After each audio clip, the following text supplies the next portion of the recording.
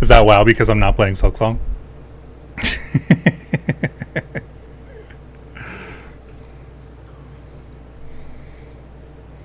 Good morning, Kevin. Hello, Roberto. How's it going? It's been a while.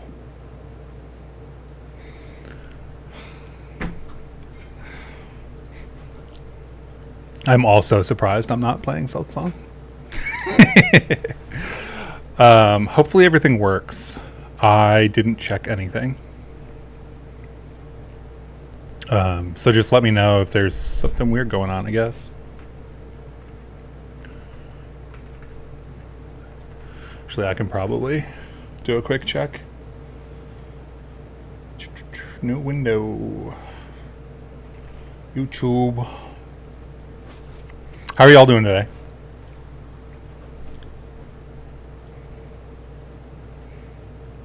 It's funny that I get notifications for my own streams. It's funny that I get notifications. Okay, everything's fine. Looks great. Wonderful. This is a Skein demo that I'm working on. That is, I might have over committed to doing too much here.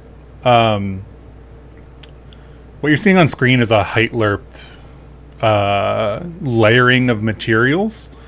So there is, which ones am I actually using right now? I had to submit a couple PRs to get this to work for Bevy. Base color. Nope, that's not the brick I'm currently using. Which one did I use? This one. No. Anyway, this is the grass. So the thing in between here is this texture, which is clearly not like oriented around the bricks at all. It's not, you know, there's no map for like where it should be showing inside of these little bricks and whatever.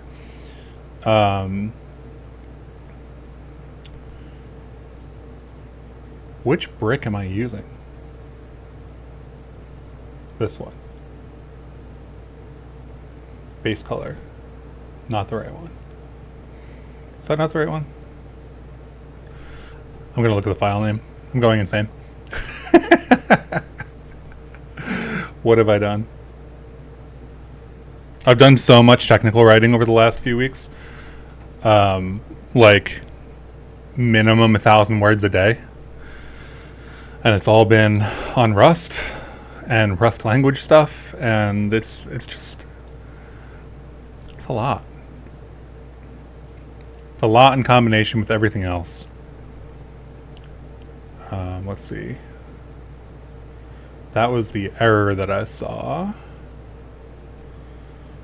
Terrain. Shaders terrain. This is PNG. Brick height. Oh, am I actually using... No, I'm not. Okay. This is still 0.16. We haven't switched to main yet. Brick base color substance PNG. So brick base color substance.png. Nope, that's height. Brick base color substance. So is that the right one? That doesn't look like the right color.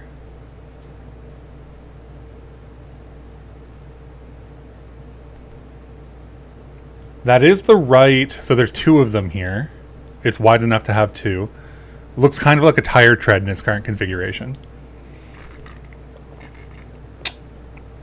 That doesn't look like the right color though. Let me futz around a little bit here. Anyway, the long story short is I want to do a demo for Skein. Skein, for anybody that doesn't know, I don't have a web browser up anywhere. What am I doing? I'm a terrible streamer. Let's see. Where's my mouse? There's my mouse.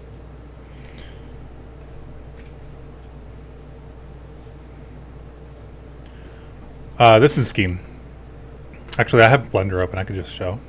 So if you go into Blender and you fetch a schema from a running Bevy application, then you can come in here and go on the object and like just insert random components. I think we have avian in here. We don't have avian in here. Never mind.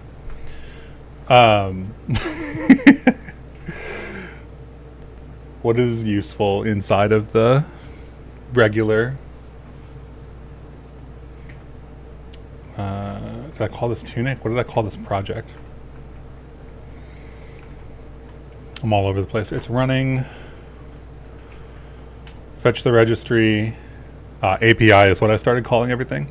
So I started renaming all the module paths to API no matter where they are in my code. So in this case, we have bush sensor, and physics layer groups and stuff. So if I wanted this to be a bush, I could just put the bush on it. This is just a marker component, so there's no data. I think the physics layer groups does have data. So I can switch between like player and environment or whatever, which is all very cool. We should have like little subtraction markers there. One of the things that I need to do is do array support for Skein.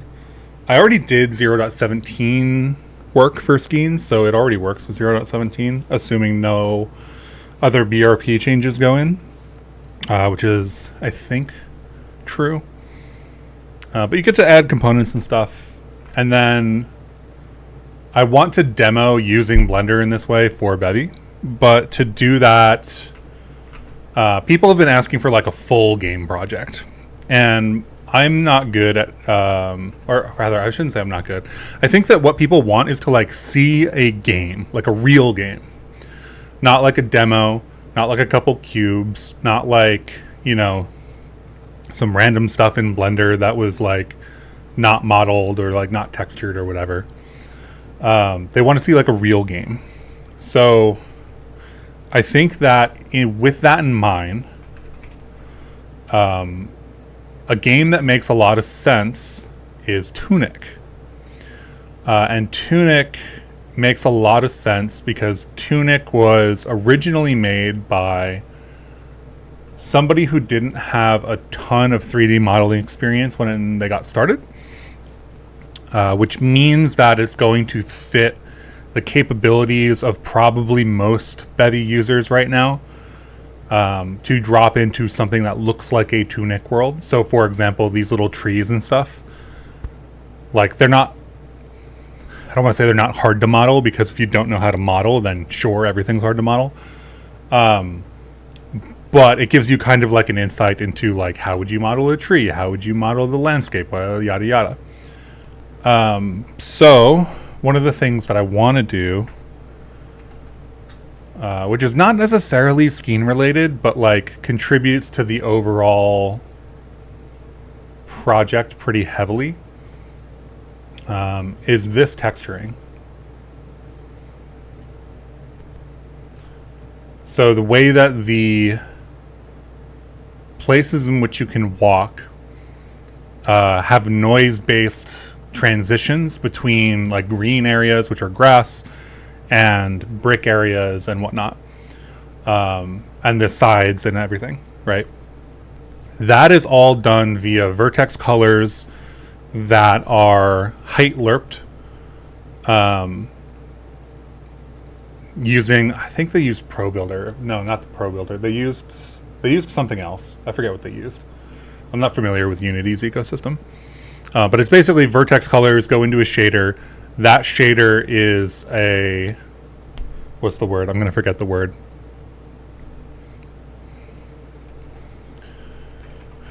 I have an example of it in Bevy examples.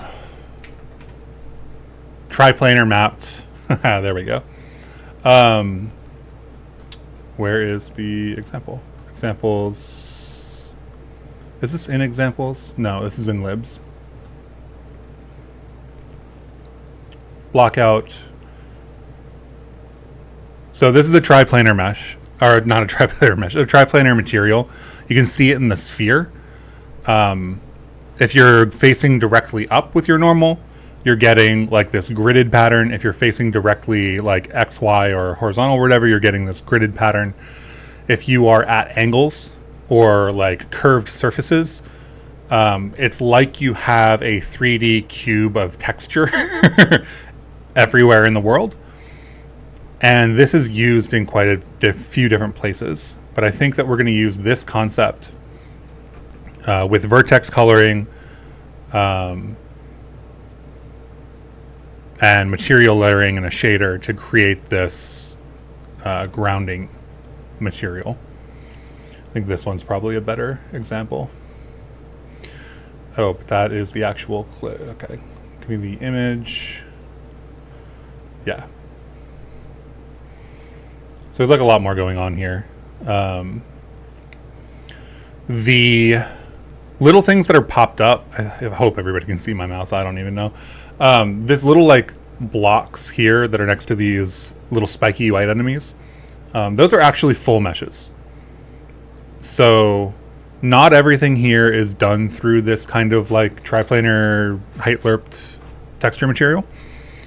But by default, this ground plane will have that. Hey, we're just talking about, I want to build a demo for Skein.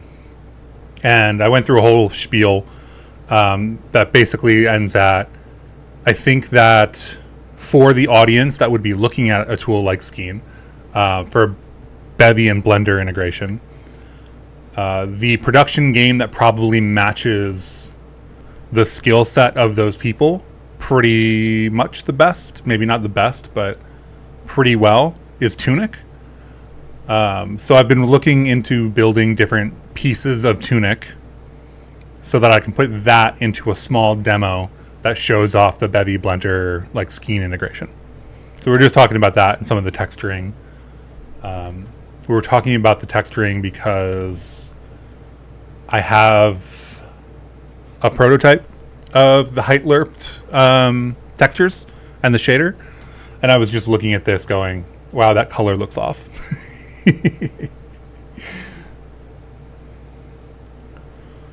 So I think I'm going to fiddle around with this texture for a little bit. This is also very noisy, grainy, or not grainy. Grainy is the wrong word. I think I don't want to call it low quality. I mean, it's very much like not a clean texture in many ways. There's a lot of little pieces of noise in areas that I don't want them. So these are not the actual textures that we're going to use in the project. I'm going to create different ones. These are some pretty really basic Substance Designer textures. So we end up with like a base color here. The UI is absolutely horrid for streaming, so I'm really sorry that you'll not be able to read this. But basically we have this like base color. We can output a normal texture. We do have a roughness. I outputted it. I don't think we're using it though. The height texture is the important part because the way that we're going to fill in these cracks is based on this height texture. And I think that's pretty much it. There's some specular stuff and whatnot, but we're not really using those.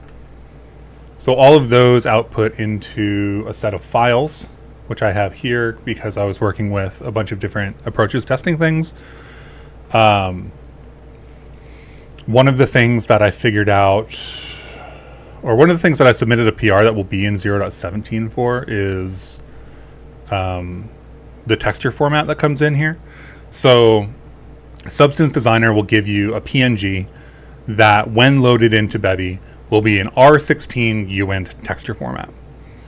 R16 uint is like a confusing way to say we're only using the red channel and it's a 16-bit unsigned integer. That's the data that we have.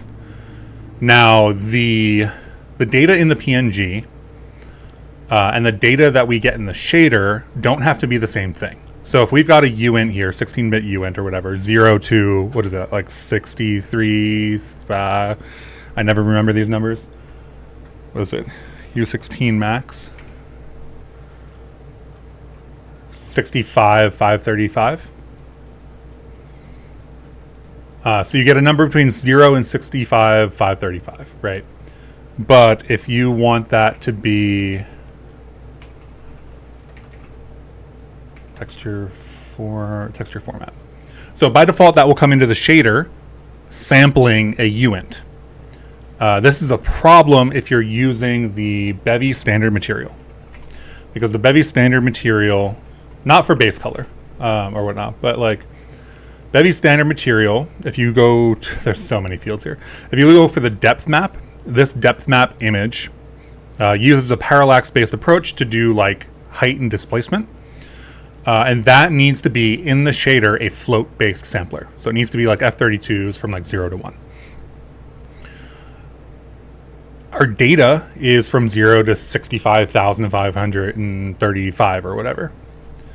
So the answer to how to get that to work is R16 uint, right? So we've got R16 uint, and what we need is R16 like unorm or snorm or something like that, depending on what we care about. If you've never seen these before, this is basically like, if we have some data, how should it show up in the shader? So if we have only the red channel being used, and we have 16-bit integers per channel, this is saying, okay, this is going to be unsigned integers in the shader. That's how our data is going to be represented. If we go down to unorm or snorm, this will take that range from 0 to 65,000 and convert it to a float from 0 to 1. So 0 is 0, 65,000 is 1. And then you can sample that with a float sampler inside of the shader. So, all that to say, in 0.16, it's mildly, I don't want to say it's difficult, because it's actually not difficult to do. It's just kind of like not... it's not being able to be done using settings in the shader. So I submitted this PR like last week to enable this, which is when you load in something that you know is going to be a height texture that has data stored like that, you can just specify this texture format. And if you specify the texture format, the data doesn't change. Like the data you pulled in from that texture, it's still unsigned 16-bit integers. But in the shader, it will be a number from 0 to 1. Which is relevant because the way that I'm doing it in this project is basically when update, so every frame, check to see if there are assets that have a R16 uint format and change them to snorm. Which is not exactly... I mean, like, it works for this project specifically, but it's not something I want to put in the demo.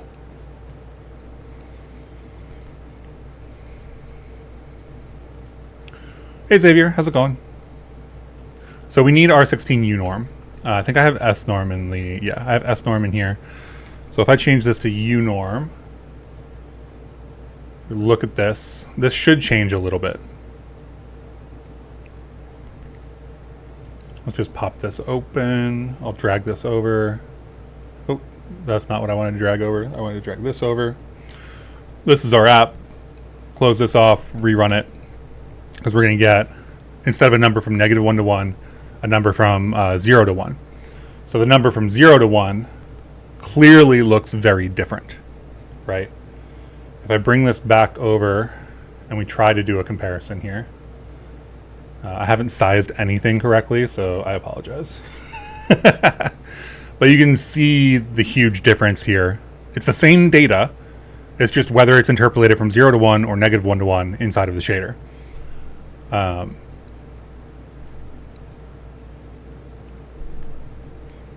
This also went on the bricks instead of on the gaps.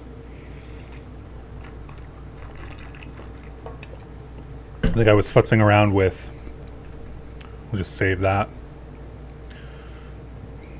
Eventually I'll make a video on this, and having all these images will be useful.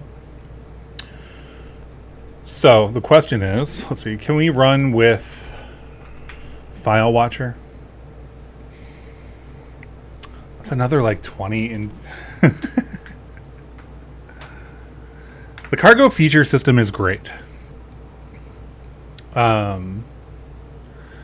But enabling features can trigger quite a few recompiles for different crates. How are you doing today, Xavier? I got further in Silksong since last stream. Silksong is amazing, by the way.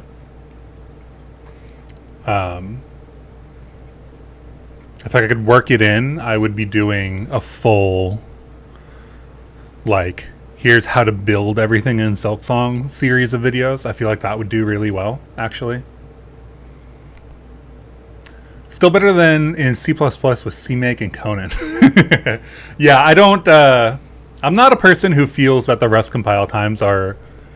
I don't want to say not an issue, but I do want to say, like, compared to systems of similar complexity, I feel like other systems take at least as long, if not longer, to compile.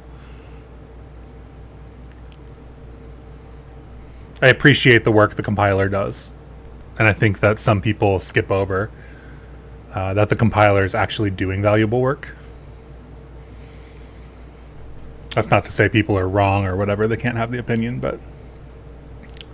so I think this little debug here, I'm going to change this to update substance texture formats, I think. Hopefully this isn't touching too much. Maybe we info the ID here. So that when this runs, if it runs like 17 times, I know that I'm touching images that I probably shouldn't be. The tooling build system in Rust is a dream compared to C++. Yeah, I've definitely seen some horrible build systems. I really, really, really appreciate Cargo. It's hard to understate how good Cargo is for the Rust ecosystem. And they had the opportunity to learn from, like, you know, Ruby's bundler and JavaScript's NPM and stuff like that. So, okay, so we've got this. This is just constantly running, isn't it? I'm not doing any checks here. Let's put this down here.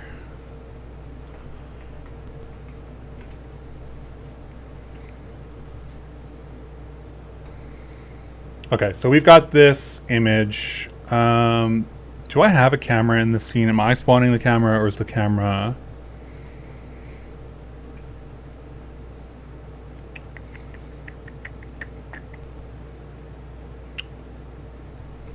I don't know what I'm going to do with this camera yet. I'm just kind of using, like, random values. So let's make that a little bit smaller so we can work with it. And then let's go to our shader, which should be this terrain shader. This terrain shader is not super interesting. This is another bug that I submitted a PR for last week, actually. UV transform, if you got it from the PBR input calculation here from this function, it actually used the default value and not the value from the binding. I should leave the note here.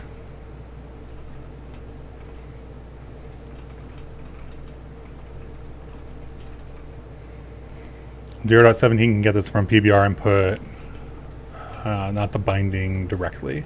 I don't like using the binding directly if we have this function right here that's producing this PBR input. So we're doing this texture sample. This is on... I feel like calling this depth map is a bad idea. Oh, actually, that is the real depth map, isn't it? Is it?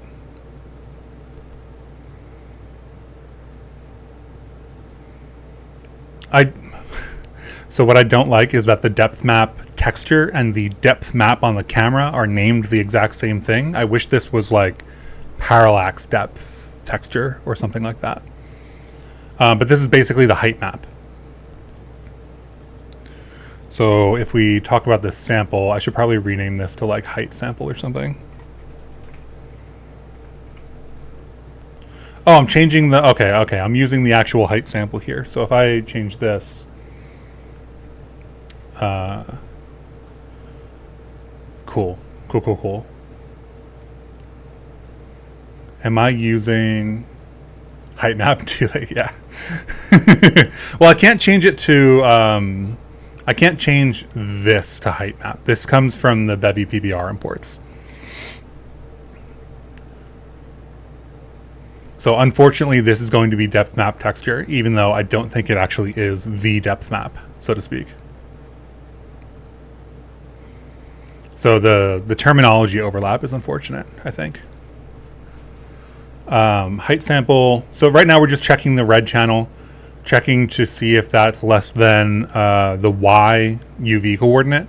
So the UV coordinates are from 0 to 1. We have confirmed that our texture data is from 0 to 1 as well. So if we say that this is less than that, then this is all of the Y values that are less than or greater than the red channel height, which is why we get this like little gradient-esque kind of thing.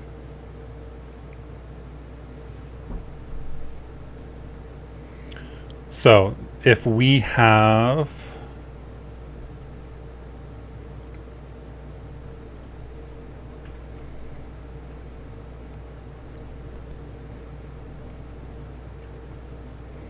so you can see how we can do this like cut off with the actual noise over these, which is really cool. We don't have any of that set up yet. This is also not triplanar at the moment. So if I put this on a cube, this should more or less break. Let's do a cuboid. Cuboid. I mean, it's not going to break, but it's like, you know what I mean? From size, vec3, splat. What do you call this? This is 10? I guess we'll do 10. Let's do 5. Let's make it a little bit smaller.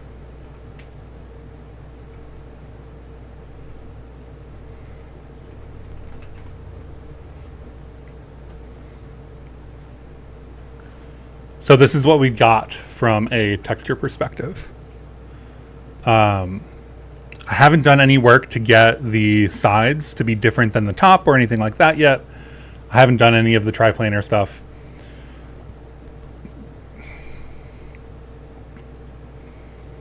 But we do have a height lerped texture, which is really what I was looking for.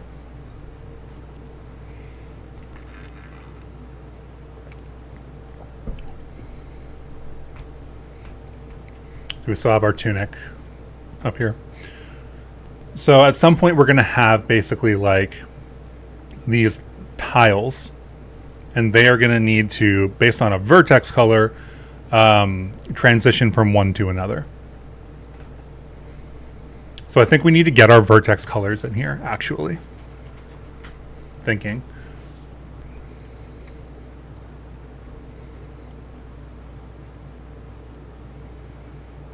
Is this a good enough debug is really the question that's in my head.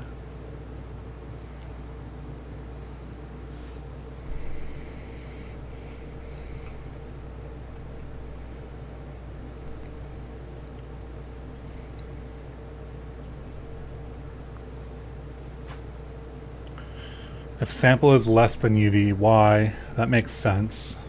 I guess.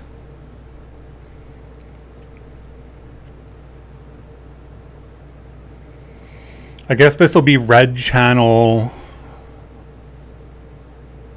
0 to 1 value inside of our vertex colors. We're not going to use vertex colors specifically. We're going to use our own vertex attribute data, which we'll set up probably in a second here. I'm just thinking through. Really what I know that Tunic does is use multiple colors, and they have multiple things going on here. For us, we have an extended material for Bevy. We're passing in some of this extra stuff. So we've got base grass, which are 2 colors, and then this color texture, which is we're not using currently, but it's all of the standard stuff plus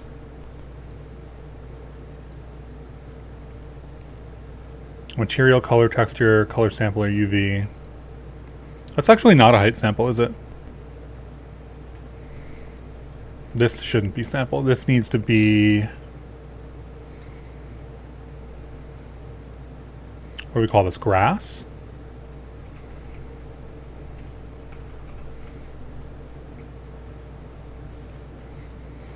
But this really needs to be up top because this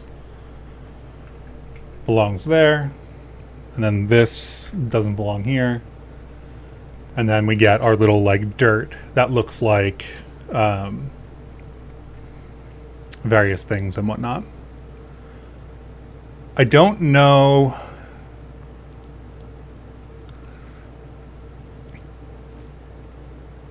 I don't know how much I'm going to care about the height of the bricks and stuff.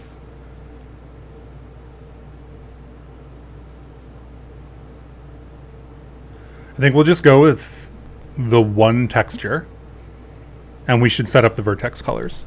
And then we'll lerp based on the vertex colors and height.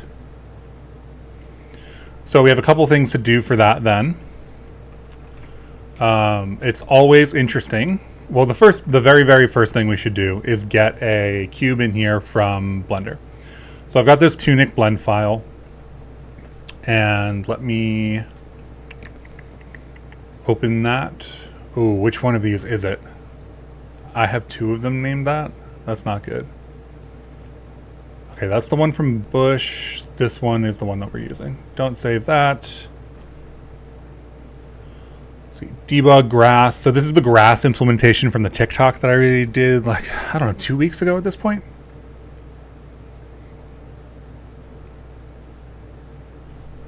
Why would I use ChatGPT for anything?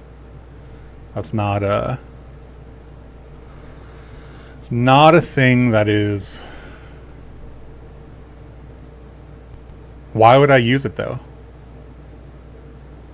Use it to do what?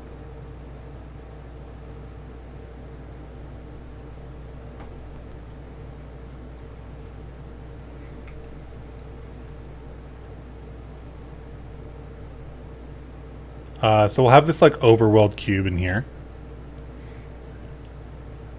Yeah, you're like not sure what you're doing, but use ChatGPT. That's what I'm saying. That's ridiculous. Like ChatGPT is a piece of shit. I'm sorry. Actually, I'm not sorry. It is.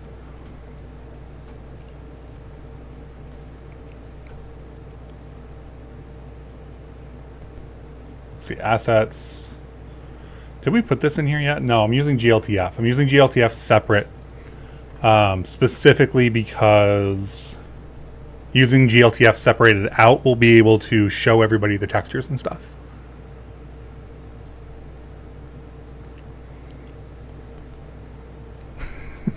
At least basic stuff. It's hilarious because like the place that's getting all its data is stuff humans have already created. If humans have already created all of that data, that exists somewhere.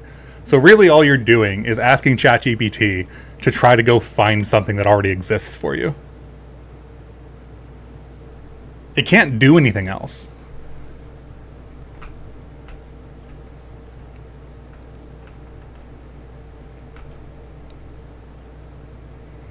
And it's not even guaranteed to get an answer for you when doing that either.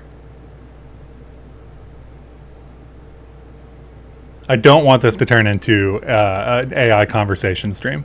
So that's where I'm going to leave it. But we don't use ChatGPT here. we don't vibe code here. If you want vibe coding, that's a different stream. Where do I have my...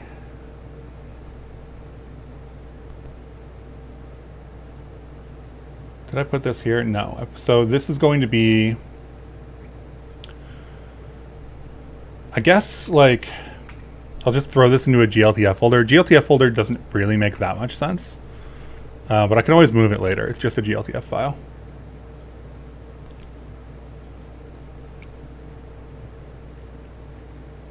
May you ask what you're trying to achieve with the shader?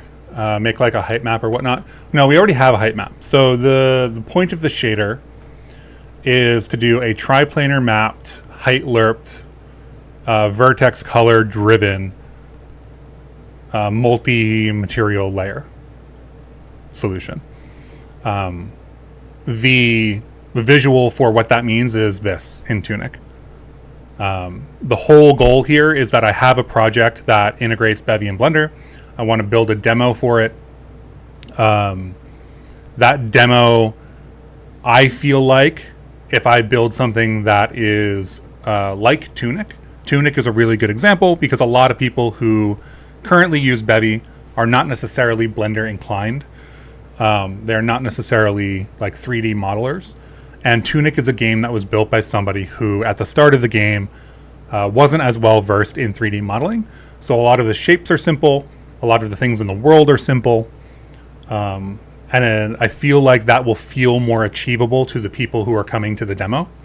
But it still looks incredible. And like the game is still really nice. And it's a fun game. And it's a great example of like a production game that's done this way.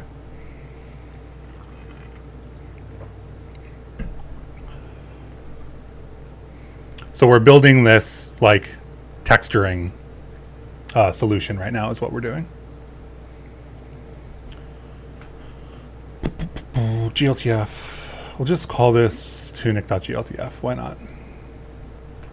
This is just going to be a cube. So let's get a material on it.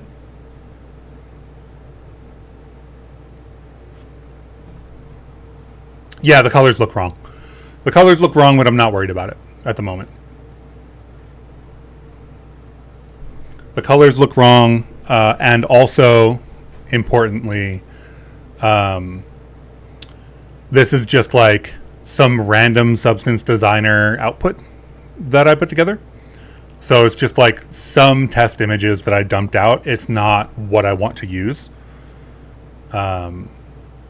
So I'm not worrying about the colors and the output right now. But actually, now that you bring that up, probably worth mentioning. Where's main? Where's our base color? Base color here. So base color settings dot is sRGB. So we can set this to true.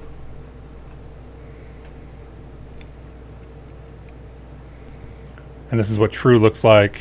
And then we'll set it to false. And this is what false looks like. So you see it gets a little bit more gray when sRGB is false, yada yada.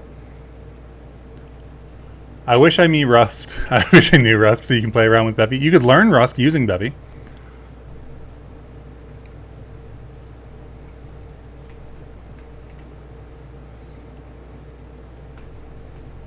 There's also no light on this, I don't think.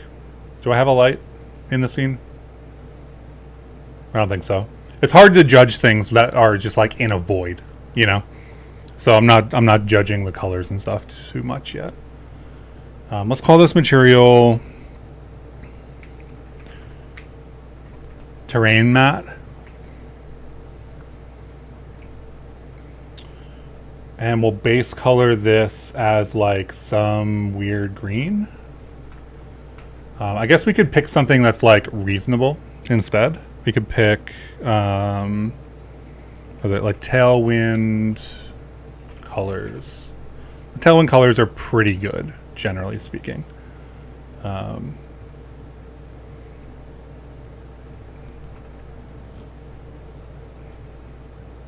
let's drop this in here and get kind of like a darker green. Save that. This color will come through automatically to this cube when we spawn it inside of Bevy. Other interesting thing is like the scene hot reloading got fixed for 0.17, so very excited about that. Right now I have to restart to pick up the new GLTF file and respawn it as a scene. The GLTF will change, the scene didn't respawn. Important distinction. but that's fixed in 0.17, which is wonderful. Let's see, terrain, grass, lib, materials. Where do I want to do this?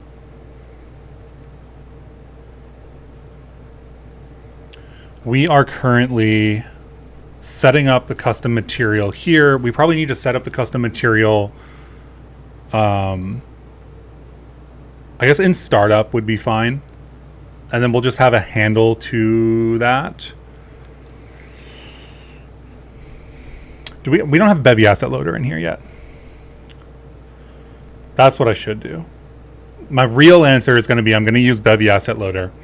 I'm going to put all of these images into a Bevy asset loader struct. Then we're going to use those when we create the handle to the texture. Realistically, we don't really need to, because this base color is the only thing we're really going to get from Blender. One of the things you can do is you have standard materials in Blender, or materials in Blender. They come in as standard materials. You can then take the standard material that's on that entity and slap it in as the base color here, or slap it in as the base that you can extend from here. I'm not really doing that right now. I'm using manually loaded textures in the game. But these textures could be defined in Blender as well, which might actually be the better option if I'm trying to show off Blender integrations. You think you might give that a shot in relation to learning Bevy, or learning Rust with Bevy? I think yes, absolutely. Bevy's an absolutely fantastic way to learn Rust. If you go to the Bevy repo and you go to examples, there are over 300 examples in this directory. They are up to date with the latest APIs. They're written by humans with the intended API usage in mind. There's a bunch of descriptions for what they all do. If you're interested in 2D or 3D or et cetera, just go into a random directory. Let's say like I'm interested in 3D. I would like to know what it looks like to spawn a scene in like Bevy in 3D. This is the code to do that. Obviously, this won't like tell you what the function syntax is and stuff, but that's easy enough to figure out. The one really nice thing about learning Rust using Bevy is it gets rid of a lot of the issues that people have when they're starting out, when they know another language. So, for example, people get tripped up and they create like a God object inside of their Rust program, and then they try to share like mutable pieces of that God object to a bunch of different functions. And then they're really confused as to why they can't like have an exclusive reference to like a field 3 layers nested deep in an object in 3 different functions at the same time. And they have to re-architect their application. But with Bevy, that doesn't happen because you end up with a lot of these really small functions. So the way that Bevy works overall is you add a bunch of systems like this. This runs on startup. You ask, it uses dependency injection based on the types that you give it in this argument. You get those things. You do things inside of this function, which is fairly small in terms of code size. And that's it. You don't need to worry about all of the references and the lifetimes and things like that. Xavier says, in your experience, yes, Bevy and Rust is mostly using the Rust syntax, but not using the millions of extractions the standard library provides. And little hurdles due to the borrow checker. Yeah.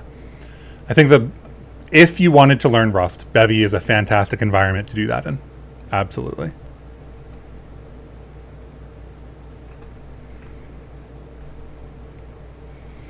So this is our terrain material. This will be... In the future, I think that I will actually come in here. So we'll go into shading in the future at some point. And right now we just have a loading indicator. Right now we just have the principled BSDF, right? But something we can do here is slot in a bunch of those textures, those default images, and those will come along with that standard material. We can't do too much in here. Like custom shader nodes don't translate from Blender to anything else. So it's not like we can export like raw geometry nodes and stuff like that. But we can get some of the basics done. So what do we need? We need this material to be applied to that other thing that we're bringing in, right? So we've got add here. And in startup, maybe we'll do this. I think startup works. I guess this is startup technically. Let's do preload. I really think I would do Bevy Asset Loader. I think I will do Bevy Asset Loader for the actual final version. But I'm just trying to kind of like skip it right now.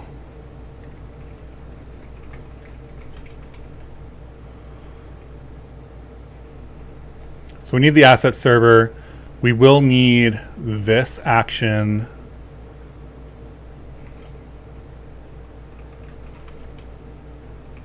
We'll call this like terrain material. What I'm doing here is intentionally creating like a single handle because we'll have a bunch of different pieces of terrain. I want to create a single handle that is used across all of our geometry. Can you give a brief explanation for how this dependency injection approach works? You heard there's no reflection in Rust yet. Can I do that? That's a great question. I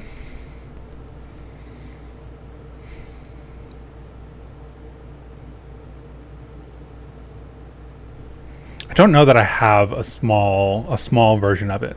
It's basically like having a bunch of closures and then Bevy has reflection capabilities built in. I'm trying to not dive too deep into different things. So there's a reflect trait, right? I don't think that this is particularly relevant for that. But there is a reflection in Bevy, just to be clear, since you mentioned reflection. This is an entire crate dedicated to providing and reflecting that information. Bevy has a whole stack of structs and traits that are dedicated to how this data gets pulled out of the world and when it gets given to you and how you iterate over it, etc.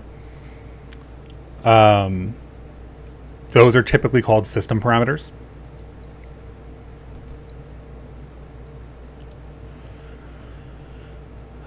There's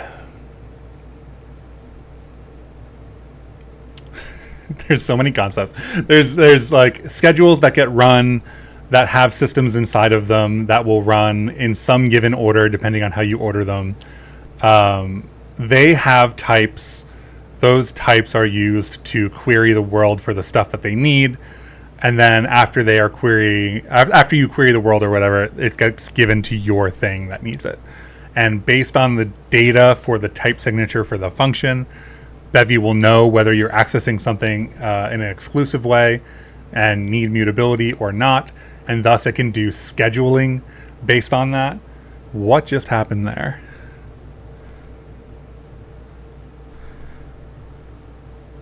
Little bug getting my cable? What's going on? I don't know that I have a good dependency injection explanation. I know there's a blog post that will build up like a version of dependency injection. I don't remember.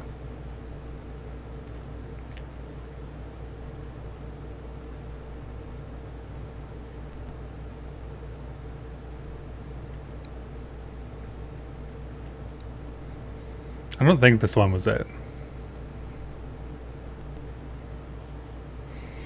I think the answer is no. I don't have a good explanation for it. It's hard for me to go from like no Rust knowledge to explaining dependency injection in Rust, I think.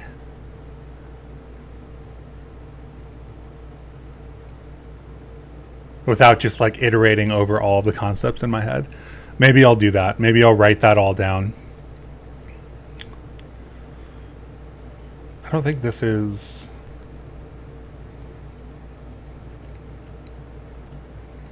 This isn't the one that I was thinking of.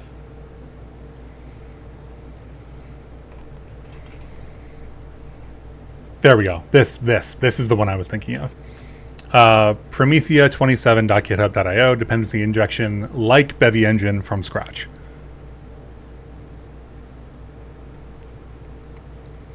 This is where I would point you. If you wanted to know, there's a couple of things in here, etc. It's not like the Bevy implementation, but it is an implementation that points at what Bevy is doing.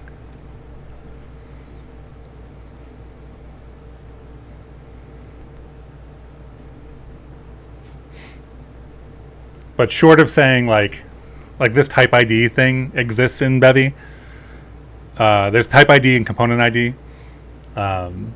This is just storing type ID and a Rust type called any in a hash map and being like, if you ask for this, then you get that. So it can do the lookup by the type ID and stuff.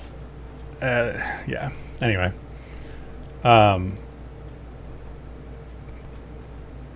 Did you get this link, or should I post it in chat?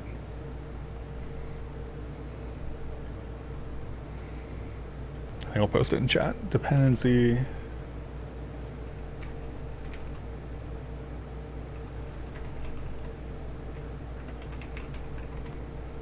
There we go.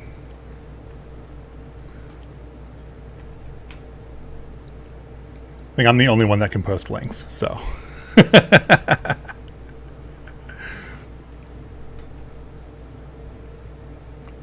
Yeah, no problem.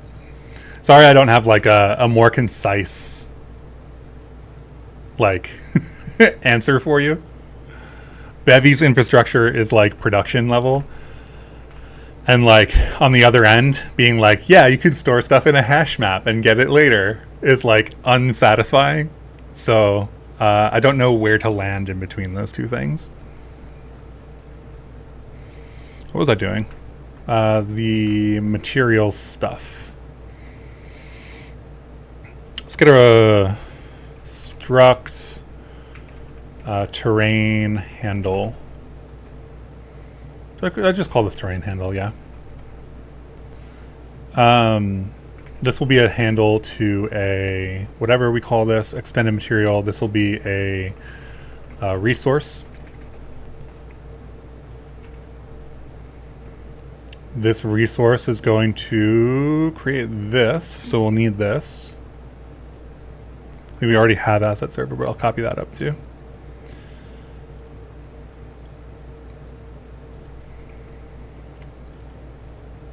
So we'll want to .chain this. We might, I don't think we're going to have to put an applied deferred between these two things, but we might have to. This handle will be to an extended material. In this case, we are quite literally just creating one from scratch without using anything that comes from Blender. So we'll just create that, throw it inside of this resource, and then access the resource down here. So this will be terrain handle, res terrain handle, right? So this system needs a terrain handle to exist in the world, or it will panic at this point. We haven't inserted this yet in the other system, so if we run this right now, we can't run it right now because I have a reference to a thing that doesn't exist up there.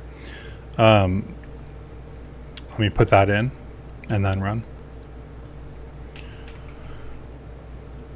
So if we run it right now, this should panic. And the error message is not going to be custom materials. This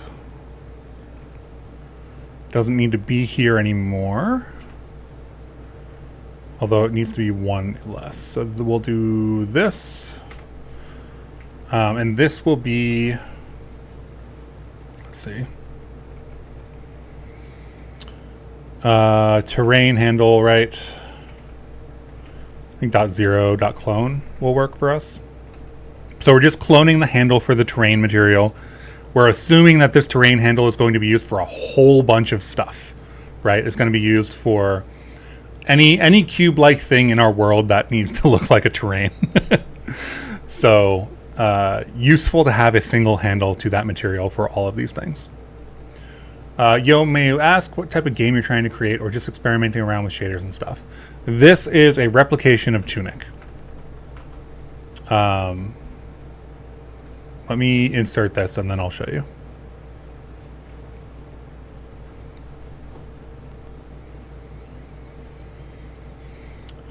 Depth doesn't need to be here anymore.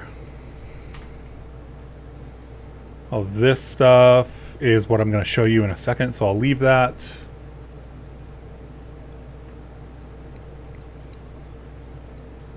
We'll leave these because I tend to use them quite a bit. Let's just drop underscores on these. If you drop an underscore on something in Rust that is an argument, it's kind of like, hey, I'm not using this. Otherwise, the compiler will warn you that you're not using it. So terrain material here, and we will insert resource. We don't have commands here. I didn't put it. So mute commands. Commands are kind of how you interact with the world. So Bevy has the concept of a world. World is kind of just like where everything is stored. TLDR. Everything comes from that world. Terrain material, terrain handle. So when you're querying for stuff, when you're getting data injected into these systems, when I'm asking for, you know, all of the image assets as a resource that's mutable, it's pulling that from the world, giving it to my system, and then basically taking it back at the end of the system.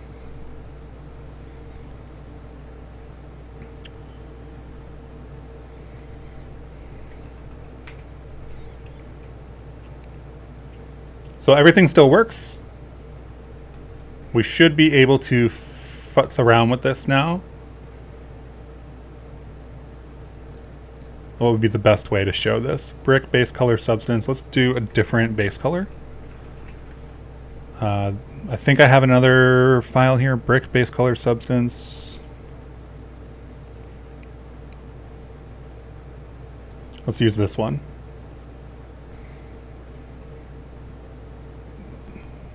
Drop this in here.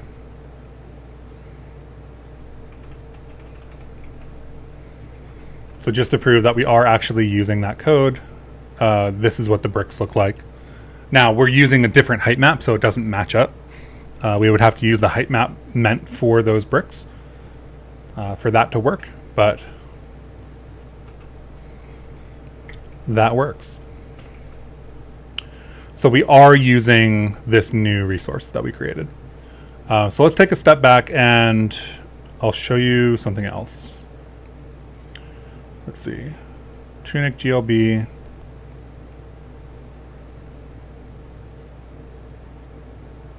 Do I have this in here right now? No, I don't. I have to go to the other project. Let's see. Temp, Tunic, Bush, Cargo Run. Oh, I haven't compiled that in a while, so we'll just take a second. But TLDR, this is a Tunic replication. The point of the reproducing Tunic is, as I've said a couple times now, I built a plugin to integrate Bevy and Blender so that you can insert these components as data. So like on this material, we could insert a component on this material and then mutate it when it gets inserted inside of Bevy. Things like that. So honestly, most of the documentation for this plugin is how does Blender work? It doesn't actually have anything to do with Bevy for a lot of parts. But the thing that I'm getting from people is that there is a lack of like quote unquote real game examples. So I'm trying to put a little bit of extra work into making the demo that I put into this 3D project scaffold tool to be more somewhat realistic. And Tunic is a really good example of that. Something that will fit the skill set of the people who are looking at it. You guess not a replication of the gameplay style, but of some of the graphical features. No, the gameplay too. I'm going to stick a character controller and stuff in here. I actually have some of the mechanics already implemented. No thing is, back in the day in Godot, you use a second shader pass for things like dirt, but using Rust Bevy, you also use the extended material because the second shader pass is not so easy. You don't know. You used a second shader pass for things like dirt. I mean, you can do passes and stuff in Bevy. I don't know how you were doing it, obviously, but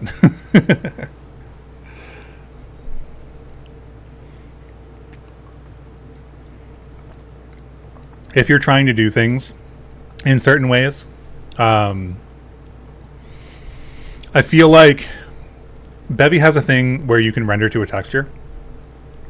So you can grab a camera, you can render to a texture, and then you can use that texture in a shader pass, and so on and so forth. And I feel like either people don't really get that when they first start, or they think it's heavier weight than it actually is. But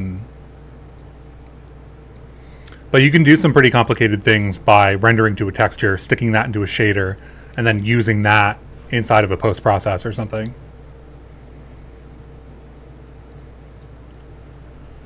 Both are possible in Bevy, but custom or extended material are enough in this case and much easier. Yeah, extended material is what I would go with if I was trying to do some simple shader logic.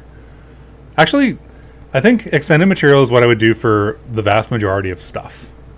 There are reasons to use other things, like a custom phase item or something if you're trying to do like section or ID textures for an outline shader or something like that. There are reasons to do other things, but I would always default to, can I do this in the extended material? Because like doing a small fragment extension to the standard material is so much easier than trying to reproduce anything.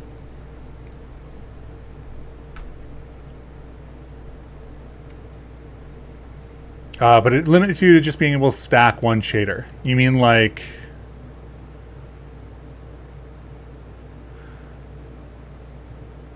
I mean, I could do all of this processing in a different pass, right? And it wouldn't need to be just one. I also, like, I don't think the idea of using 8 different shaders is a good idea. I think the more like completely separate shaders that you use, the more performance impact it's going to have. But you can absolutely do multi-pass. You can absolutely directly access the render graph. You can absolutely do way more complicated things than just an extended material.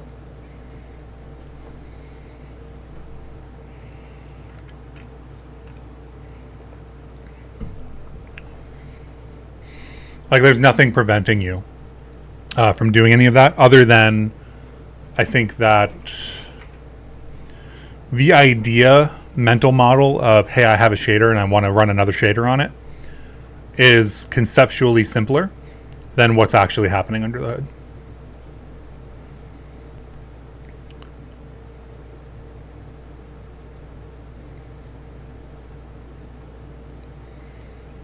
One of the other things to mention is that the reason that we are doing this is because there is no built-in like material layering solution in Bevy at the moment.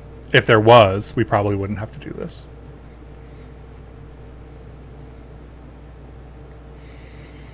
It's possible that I take the work here, as I commonly do, and I turn it into a whatchamacallit, I turn it into a crate that is just like an open source material layering crate. And for that, I might dig into doing like render passes and stuff. But TBD. Anyway, like I do have implementations of different features of Tunic, so it is going to be actually like a full Like your character drops in, you can run through and destroy the grass or whatever. And then like this platform would have the terrain texture on it and things like that. I don't know how much of it I'm going to do. It would be very easy to get very carried away. So I need to keep it to the idea that this is just a demo. But yeah. That video is, to be honest, what you found strange because you would have made the grass blending through a past position uniform in the shader. Sure, but how do you deal with the intersection of the player's sword with the bush then? Or the grass? Like, yeah. So the reason I did it in that TikTok like that, or the reason I did it in the short like that is the literal implementation Tunic uses. The literal implementation is using that sensor and doing the logic that I put into that video. That is the reason that video is like that. It's not because vertex, rotation wouldn't have been better or anything like that. This is literally the way it happens in Tunic.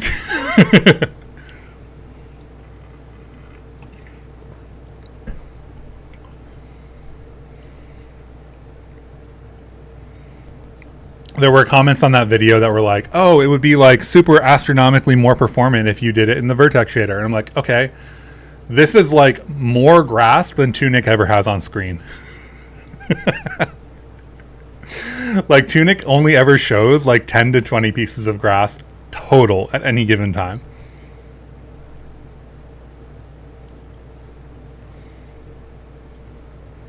I think that hyper optimizing doesn't make a lot of sense.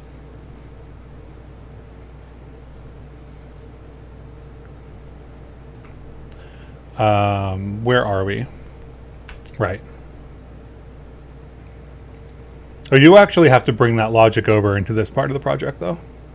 That's a separate project over there.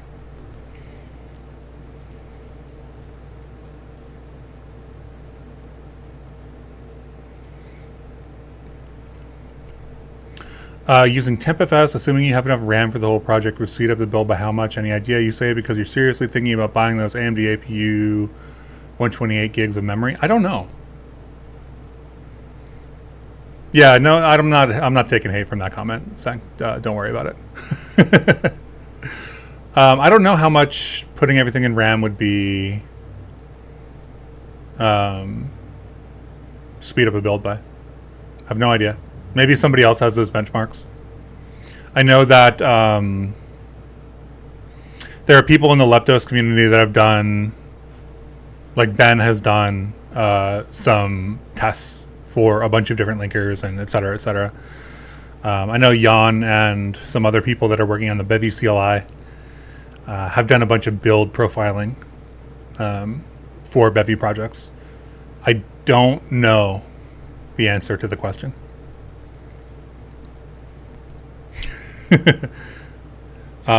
For Bevy specifically, 0.17 is going to ship with actually, is there even a link to go to here? I don't think so. It's going to ship with sub-second support.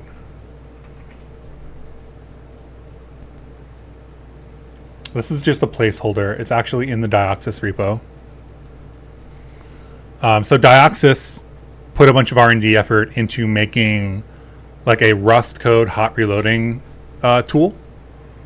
And Bevy currently can support doing this in certain configurations. It's very cool. It's very, very, very cool. It doesn't have support for workspaces yet, which is one of the reasons that I don't use it currently. It's also requires a bit of setup and stuff like that, but that should show up in the 0.15 or 0.17 release notes. Hey, nice to get you live. Been enjoying your videos to learn more about Bevy. Nice. Glad you're enjoying them. And yeah, optimizing without first profiling is a fun exercise, but most of the time imperceptible. Yeah, my answer to wouldn't it be more performant if is like, do you have the graph to back that up? If you don't have the graph or the numbers to back that up, then my answer is maybe. I think that there's a lot of things that like feel like they would be more performant that are not actually more performant because the compiler can do some tricks based on the information that it knows or something like that. Things where you would be like, obviously this is faster, and it turns out to not be faster or actually be slower.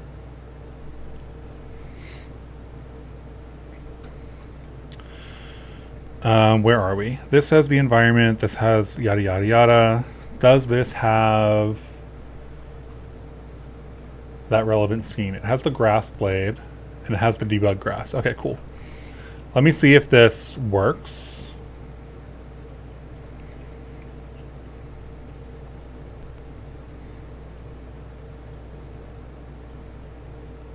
Let's grab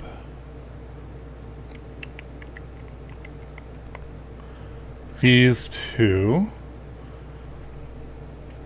And instead of spawning that cube, we have two things that I want to do. One of them is we need to spawn in that... Oh, we need the asset server immediately. We need to spawn in the scene. This scene will be like scene 2 right now. Scenes can change order in GLTF files based on how much you're saving and stuff. Path not found because this is not tunic.gltb, this is gltf, and this is in gltf folder. Did I put that in the gltf folder? Yeah. So that's our cube with that color on it from Blender. This, I think I will do the component hook. Is the component hook what I did in the other project? I don't even remember. No, I didn't do a component hook in the other project.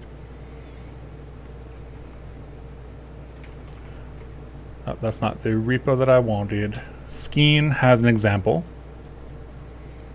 That is a replace material example that uses a component with a component hook, which we'll bring over. So let's put this into materials. Right, terrain here. This is the actual terrain material definition. There's not much super interesting about this right now, but we're going to drop in, let's see, what do we call this? This is not going to be used debug material. I'm going to bring these imports in that we need. And this is going to be not use debug material, but let's call this terrain mat. Let's just make this terrain mat as a component.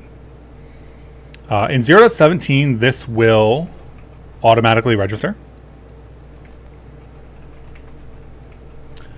But in 0.16, we have to register it. So register type. Terrain mat. And now if I run this and didn't mess something up because we don't have this resource, let's comment this out for the second.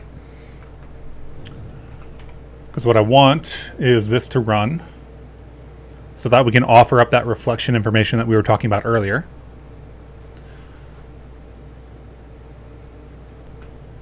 I'm going to go over into Blender and I'm going to say fetch the registry, and we are going to go to overworld.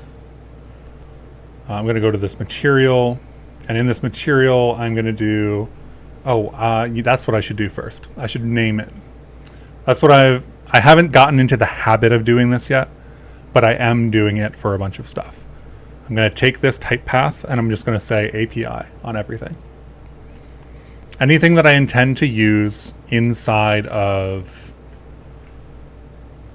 Blender, I'm giving a type path of API. This means that I can move it around the source code without needing to worry about where it is in which file. Which is interesting because the reflection infrastructure that Bevy has relies on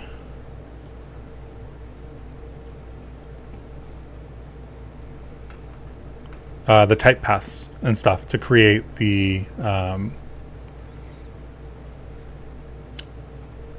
let's get this material here. Terrain handle. This is going to be, let's move that terrain logic in here. So this startup will actually do it completely on its own, I think. So terrain handle, preload. We're going to pull this into the terrain module. We need some imports here, which is cool.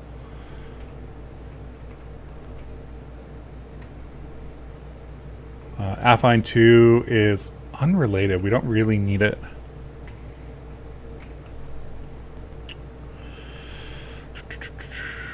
Then in main, we just remove that code. So this is going to be preload. Preload is going to come from, I think I'm still going to do this because this is kind of like a fake ordering. So I'll leave a comment here. So basically like to do replace preload with Bevy asset loader.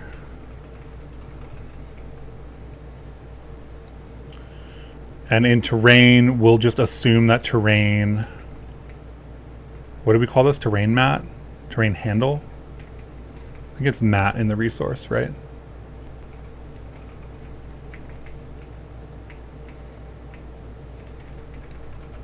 No, it's terrain handle.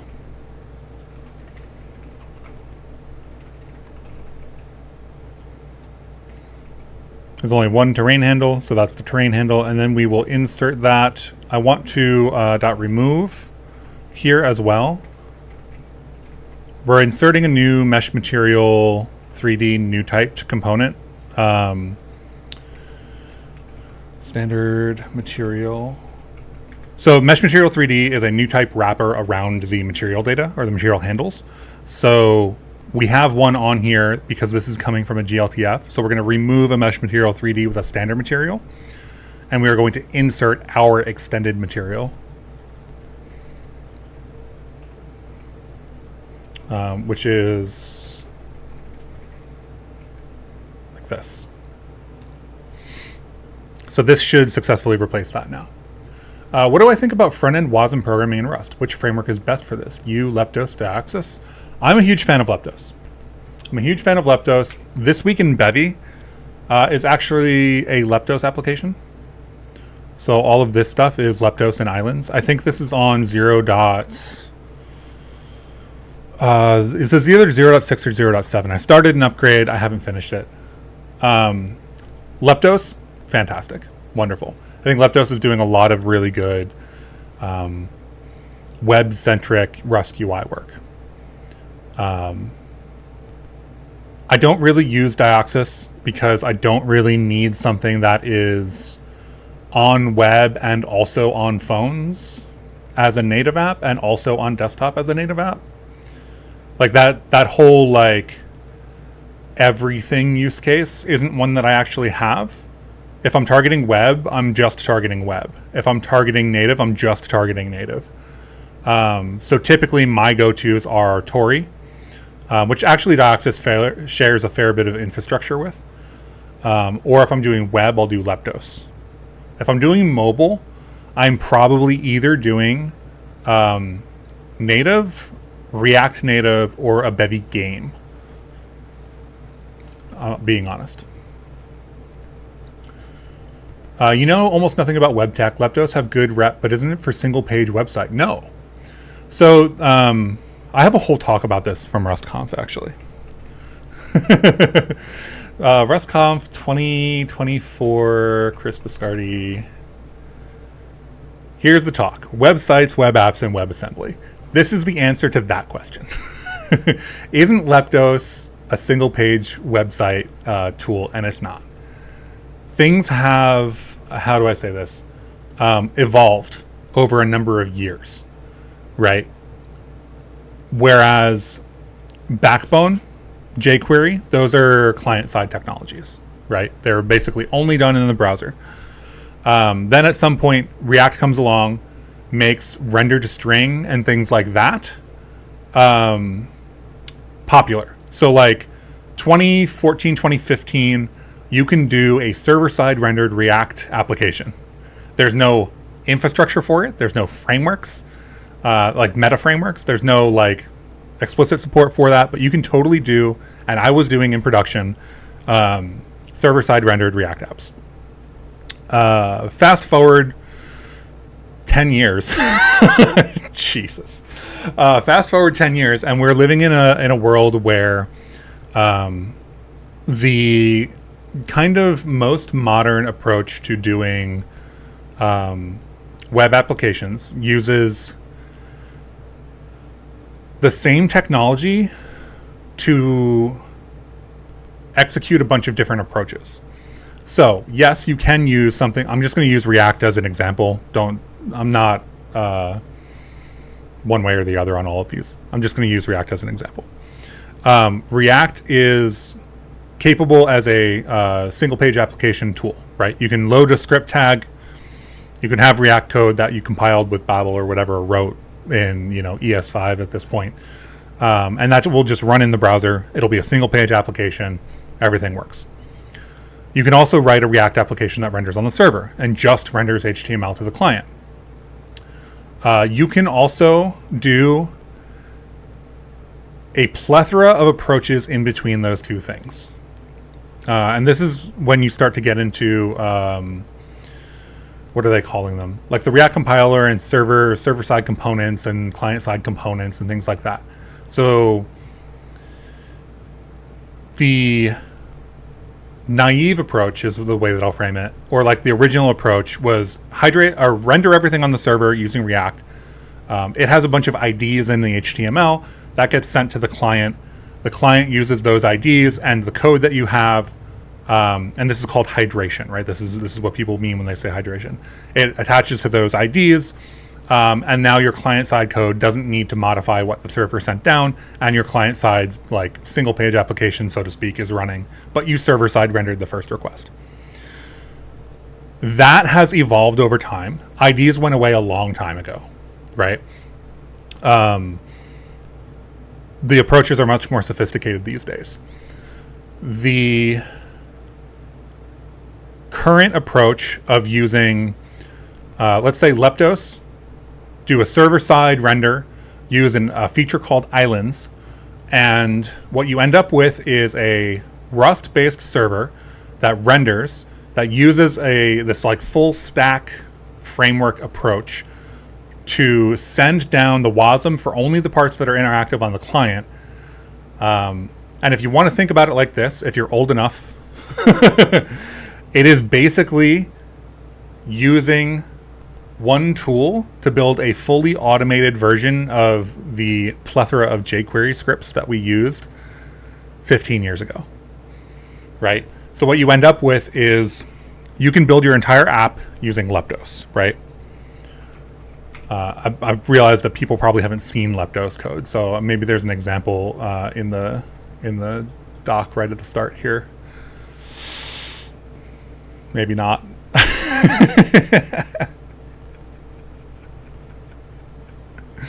Anyway, it looks vaguely like HTML, like everything else does. But yeah, anyway, where's Islands? Is Islands in here somewhere? Islands. Islands is sweet. So Islands got introduced a couple versions ago in Leptos. It is generally a concept that is across the front-end ecosystem at this point. There's a couple of other concepts too. I'm not going to get too far into this. This is already a really long answer.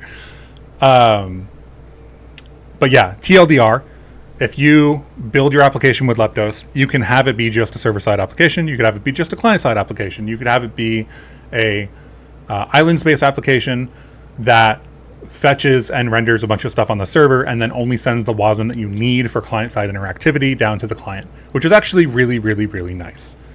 Anyway, Leptos is great. These technologies are no longer like just single page application or just server side or just whatever. There's a whole spectrum. And the idea is that you use the same tool, and based on the way, or like the cargo features, so to speak, that you enable, you either get a server side, a client side, or a combination. There's a couple of caveats to all that, but yeah. What would you recommend for desktop GUI development? I would probably use Tori right now. I think Diaxis is doing a lot of really interesting things. But in general, I would probably go with something like Tori.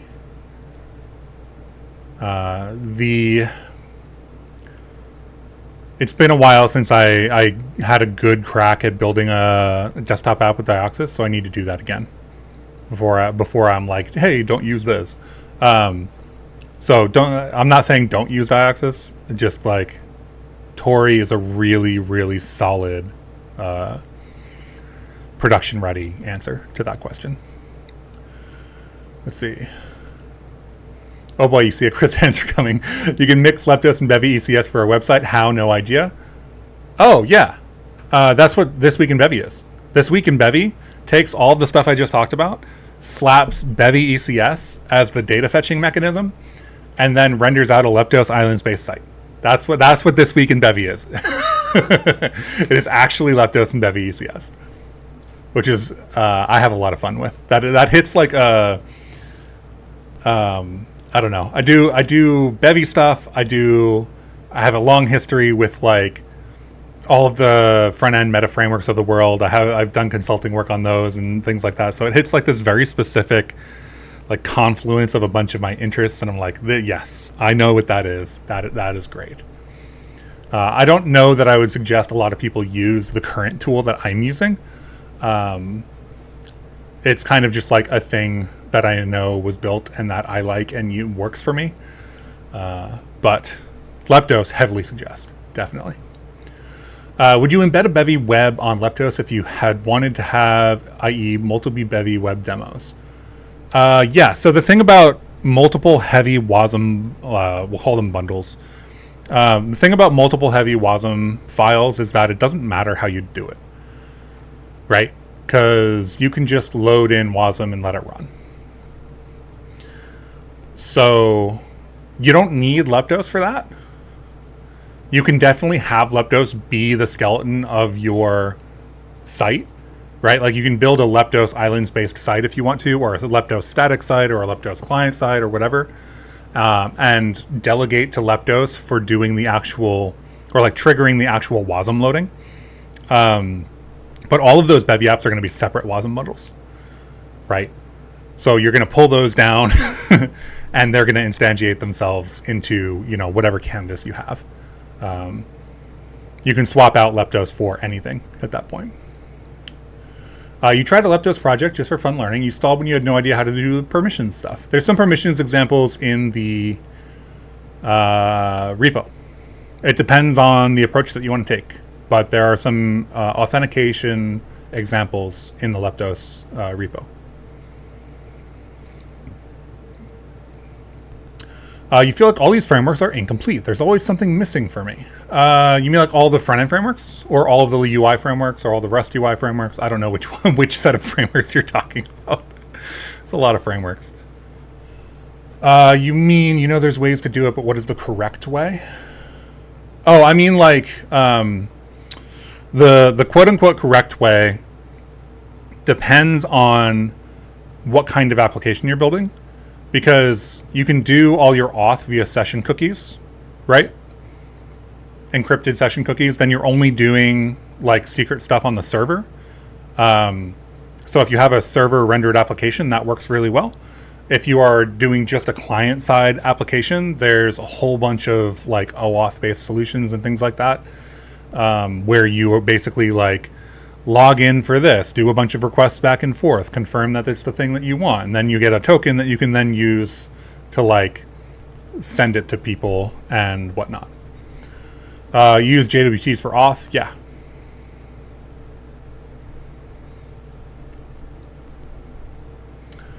Is there any plugins to enable scripting support for Bevy games? Yeah, Bevy mod scripting is the one that comes to mind.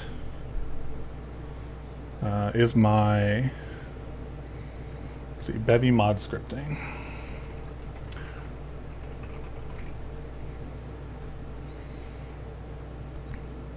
Anyway, the other answer to the UI framework stuff is go watch my talk from RustConf 2024. Bevy scripting. Yeah, it's Bevy mod scripting. I don't know. I think this used to say mod at the top. This README has changed since the last time I looked at it.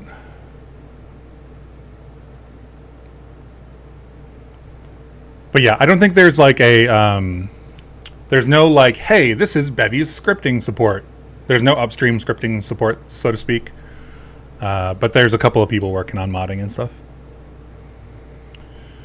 Do you recommend using eGUI eFrame for desktop GUI aside from using Tori? I tend to not recommend native stuff. This is somewhat of a complicated answer, but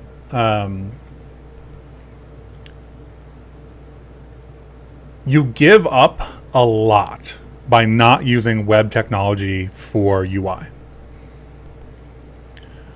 You have to trade off, for example, the fact that you just get automated accessibility basically for free if you build a web-based UI.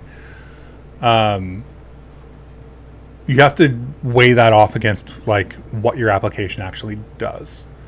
eGUI is a fantastic piece of kit, right? What is it? Reframe?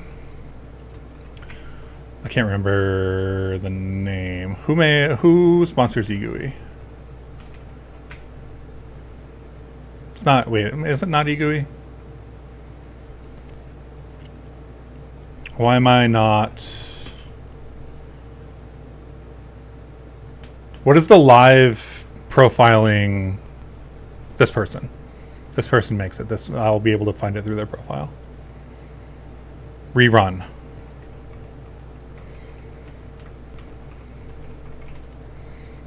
So Rerun. Oh, the data stack for physical AI. That's really disappointing.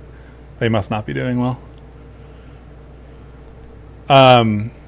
Anyway, this is all like eGUI, if I remember correctly. So if you're doing like things that are very intensive, that require a lot of data, so this is like visualization stuff, then you can say like eGUI, eFrame, Bevy is used in a lot of use cases like that. But the things that you give up to get those features is like accessibility by default, right? Like it's really tough for me to say, hey, you should use a native... it's really tough for me to say you should use a native solution when if you want things to look good and you don't know how to do animation, Framer Motion is drop-in animation, right? By people who have been thinking about this problem in a dedicated way. And how do you get this from eGUI? Or like, do you want to write your own shaders to do this? Like it's a real question, right? Like the kinds of UIs you can build on the web are very sophisticated, and they can produce a very good user experience. It's hard for me to recommend native solutions. I think the user experience of working with them across all implementations, I'm not even just saying Rust stuff, is far beyond what you get with web-based solutions. Any experience with HTMX on top of getting closer to the metal in terms of web tech? I don't use HTMX. I don't really have any interest in it.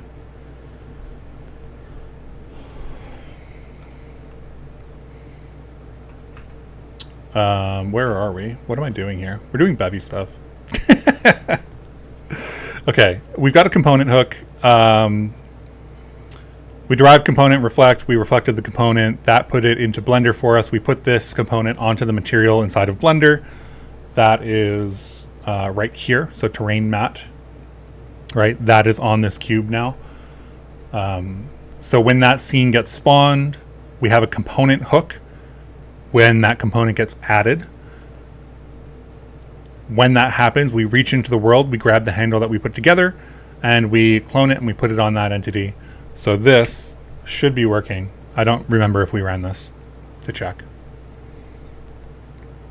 That makes sense. Your app revolves around interacting with 3D applications similar to Blender.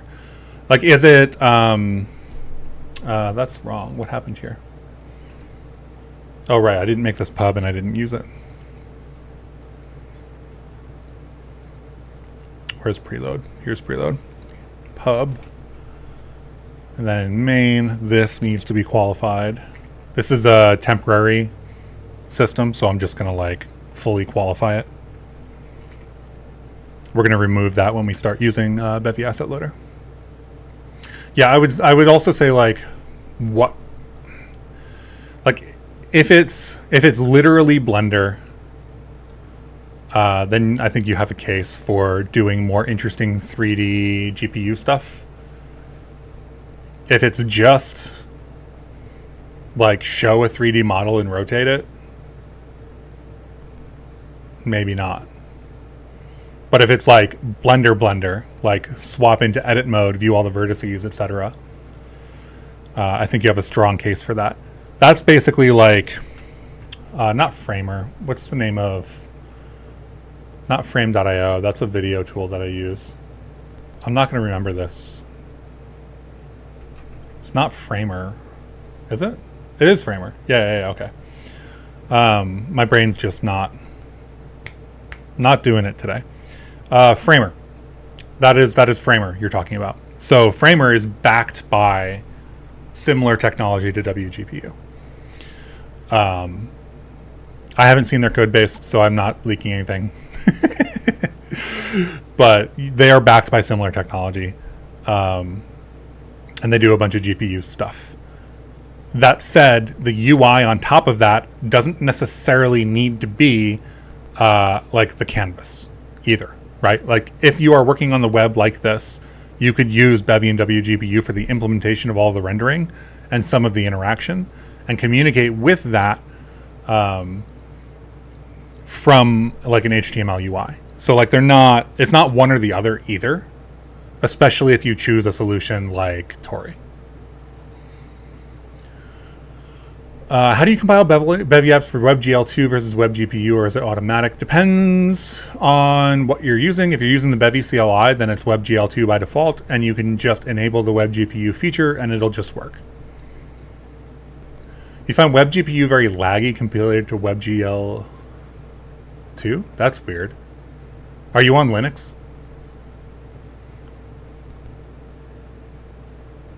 I vaguely remember like Linux people needing to configure a setting of some kind.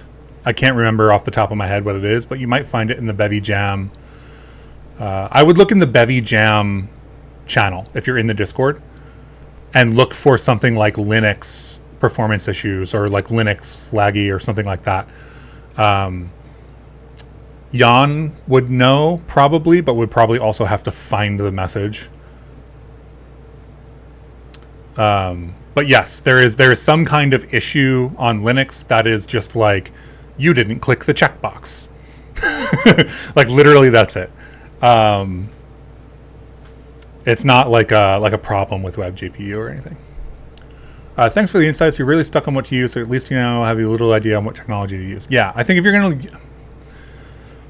It's hard to make decisions if you don't have like deep expertise in all the different technologies, obviously. Because then it just feels like, you know, shooting in the dark or whatever. I think that for a lot of things, it's very, very interesting to do some kind of bi-directional thing, like something where you can combine those two approaches, because for web, like document-based UI is really a strength for it, right? Being able to do these like little lists and everything is a real strength of the web. Doing all of the input, if you have a lot of input boxes and stuff like that, really a strength of the web. It's not that you can't do these things with eGUI or something like that. It's just that the web experience for doing it is so much easier, and it's so much easier to produce an accessible, usable application, in my opinion. But that doesn't mean that you can't use GPU or native technologies for the rendering. So you could use eGUI and eFrame if you wanted to. You could use, Bevy and WGPU and canvas rendering, etc. So it's not one or the other either. And dioxins may turn out to be a really great solution. I have high hopes for them. I just have I have my production stack, and I have the things that are interesting. And right now my production stack is like Tori and like Bevy for games and native for native or React Native for native, and desktop. Yeah, so I don't know. I feel like there's a lot of really interesting things. Like Slint is interesting, but is Slint ready? Depends on your use case. There's also Iced, right? Right, Iced is being used for Cosmic, so it has to work for them at least, which is really nice. But my understanding is there's not a ton of documentation on how to actually use Iced. I get asked pretty often for like, hey, could you do something on Iced? Because there just isn't that much here.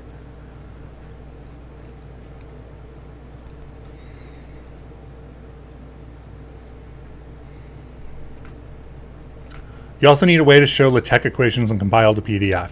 Do you need them specifically to be LaTeX?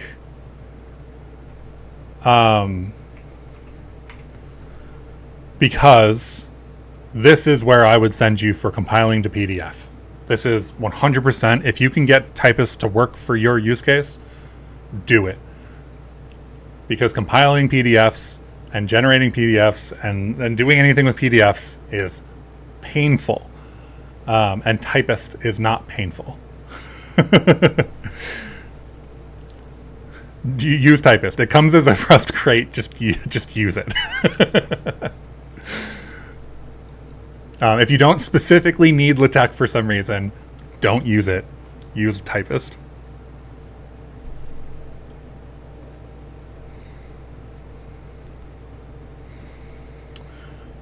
You do have a lot of input boxes, but you also want an interactive 3D environment. Yeah, but the input boxes in a 3D environment don't need to be the same thing, right?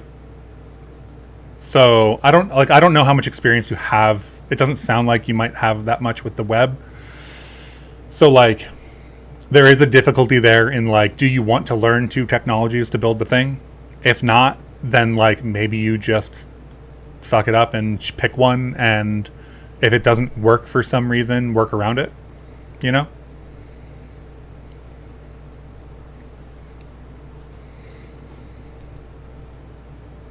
You find it incredibly hard to use other languages than Rust for backend stuff or tools. Primarily, it's the utter lack of thought in error handling versus result option. I prefer Rust as well. I would frame it the other direction. I would say that I really prefer using Rust for all of that stuff. Rust is just really, really nice when it comes down to it for that kind of stuff. It's hard, you can pry Rust from my cold dead hands. Let's say that. Eventually, you will, though. Like, I'm not naive enough to think that Rust is the be-all, end-all programming language. There will be a language after that I use, but I do think that other language will come out in 10 years. You know, like it's not a short time frame. Back in your days, PDF was just compressed Ghost script. Yeah. And now it's Turing complete. Correct, you're still learning, which is why you're asking a lot. Forgive you, ask a lot. It's also 1 a.m. Yeah, feel free to ask questions. That's really what the stream is for at the end of the day. If I was trying to like really get work done, I would be heads down off stream doing something. In other language, you always recommend stuff like Rust errors. Yeah, standard expected, etc., etc. Anything that can help error handling is great. A lot of other languages or a lot of other environments just kind of ignore the errors, which is also an approach. Yeah, that's fair. You vibe very well with Rust as well, so I guess that's also a factor, but trying to use TypeScript or TypePython just doesn't work for you. Yeah, I mean, I can't say that I'm like... TypeScript is a really... how do I frame this? I really respect the work that they've done. It is very impressive that they built this system that so many people are using and finding useful, etc. I have nothing against TypeScript in that sense. I also, as a user of TypeScript, compared to my usage of something like Rust, I feel like I am double checking the type system all the time. I feel like when I write TypeScript, I'm writing two applications. I'm writing the JavaScript stuff and I'm writing the TypeScript types. And it doesn't feel like I'm doing that in other languages like Rust or Haskell or anything with like an established type system from the start. And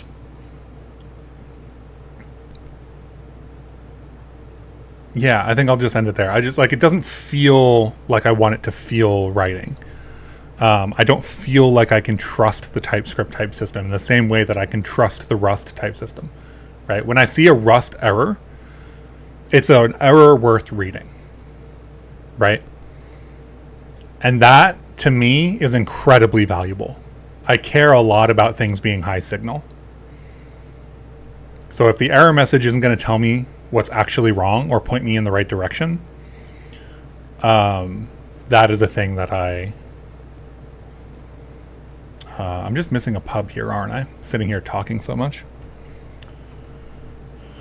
Terrain handle. These really shouldn't be pub overall. But we're in the early stages of the application. Actually, we don't need the terrain handle here anymore. So that doesn't actually need to be pub. I can just remove it.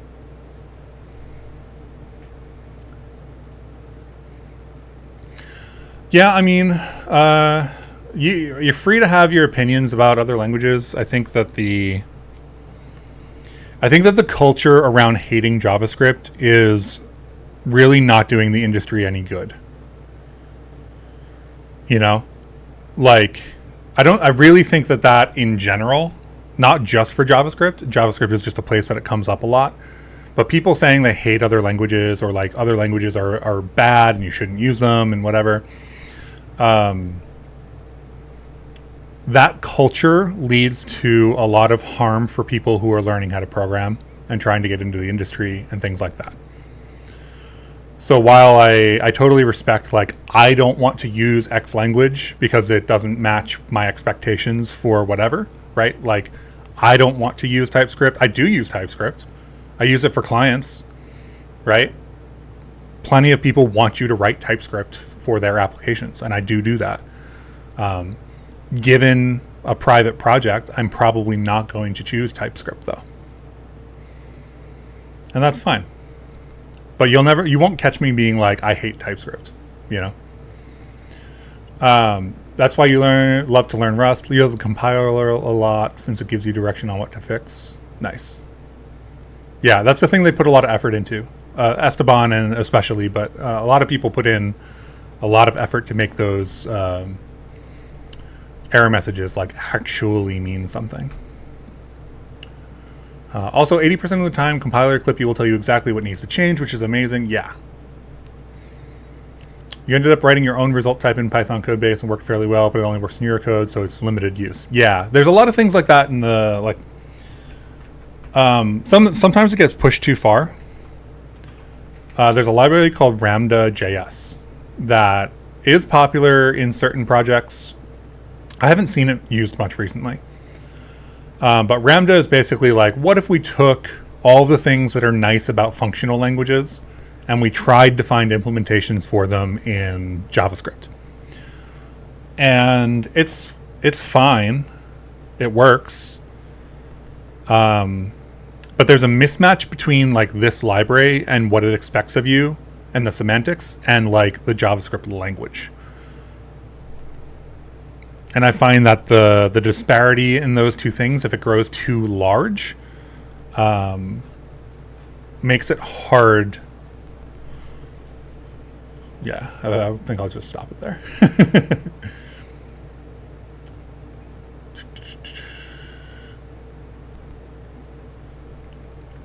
Okay, cool. So we've got our little component hook here happening. Now, technically speaking, I could just duplicate this put this over here, scale it up, maybe not on the z-axis, just make it wider. Maybe we duplicate this again, not on z, put it over here. I don't know what this is going to look like. I want a little bit of a collision here. Scale this up on the z only. Actually, yeah, let's keep it like that. I like that. So we export this. GLTF. And we run it. And now we have a bunch of things. Now, we don't have world space UVs yet. That triplanar mapping is one of the things that is going to be like, hey, based on where this is in the world, is what texture it's going to have. One thing that is really interesting from Tunic's perspective is they hide a lot of this. Maybe I won't find much of it in this image.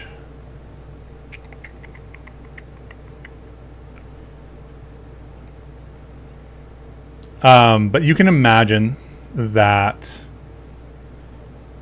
when you look at things like this, if this was bricks the whole way, bricks would just stop at random places, right?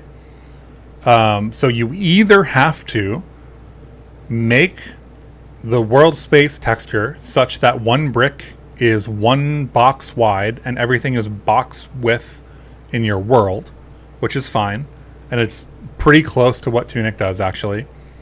Or anywhere that you would see something like that, you just transition back to the grass. So anywhere like over here on the right side by these bushes, who knows if that's on the grid or not? Doesn't matter. It's grass. So you end up using the vertex colors in that respect to kind of like hide some of those things. Okay, so these are... The other thing I had on the previous example was a UV scale, a UV transform. So do we make this world space now before we do the vertex colors or after? I feel like the world space part is pretty critical. Where did I have that code? I thought I brought that up. There we go. Example environment maps. Where did I put the shader code? There's the shader code.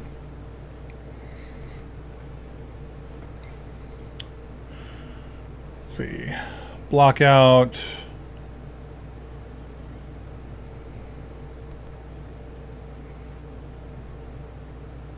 Here's our checkerboard textures. Checkerboard, I think, has that in it. Yeah, it has the triplanar calculation in it.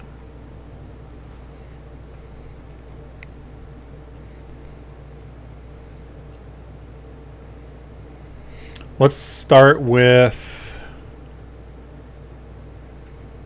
Maybe we start with something super basic rather than doing the triplanar stuff at the moment. So if I move this and go back to our shader, and instead of the UVs here, we actually don't need this UV scale, but it's fine. We can do... Is this going to work, is the question.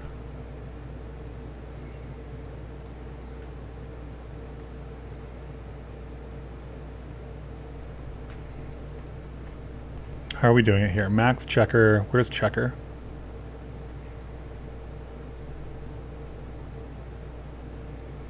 It's you buy.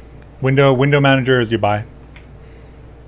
There's an alternate these days. I can't remember the name of it. I'm on Mac OS, obviously. Aerospace. Aerospace is the other one.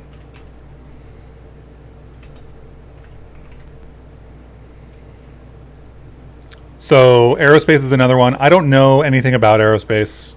People bring it up when I bring up Yabai. I don't use aerospace. It's just another option. Yeah, Zelenix, or I don't know how to pronounce that. Zelanix,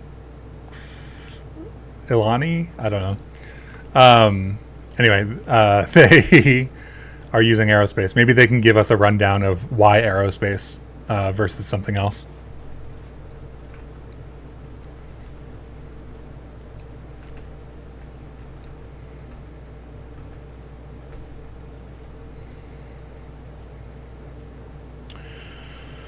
Yada yada yada.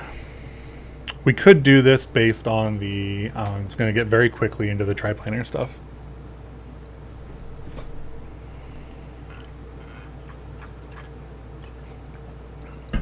I don't have the answer for Tunic on basically every surface has a like slight green grass drop over onto the edge of the column, or on the edge of the sides. Like all of these have it, and it's modulated by some kind of texture. And I don't have the answer for how they did that yet. You're so used to maximized iTerm and Tmux though. You like aerospace because you can't make Yabai work on your Mac, a skill issue really. That's a valid reason. I mean, if Yabai isn't usable enough for you to use it, then yeah, obviously. You just not use Mac, you're on NixOS with Cosmic. Yeah, there's switching operating systems is not a solution to not having a binary space partitioning window manager. But if you are using Linux or something, there are a plethora of solid options. Actually, there's one that I really meant to try. But I'm not going to be able to remember the name of. But there's one that's really, really, really interesting. It was mentioned in the Bevy off-topic channel a while back. Okay, so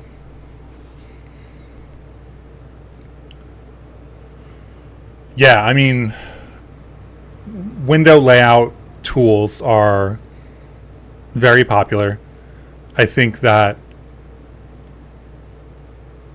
Linux has a plethora of like i3 related layout, window, desktop space stuff. And Mac OS has nothing, or has historically had nothing, right? So the more Macs start to get pushed and used at companies for development purposes, the more the people who are used to just having, i3 just available, want i3 on a Mac. So it's not surprising to me at all to see those numbers. I think Bevy just hit 30K or something, right? 40K. This year is going to be a 40K. Almost at 42. That's wild. Let's see. In.mesh. What was I using over here?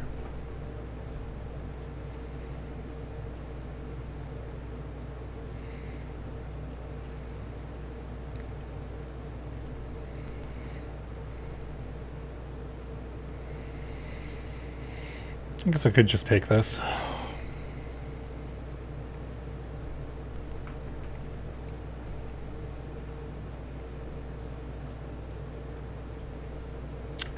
Yada yada yada. I'll put this into a function down here maybe.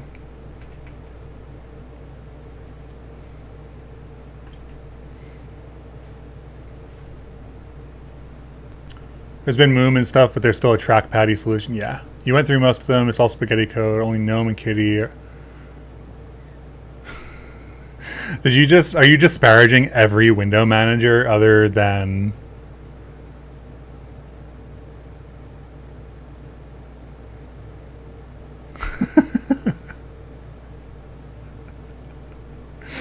Do you even like window managers?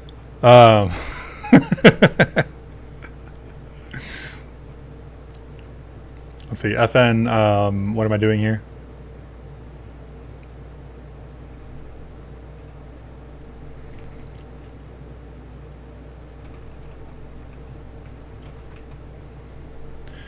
Don't have this. Mesh.worldPosition.whatever is really what we're going to be using. I'm going to comment this all out for a second. Go back up and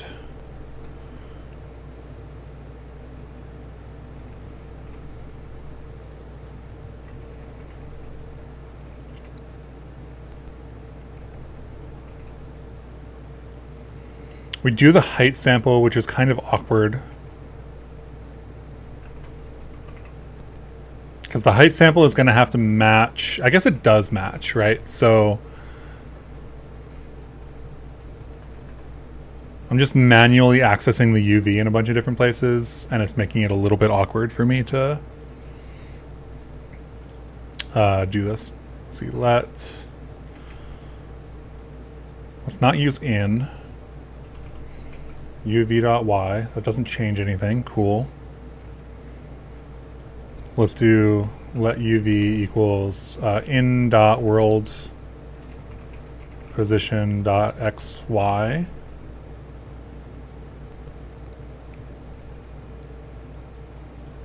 Did I? Oh, I didn't run this with the file watcher feature. Why isn't this updating? It's because you didn't turn file watching on. You can dump it in Discord if you want to there. I don't think that...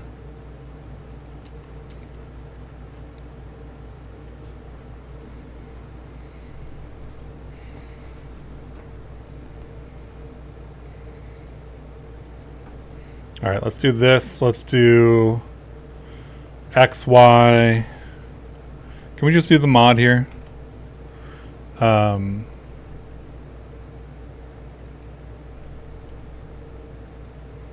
did that only happen on one of the... Oh, because it's the Y. Yeah. That makes sense. XZ is really what I want right now.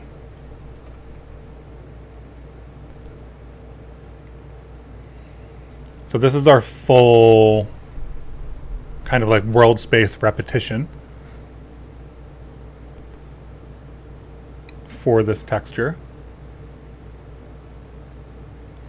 I think that is going to be a texel density calculation at some point. I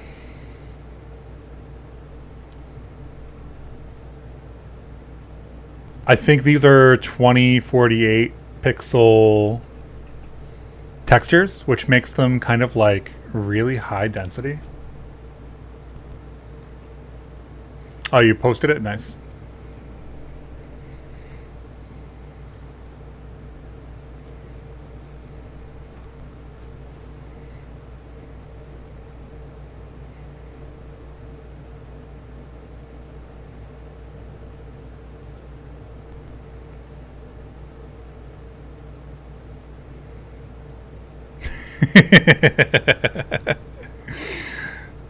Thank you.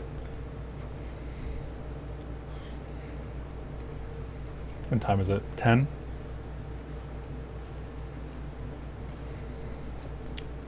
Being perfectly honest, triplanar is stuff that I've really only implemented a handful of times. So have to go back and re-understand every time I do it.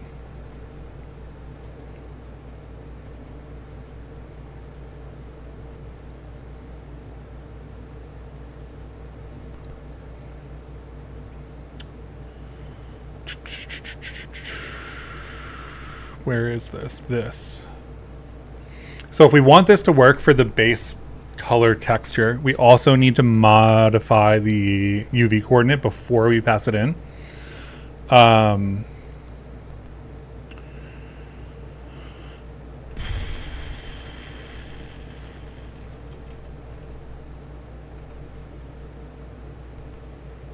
don't think we can do that offhand.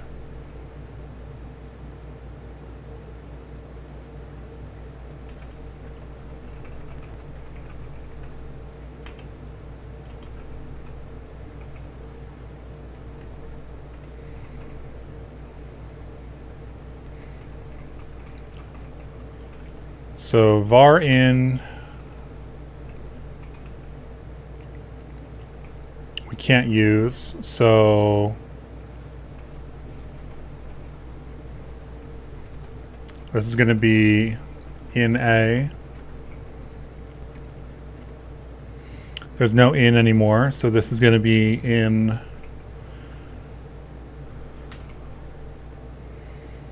no definition and scope for identifier UV. That makes sense. So we'll let UV equals in.uv. I guess we can drop this like way up here.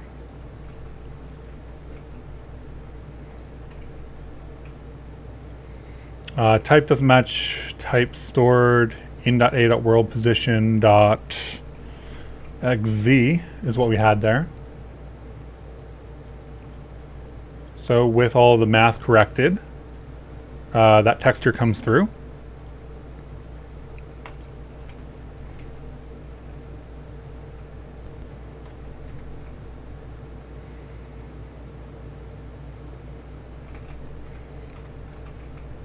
I don't know what the actual math is going to be on this, but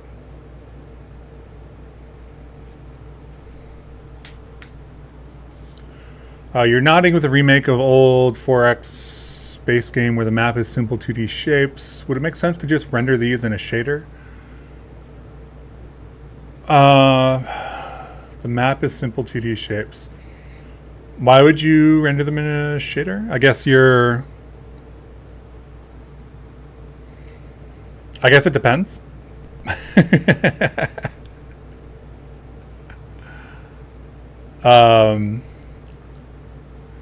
If you do it in a shader, I guess you could make it a bunch of SDFs if they're simple shapes.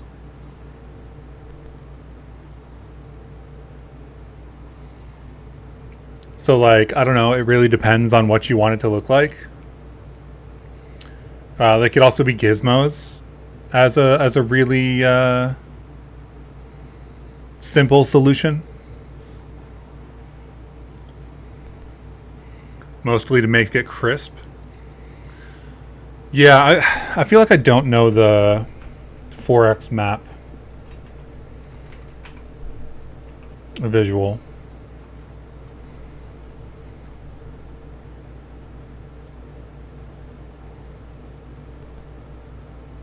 These are almost certainly not what you're talking about.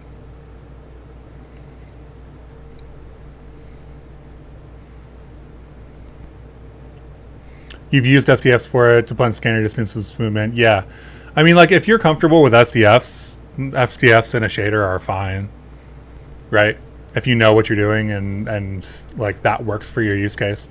It's hard for me to be like, you should do this or that, because I don't really know what the end goal is. Stars 4X.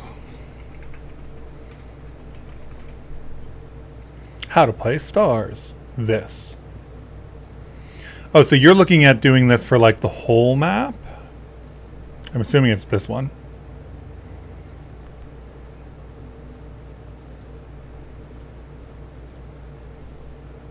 It's a really small image.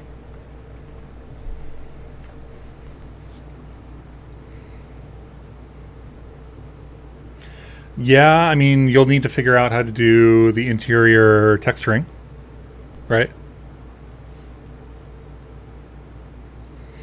I think I would start this off with gizmos. Personally. If this is going to be the entire map, right? If you go with SDFs and this is the only map, this is like the entire way you interface with the game, then you're going to have to recreate all of the things like picking. If you go with simple meshes and simple shapes, you get picking from the picking plugin for free. I would probably start with either just gizmos to do prototyping or simple meshes, personally.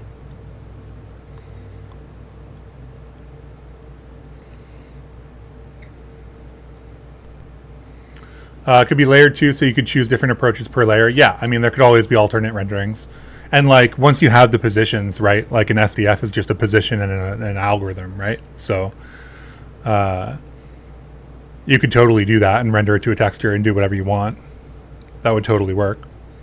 You could even just like stick that in a post-process shader and just like flick it on or off based on a flag. So like any of those would work. I would choose whatever gets you closer to finishing the gameplay, personally. For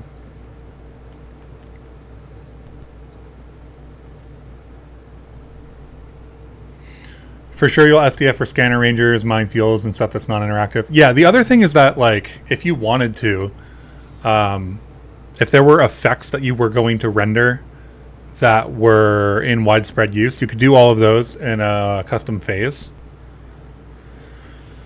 Or something like that. And render that to a texture and then use that to implement the texture effects. Like, it all depends. I don't know what all of the... Oh, are all of the textured ones here like scanner ranges? Is that what those are?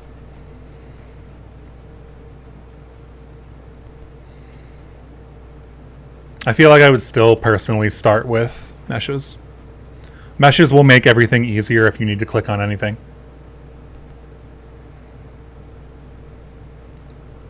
SDFs are fun, but it doesn't feel like a strong use case for them.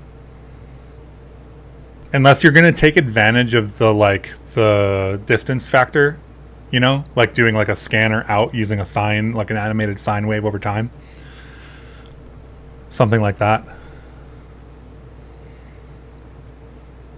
Those are minefields. Okay.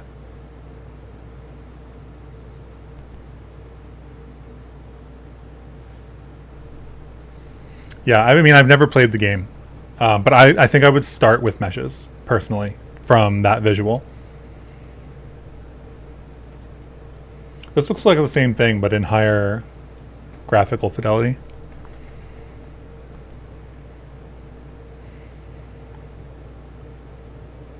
Yeah, these would be like all sprites and maybe some gizmos. I guess the dotted lines, like for these borders, would be easier with SDFs. But the gizmos have dotted lines too. Anyway, my suggestion is whatever gets you to completing the gameplay. I feel like this is something that you could get hung up on, but don't need to get hung up on. It would be easy enough to pick one and switch to the other in the future.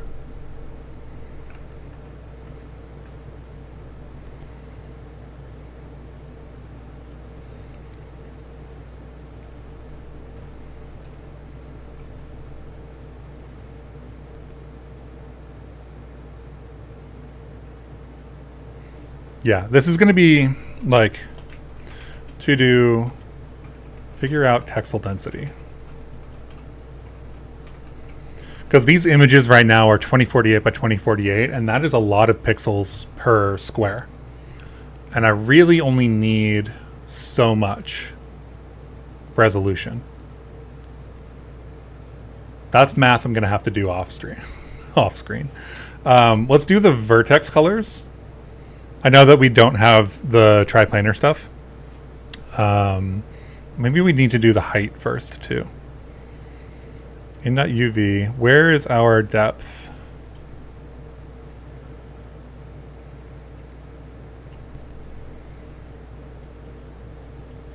UV is in.uv, but the depth here is not matching. Why is the depth not matching? Where is my depth sampler?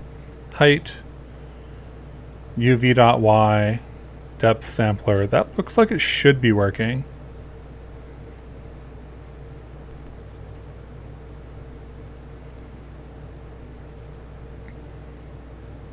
I changed the UV here.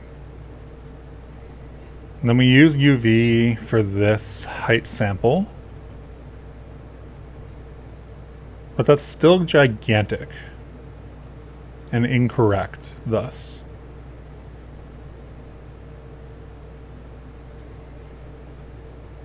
Yeah, picker was a valid point though. Yeah.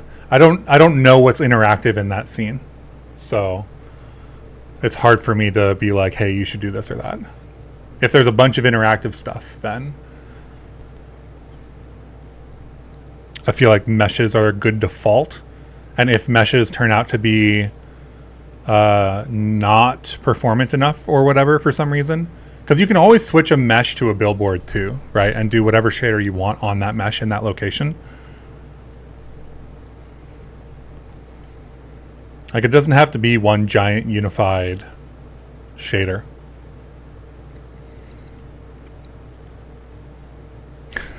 I named this grass sample, but it's clearly not grass. It's clearly like some kind of stony beach dirt. Okay. Why is this not working? Let's do...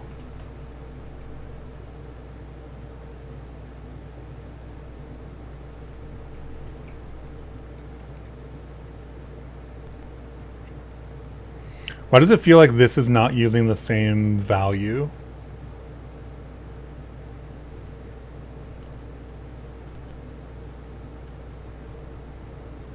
World position in.uv.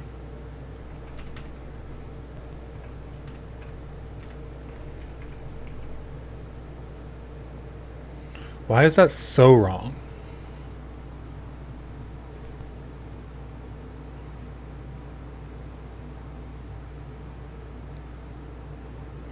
Bevy gizmos allow drawing dotted dash lines. You didn't find any API in the document. I feel like they do.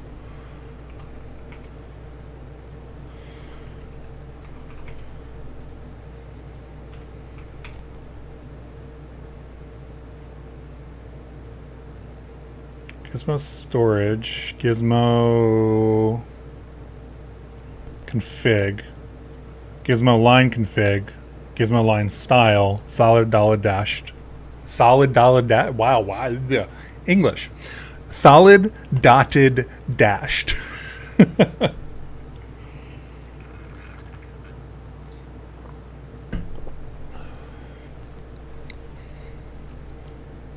And even some configuration for the dashed.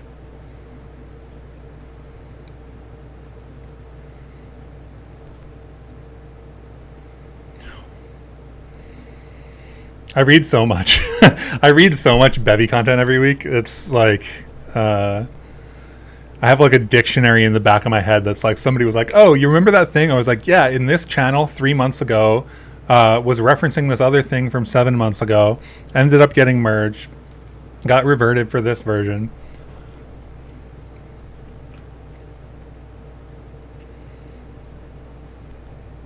I don't know. I feel like that's just the way my brain works, though. I feel like there's other people who are just jumping in and being like, here's my huge contribution. And I'm like, I need to understand everything. Or it makes it hard for me to contribute. I also was not anywhere near as good at doing any shader stuff when I started using Bevy.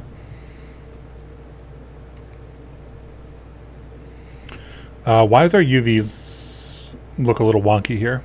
Is still my question. Texture sample UV, right? When we do this texture sample,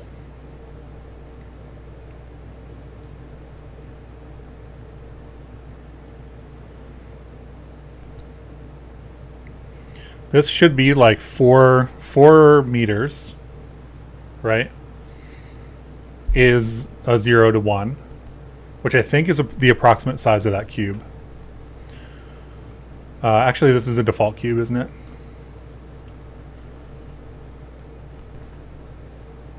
Yeah, 2 by 2 by 2. So this is...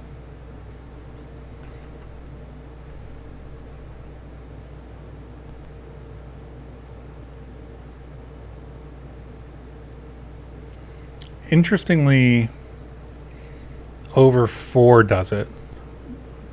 That feels weird though. 2 by 2 by 2, and so it's 2.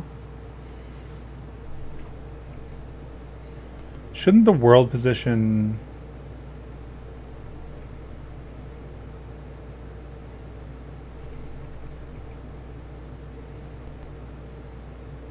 I feel like those go in different directions. Why are they going in different directions?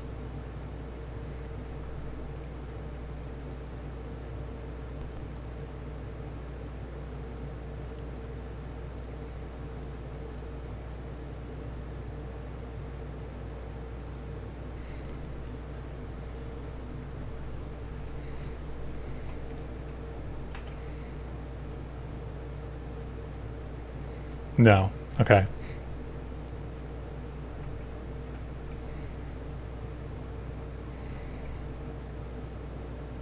Why did the two textures scale differently? That feels really weird. Thanks for the interaction, Chris. Need to sleep. Yeah, it's like 2 a.m. for you now, right? Yeah, go to bed.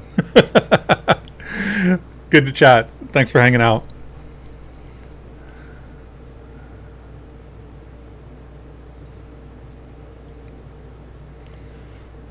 In world position XZ over 4 mod 1 should give us the repeating UV for that. Why is this texture sample behaving weird?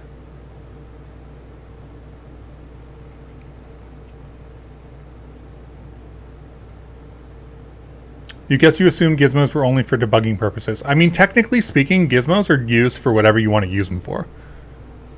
Right? Like, there's nothing that says that you can't ship a game that's entirely gizmos. It may not look as good. It may also be the aesthetic you're going for, right? And I will say that previously, in previous Bevy versions, gizmos have been a very, like, draw them this frame where they don't exist kind of thing. And more recently, gizmos have become assets as well. So actually the performance concerns from recreating something every frame just to render it don't apply to gizmos anymore, because they're assets just like any other mesh or whatever. What are you trying to create, like a dirt texture? Or no, these are debug textures. So these are actually not even the things that I am going to end up with. Right now what I'm doing is I've got the world position. It's got the XZ of the world position. I'm scaling that, and I'm trying to understand what I did wrong to make the scaling for the texture sample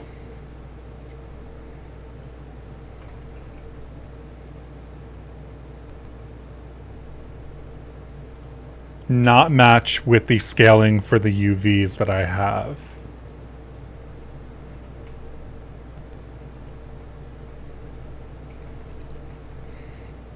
And doing that, coding and talking and stuff. Let's see, in.uv, in.a. This resets the UV to be the XZ of the world with some math. We'll get rid of that. Where else are we using UV? Because I'm doing this. Right? No.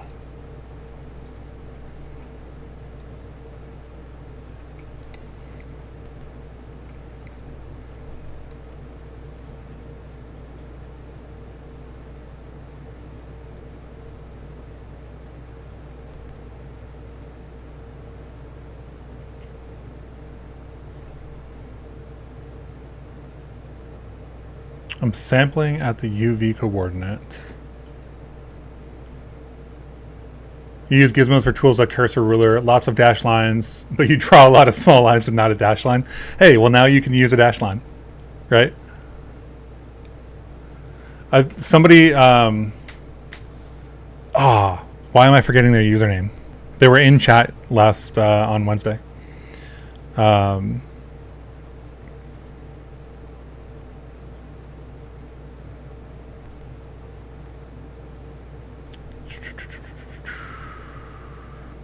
Fallible Things, I believe, is the person who said this. If something works and it works well for your needs, you're not implementing it wrong. Game dev as a development space has a lot of wiggle room for how you implement things. And that is extremely true.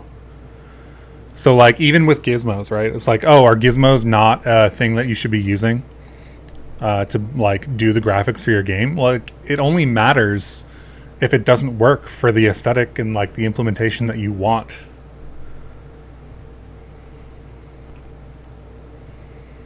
Right? Like, who am I to tell you that you're not supposed to use gizmos if gizmos work? It's game development, right? Like, there are correct answers in like cryptography or security or something like that, right? There are right answers for lots of things, but the right answer in game development is what's fun.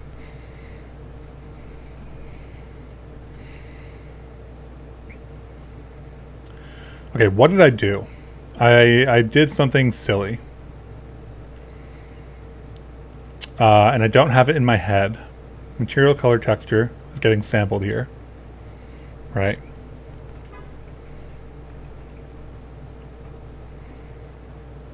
So material, color, texture is the issue.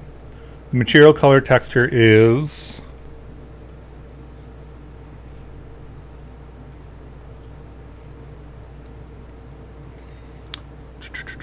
terrain. Terrain, brick height, base color substance. Brick base color substance. PNG. That is this. This is definitely not the same color.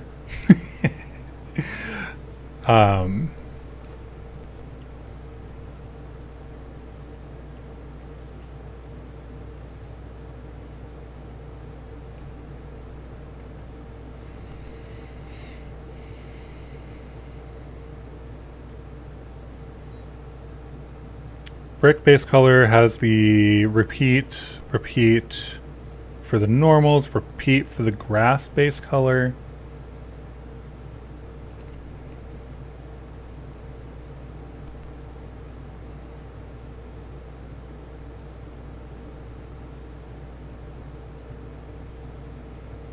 Repeat.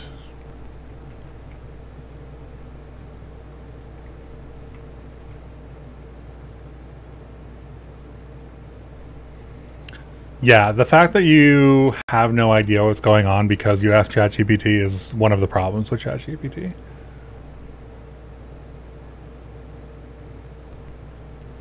It is a UV issue. If we go, I can show what's going on here. Part of the issue is that streaming and talking doesn't always work well. Okay, so here we've got our fragment shader. It's got some vertex output. That vertex output, I could show you what that is. That is forward IO, so vertex output.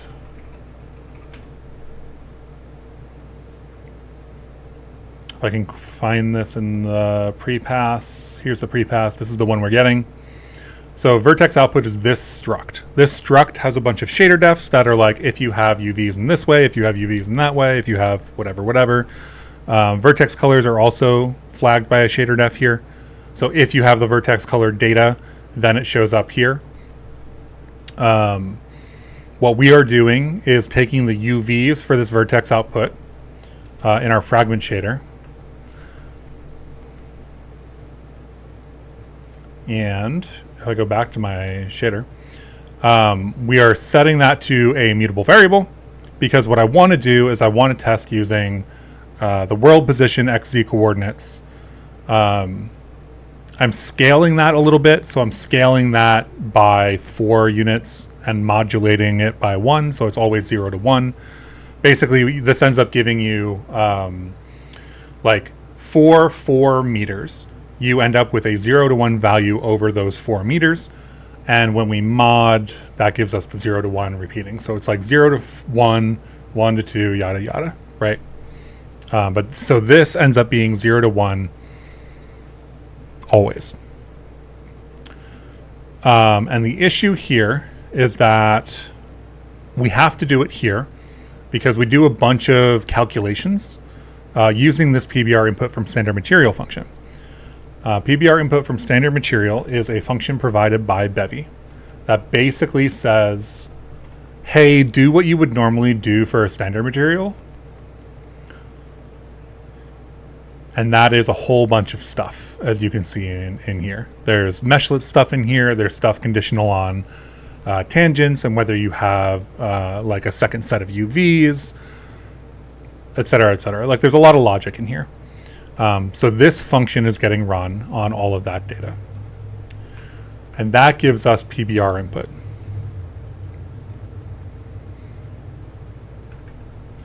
PBR input. Yeah, that's the standard. Well, that's a significant portion of the standard material. It is not the entire standard material. There's other lighting calculations that happen. Yeah, if you look at the code that we haven't gotten to yet, there's some other stuff down here. So like setting the base material, doing the alpha discard, this is also standard material stuff. If you're in a deferred pass and you have the lighting information available, then this will apply the PBR lighting in this shader as well. Yeah, etc. Shadows, etc. So PBR input comes from PBR types, which is right here somewhere, right here. PBR input, as you can see, does not have like UV coordinates in it, right? So we aren't supposed to be taking the UV coordinates from this. What is possible, I don't think that this is true. The standard material has a UV transform, but I don't think that we're supposed to be using it.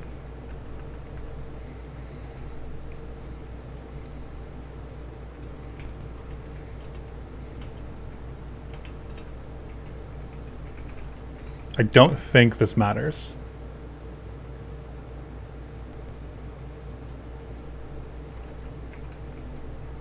If this is it, I'm gonna laugh, but I don't think so. Matrix multiplication, this has to happen like in.uv, right? No, this has to happen the other way, but this is a matrix, right? In.uv times matrix. Matrix times in.uv. Matrix times in.uv. But because this is a 3x3 matrix, I have to do this silly thing.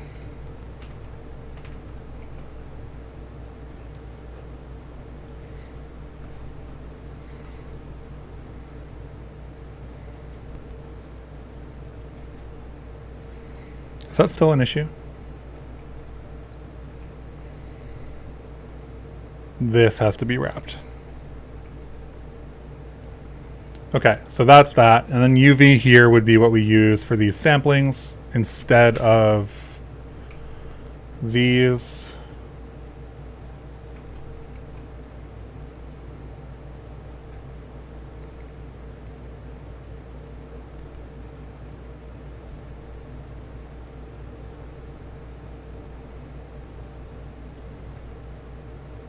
That looks correct, actually.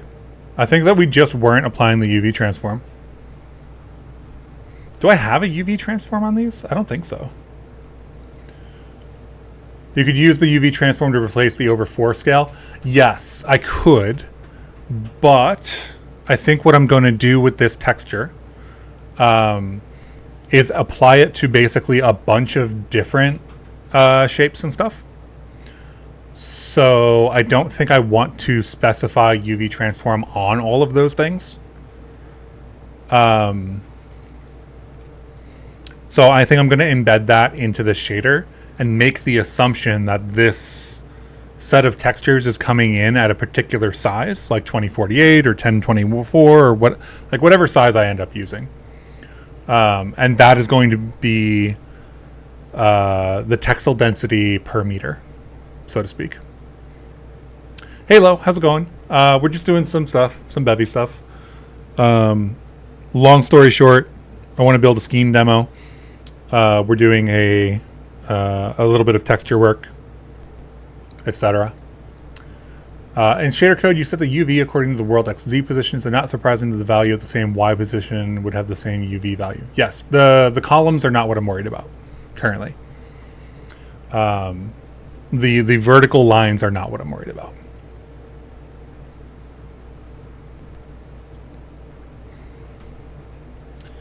Vertical lines are expected. The vertical lines are there because that is sampling just XZ.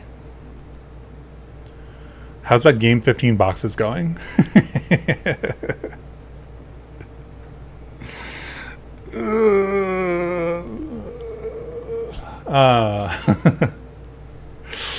Yeah. No, we'll call them paint drips or whatever. Paint drips are not what I'm concerned about. The size of the second material, the size of the height map that we were layering in, wasn't matching the size of the tiles. Silk Song is going great, Lo. What do you mean? The size of the like sand texture or whatever that's in between the tiles wasn't matching the base color sampling on the tiles. That was the issue.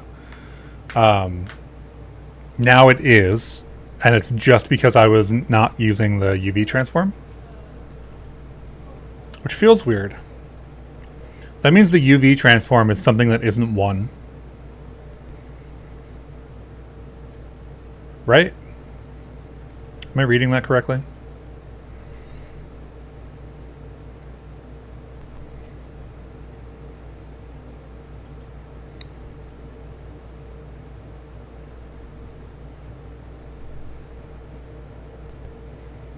I don't know what that's about. My cables are loose or something. Yeah, okay. So we get the UV, do our sampling.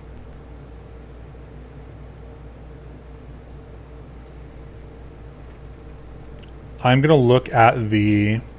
So this is something that I don't know, right? So the UV transform is getting used in some way inside of the sampling.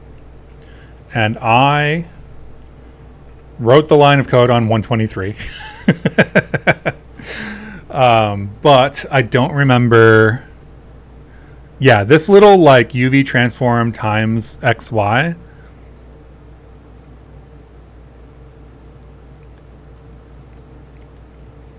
That's how the UVs are getting set up.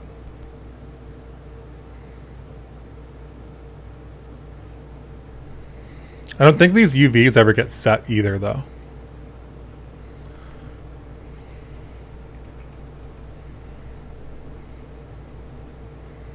Yeah, UV equals parallaxed UV.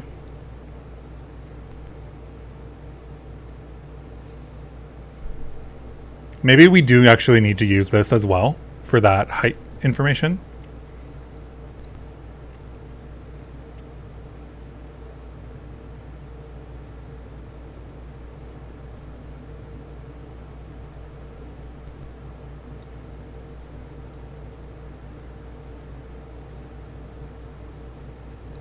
So this is base color, sample bias, UV. Yeah, the UVs never come out. That might be another thing that I should probably... If we don't actually end up sending these back through this PBR input, I feel like those should come through. Because otherwise we have to do the UV calculations outside, and I think that's what's happening here. I think that the UVs that are effectively calculated from that parallax and stuff never come back out through the PBR input.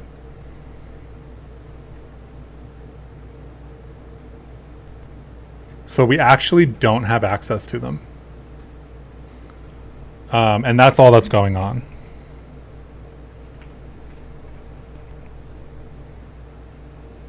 So actually this needs another line after this that says PBR input.uv or whatever. Because this is the line that we did. So UV equals that. And then if vertex UVs A, this runs parallaxed UV. So technically we need to run this code too. because we are using this. Let me just note this for later. Because the parallax technically will move the UVs, right?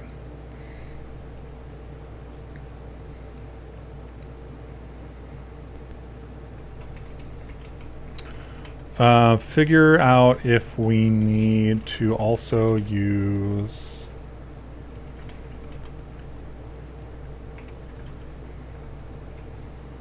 What's the function called? Parallaxed UV.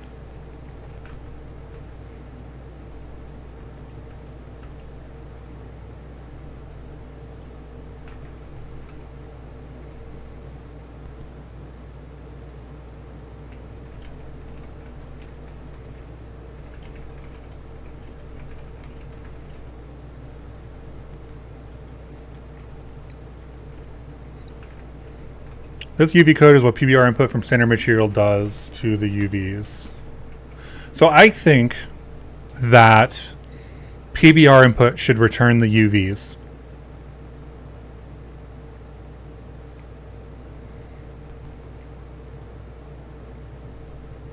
I'm just thinking that through in my head. Because if the vertex output gets the UVs, right? Does some calculations to make those something, and thus we have a result, and if we want to do anything more with that result, we need those UVs, then that UV has to come from PBR output, right? Like, this UV transform doesn't feel like something we should have to do. It feels like something that we should get from PBR output. So I think this is a PR.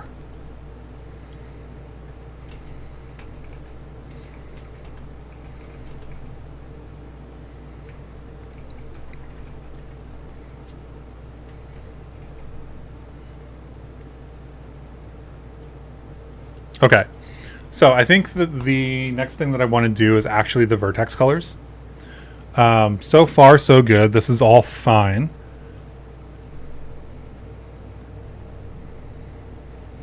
We are going to need to specify a new vertex attribute because we can't actually use the colors specifically.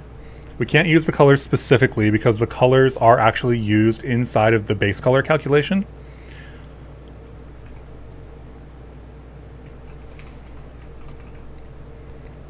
Right here. So PBR input.material.base color takes in dot color if the vertex color is set, and it basically like tints the material. You suppose you see UV transform can convey the scale, but also the rotation and offset. Yeah, PBR input should, well, because you have the original UVs, right? You have them if you're running that function. If you're going to run PBR input from standard material, then you already have the UVs before they go into this function. So if you want those, you have them.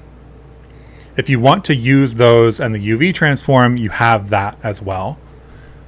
The only time the parallax function gets called is if you're supposed to use it. So I think that actually there's only one return value. It's only the UVs, and if they get processed by the parallax, then they get processed by the parallax.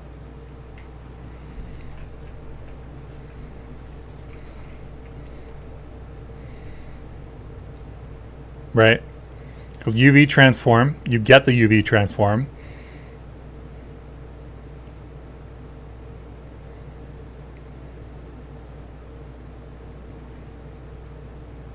Right, UV, UV, and then before you do anything with a UV value, this will get the parallaxed UV function call on it if necessary. So I think that the only thing it returns is this, the UV value at this point, at line 147, or I guess 160 or whatever the function end is. The UV value at that point. So PBR input actually has UVA and UVB, right? Because there's two UVs here, and they can both get parallaxed. So PBR input actually needs two new fields, a UVA and a UVB. Because otherwise you just end up having to replicate the functionality of this function for UV transformation purposes. I think that's true. I think that's a PR to make later. Okay, so all of that said, we've got the right UVs here for the moment, minus the parallax function that we're going to look into later. And we've got our height sample from that depth texture. We're using the red channel and we're matching it up against the UVY to figure out if this should be, you know, one thing or the other.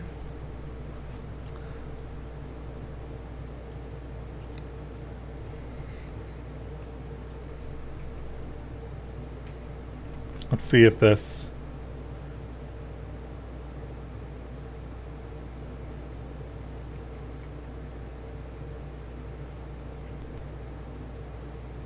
I feel like this is interesting. I feel like this is a...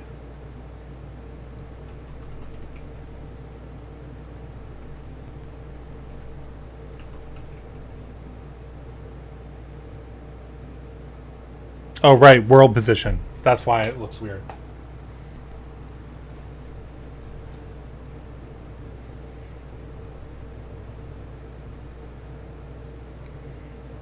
Because 0 to 1...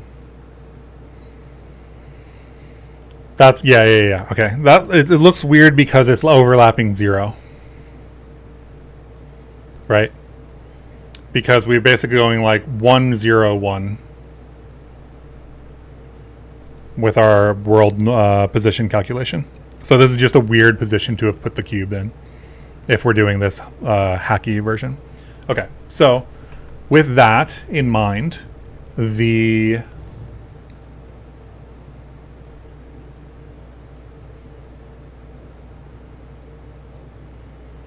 thing that I want to do is modify this uv.y to actually be the vertex color.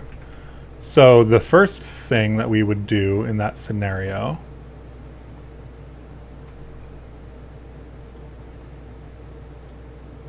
is we're going to need a new attribute. This attribute is going to be, I think it's face corner.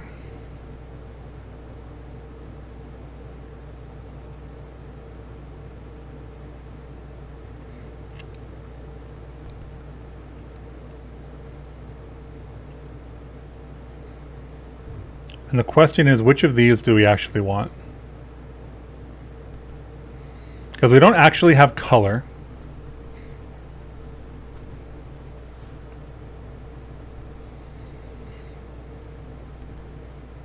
The thing in the back of my head is basically Tunic uses a bunch of different vertex colors to do a bunch of different textures. So I'm thinking about whether it would be easier if we use a byte color instead. 8-bit positive integer values, right?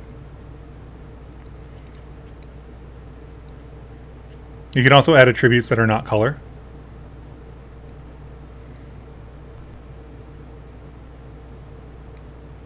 Maybe I should do that. I want to be able to vertex paint it.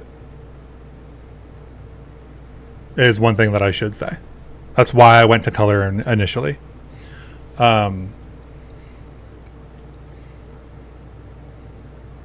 Let me cancel this.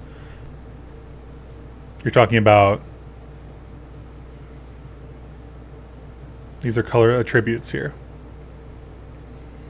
You're talking about adding something here.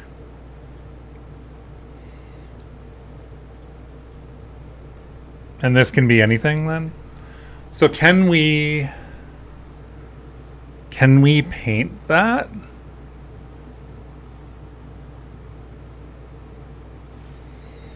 I think that's the thing that I am...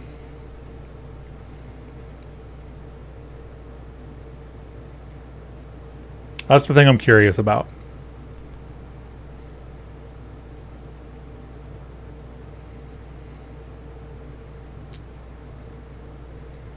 Yes, you can have more types, but you can doubt you can paint it. Let's try Random adder, face corner integer.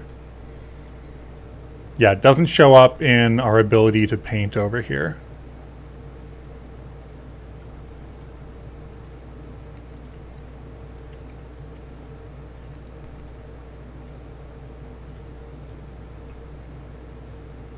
We go to edit mode.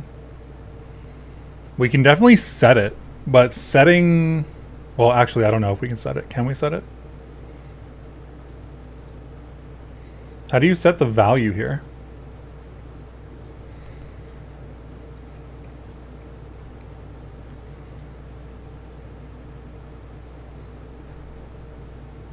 Let's see, attributes. Let's see, Blender, set, vertex, attribute.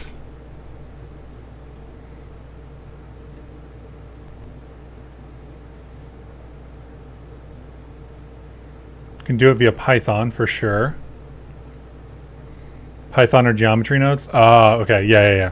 If the interface is Python or geometry nodes, then I think geometry nodes are an interesting thought, because that means that I could potentially have a different interface that isn't vertex color painting. I think vertex color painting is going to be the right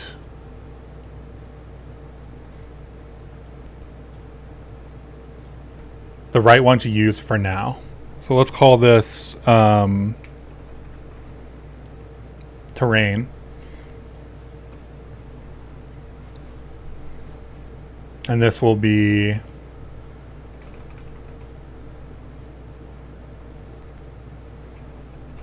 I guess I'll call it terrain type or something. I don't know. If we make it a byte color, then it'll be one of the integers.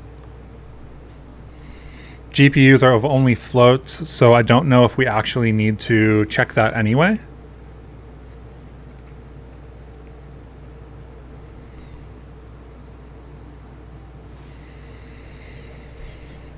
So we'll run this with color for now, because I know that will work, and then we will deal with it later. Add color attribute, so terrain type. So we've got terrain type here.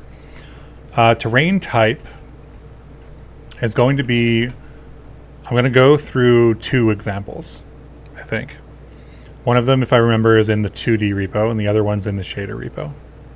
The repo example. Custom attribute. Instancing. Did we move this to the advanced section? Also, the other thing is I need to do this on 0.16. Custom vertex attribute. We must have moved it to the advanced directory. There's a new directory for shaders. So custom vertex attribute is one thing. The other thing is custom GLTF vertex attribute. We need both.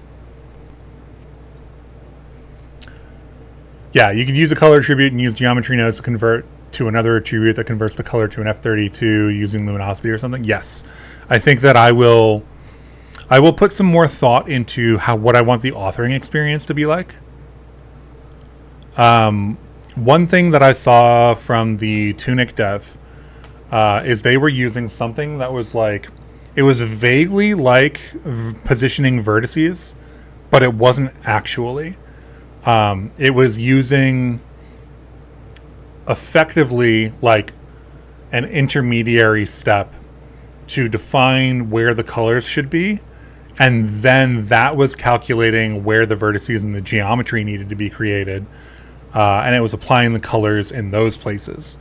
So I think in a production setup, having something that was geometry node based that would give you that interface would be really interesting. But from the perspective of somebody who's just doing this, I don't know, randomly on Saturday afternoon, which is probably going to be most people checking into this demo, we'll do vertex color painting. And the whole geometry nodes thing can be just a whole separate demo.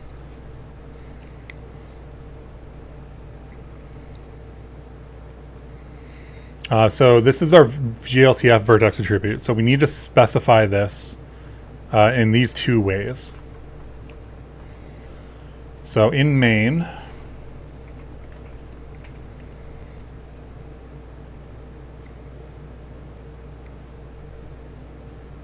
we will set this. Barycentric is not the name that we used, but it'll be fine for a moment.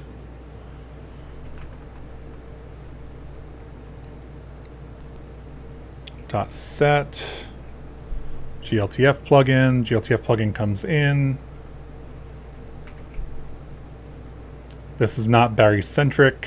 This is going to be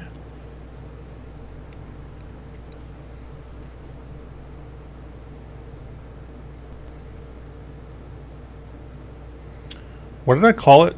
Terrain type. And this is going to be attribute terrain type.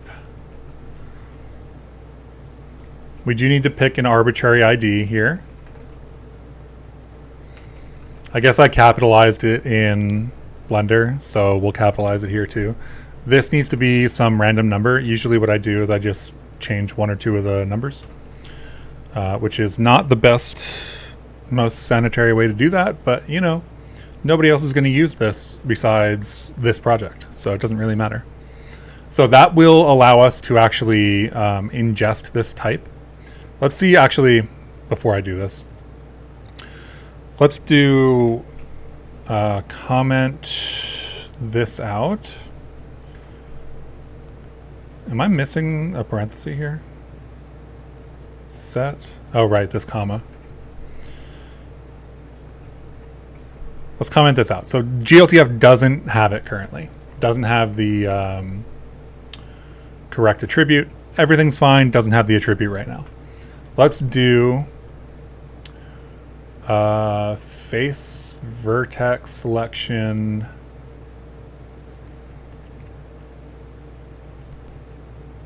Let's do just like 0 to 1 red, right? So here's red. Wait, yeah, this is terrain type. So this is now terrain type. We have a red on one corner, zeros and everywhere else. Export this. We will include, maybe it's not include, data, mesh. Oh, we need tangents too. Tangents are responsible for the parallax stuff. You need normals and tangents for that to work. So we're also going to take attributes here. Typically I have apply modifiers also enabled. But let's export this. That's fine. The grass blade mesh doesn't need the tangents.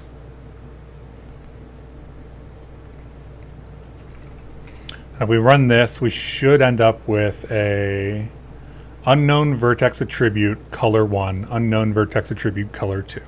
This is the sign that you messed up and don't have the attribute set up correctly. So let's get GLTF plugin. Let's get this in. Let's do comma here, not comma there. So now we have GLTF plugin terrain type.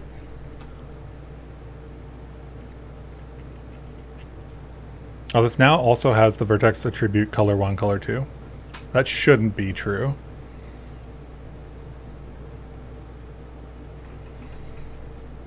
Let's check the GLTF.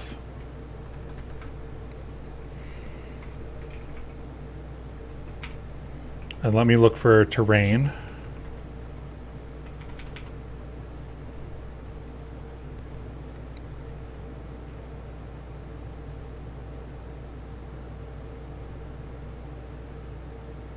Maybe this is in the bin.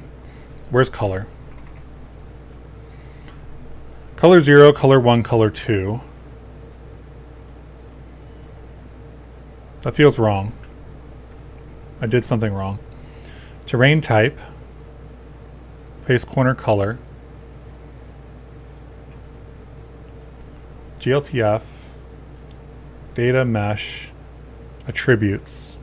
Let's get rid of the tangents just in case for the moment. Normals, UVs, modifiers, vertex colors. No vertex color exports. If no vertex color is used in the mesh materials, a fake color 0 will be created in order to keep material unchanged.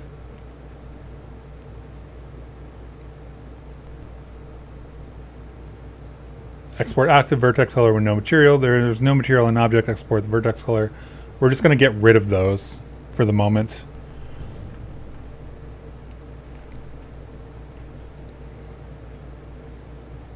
And I think that that's gone now.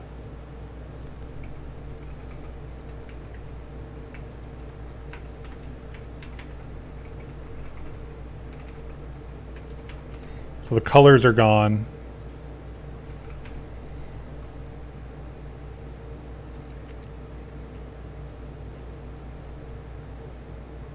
We don't have the warning anymore.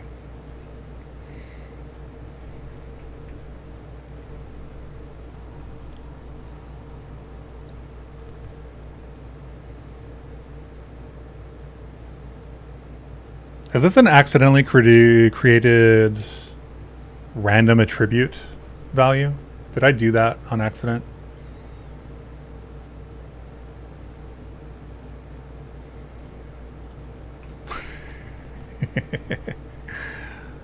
I feel like that attribute shouldn't be there.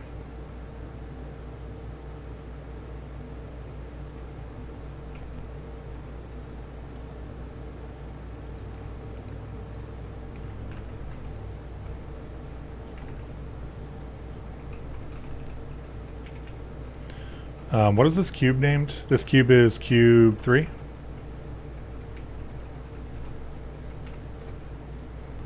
So position normal texture coordinate. Export GLTF data mesh. We're going to include tangents.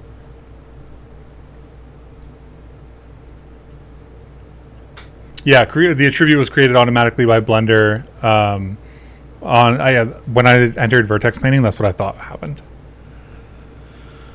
I didn't miss anything, right? Sometimes I forget.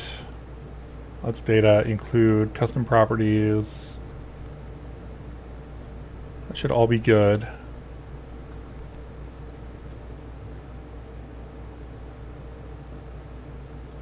Do not export vertex color.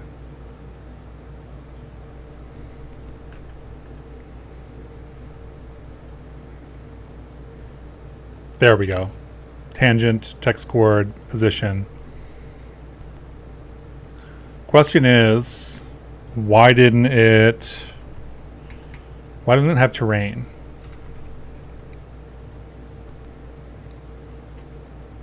We have the tangent data now.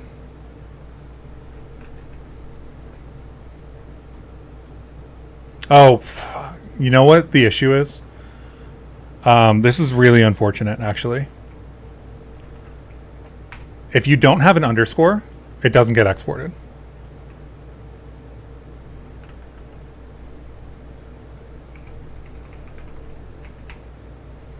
See, terrain type.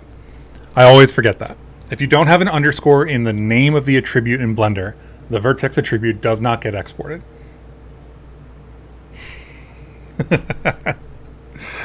Really unfortunate, but definitely a thing that happens. So that's why you have the underscore in the example too. This has underscore barycentric. One of the issues with this example is it has extra underscores in it, which makes it especially confusing. But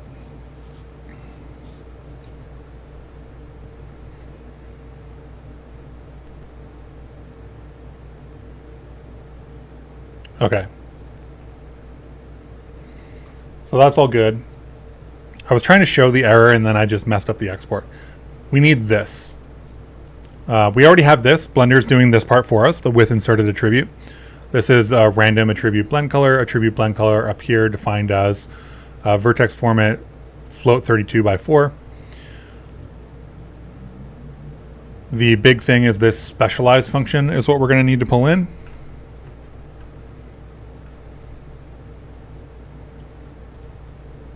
This is going to go into terrain in our material, which is somewhere in here.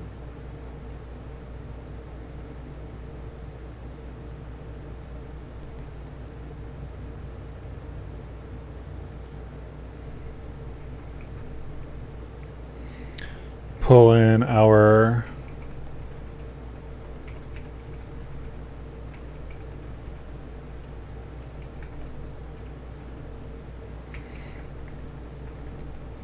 The blend color is not what we need here. This is our attribute terrain type. Did I call it terrain type?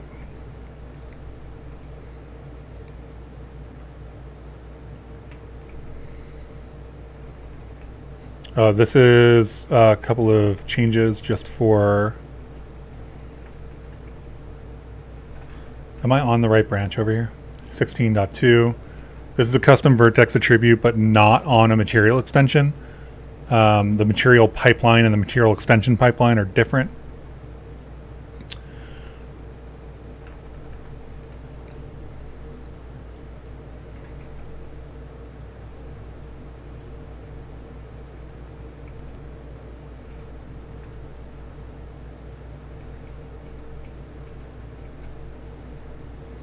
What is the issue here?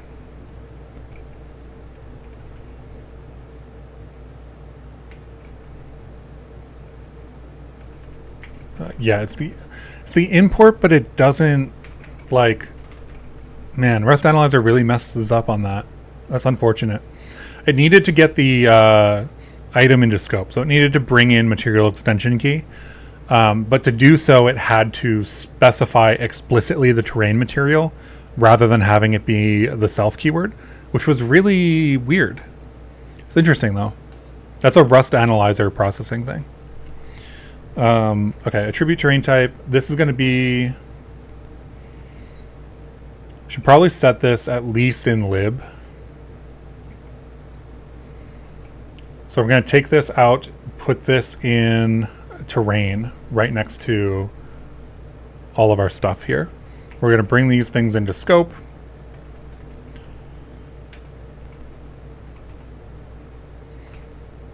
I think this value is going to be by 4. We can check that in the GLTF file. GLTF terrain. Terrain is 17 in attributes.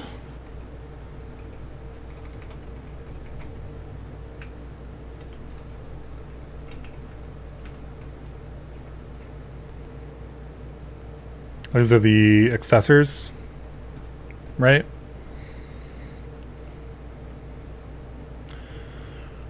One, 0, 1, 2, 3, 4, 5, 6, 7, 8, 9, 10, 11, 12, 13, 14, 15, 16, 17? No. I either miscounted or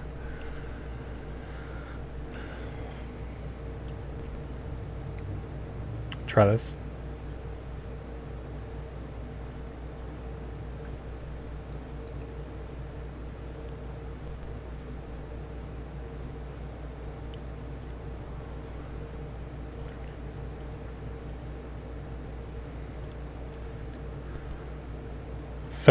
Vec 4.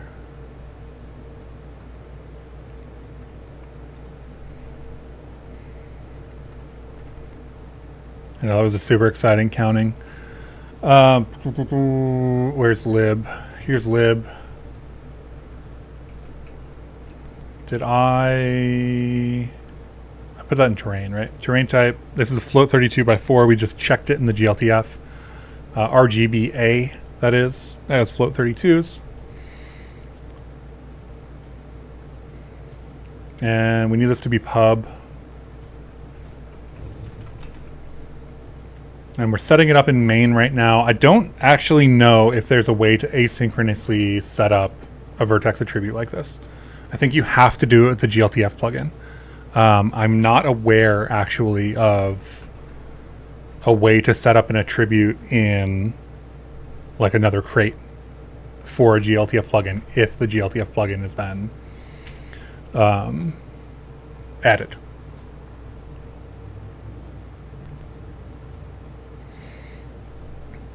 Perfect. So now we're getting a shader stages vertex issue. Location 2, float 32 by 2 interpolated, yada yada.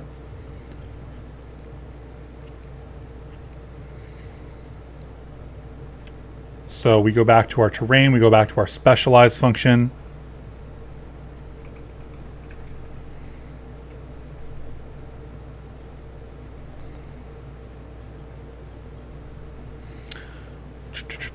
Vertex layout, layout 0, get layout, mesh attribute position at shader location 0, attribute terrain type at shader location 1.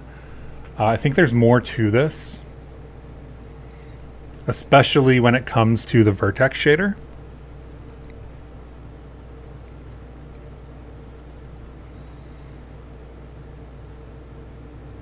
So if we go shaders, custom vertex attribute, assets, shaders, custom vertex attribute.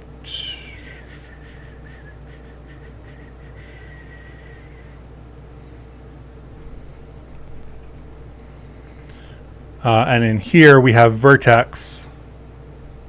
This is passing the blend color at effectively like memory location 1 through to this output. So we are going to actually have to do this because we want to access that fragment or that color in our fragment shader. So we are going to need to additionally add this color. My question is, I feel like I did this before and created an example for it, but did I actually? Is the other question. The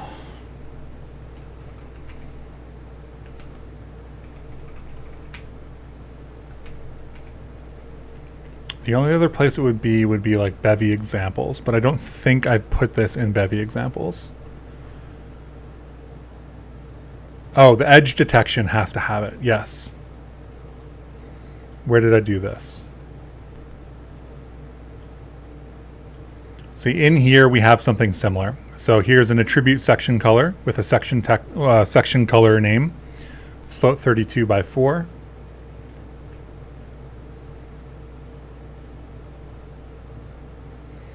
Edge detection, custom phase, assets, custom phase. Here's our vertex definition. Here's our vertex output. This is unfortunately not the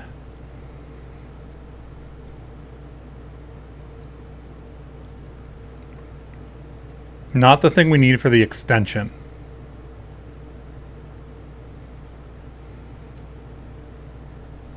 This also uses a section colors shader def.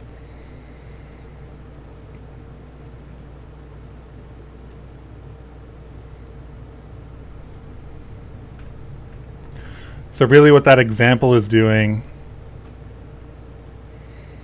is saying vertex layout position is at shader location 0, and it's setting the vertex buffer layout like this. This actually needs to be the vertex layout for the whole extension.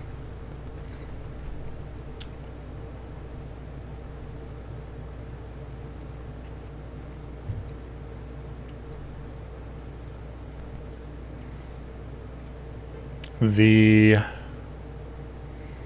place that I was doing something similar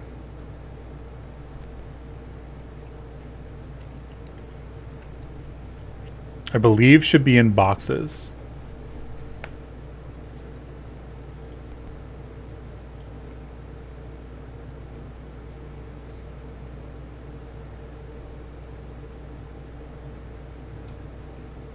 Where the Uber material is an extended material.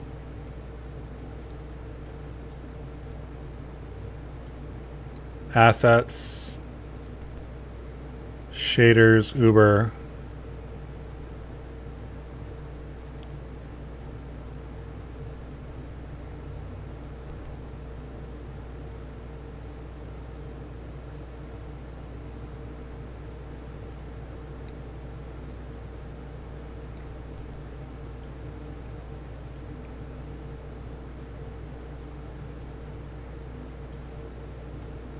Doesn't use it.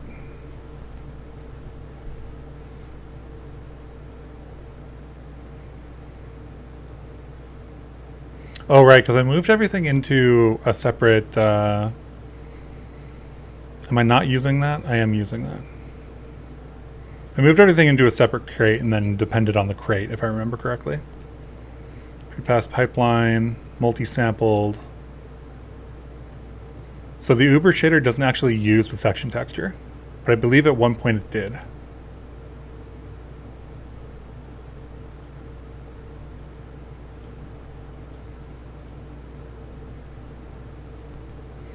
And this doesn't do the same thing. So that's unfortunate. I don't have the example for this. Okay. So if we don't have the example for this, how are we going to recreate it? We have the specialization function default for the material extension crate. Or not, wow, I'm just using words. Extended material. Right, extended material has an impl material for extended material.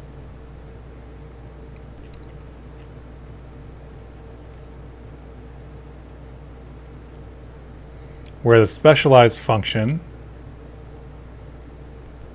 is this.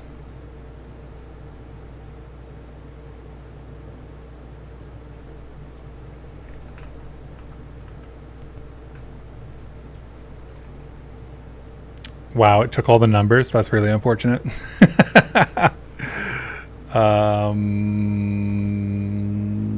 Dang.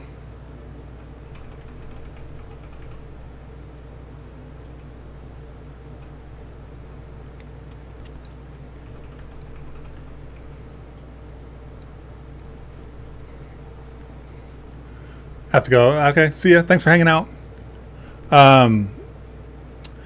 Specialize. Material pipeline specializes already. I think we can just call specialize.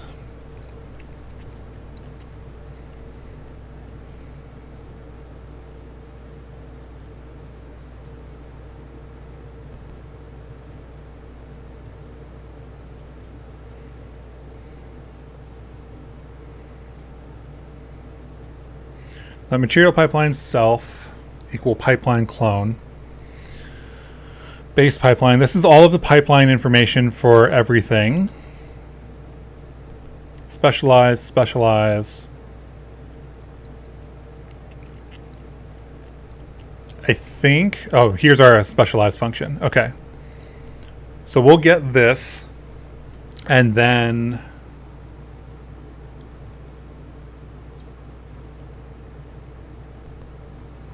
I think we can just insert this.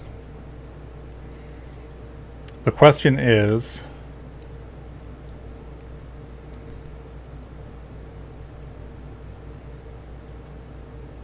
layout 0 get layout. Do we have to rename everything here? I hope not. Vertex buffer layout.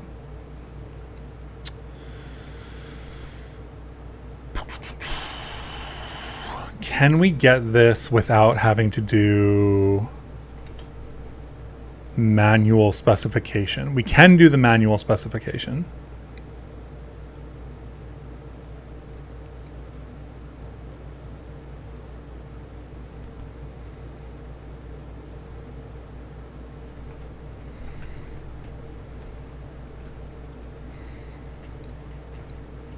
We don't have this in an example, right?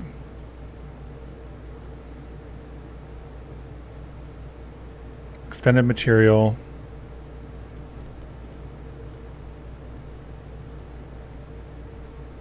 Maybe we should have this in example. This is kind of intense for somebody that doesn't already know what's going on to figure out. Basically what we need to do is call our specialized function, but we're getting the vertex buffer layout to redefine where that data is in the vertex buffer.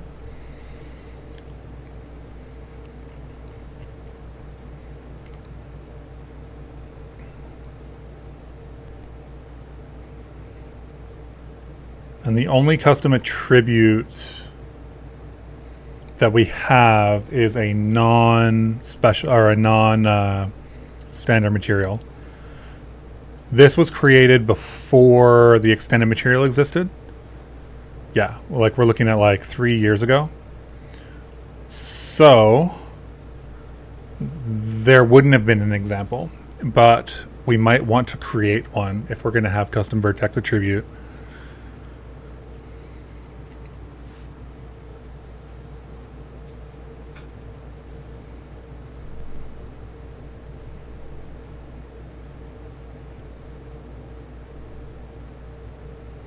Layout 0, get layout, attribute position. What is the list that we would need here then?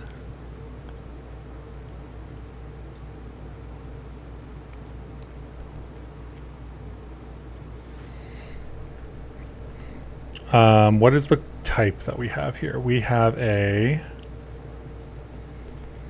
descriptor, render pipeline descriptor.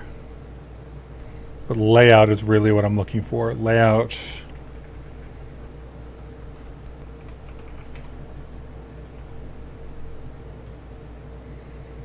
Layout 0 is an arc mesh vertex buffer layout. This says get layout. Get layout gives you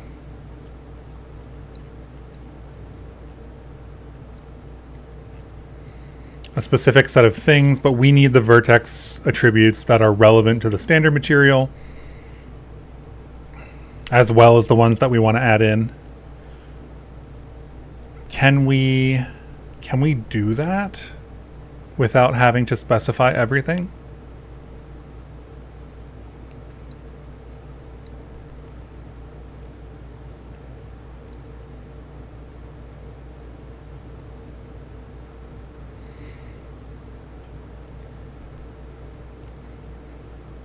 Because this is just setting... Where was the code here? Descriptor.vertex.buffers vec vertex layout, right? So render pipeline descriptor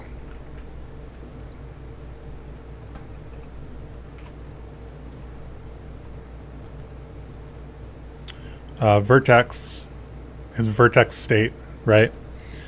Buffers is vertex buffer layout. Vertex buffer layout is a vec of them for all of the buffers. This gives us a stride, which would change, so we probably want to use that get layout function.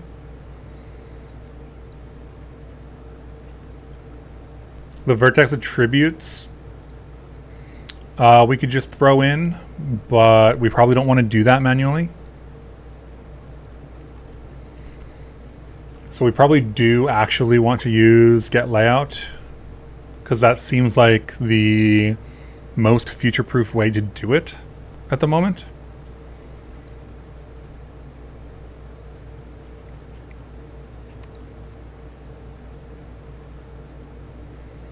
Let's see. Custom GLTF vertex attribute, position, color, attributes, render phase, specialized mesh pipeline.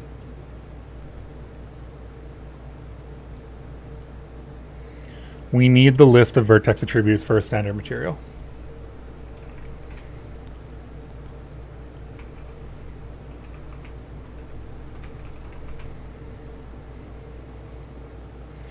This unfortunately is not going to be particularly simple, I don't think.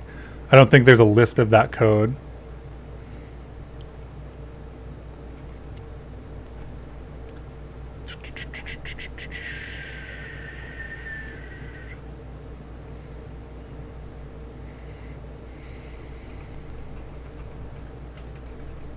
Specialized function has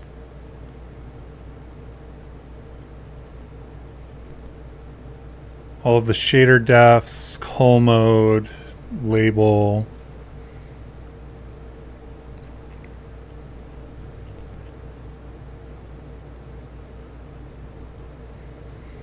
Shader defs aren't really what we need here. This is only for fragment.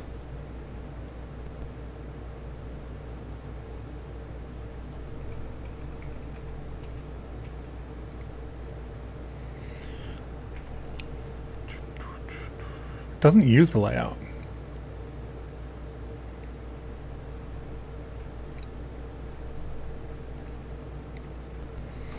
which means that it's the default vertex shader. The default vertex shader would be where these days is a really great question. Prepass.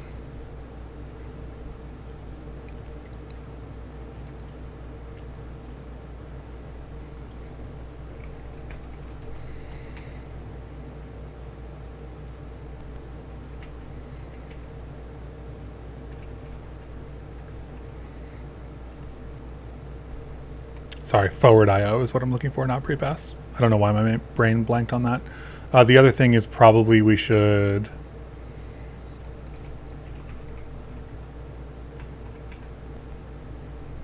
look here and go, there is no vertex shader here. That's how we know that we are using the default, right? So the material implementation default vertex shader.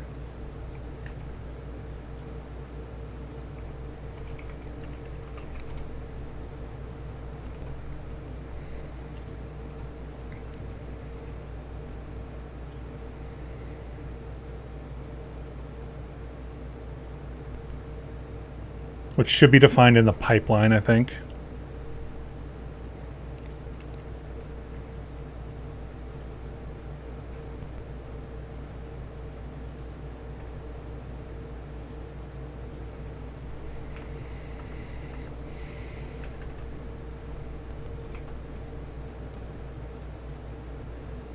So PBR,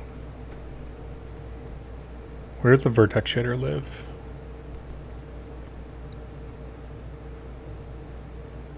Functions, prepass, types.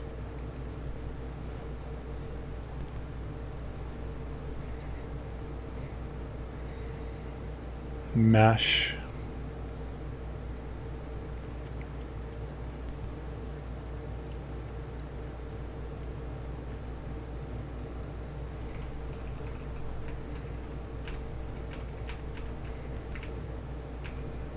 Uniform index.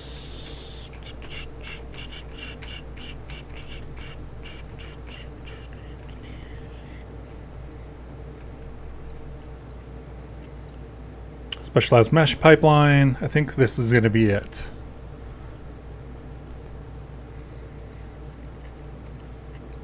Vertex buffer layout for these attributes. I think these attributes are the ones that we need. Vertex attributes ends up being like all of this. There's got to be a better way to do this.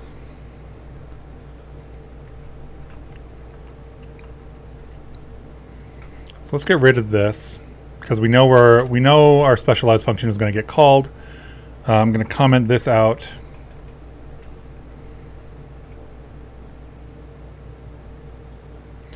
Shader defs. I feel like we don't need this code in general. So for the moment, I'm going to comment it out, but I think we're just going to delete it. Really, we need these vertex attributes, right? Because this gives us position at shader location, normal at shader location, etc., etc. So attribute color at shader location. So does that mean that shader location 6 is open?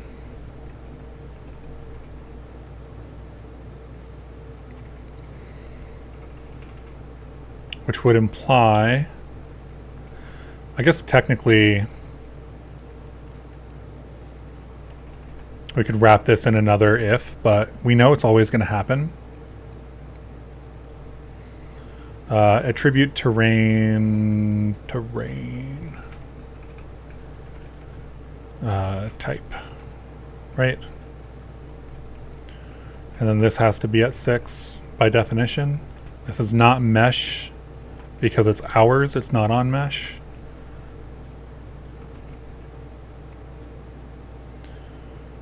So theoretically, all of that, and then the code that we commented out to set the vertex buffer layout.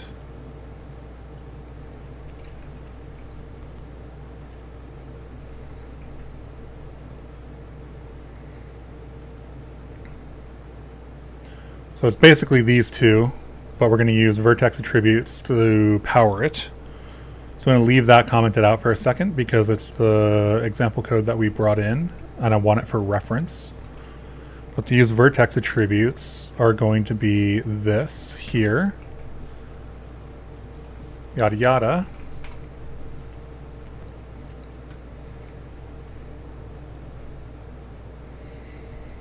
Hopefully run this and how it works. Oh, did I really mess up?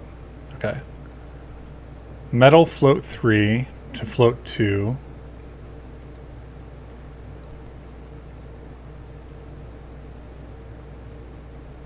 Of different size. Unpack float 32 by 3.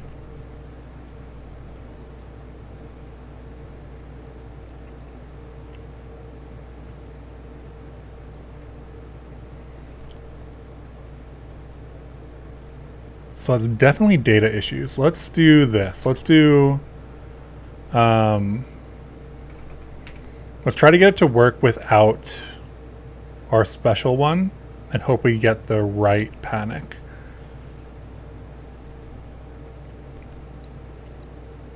This feels like we're not setting up the data correctly, or the layout anyway.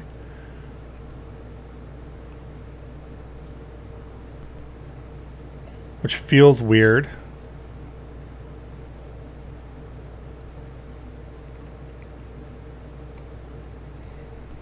Oh, the shader defs do technically need to be used. Otherwise, a bunch of this code gets gated. But the shader defs should already be handled.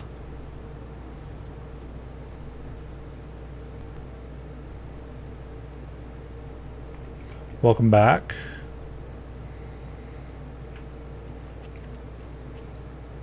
Yeah, the shader defs don't change here.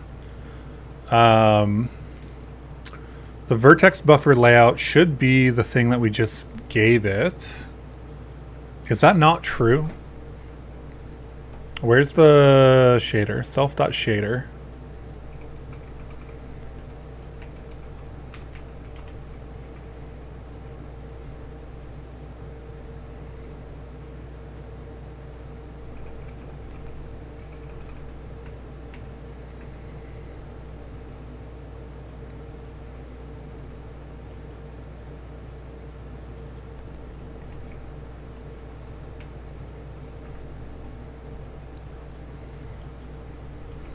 Mesh pipeline should be in this file, right? Mesh pipeline, shader, handle shader. Where do we from world it? Where's our shader string? Give me a WGSL file, please. From world, mesh.wgsl. That's all it is. Okay. Mesh.wgsl.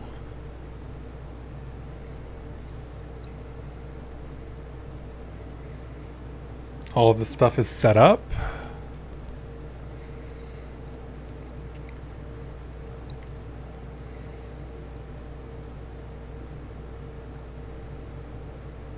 Vertex no morph, vertex in, vertex output, forward IO, vertex A.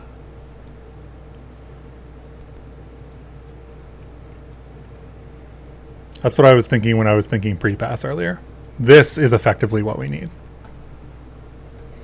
So 6 doesn't work because 6 is taken, right? 6 is taken by joint indices.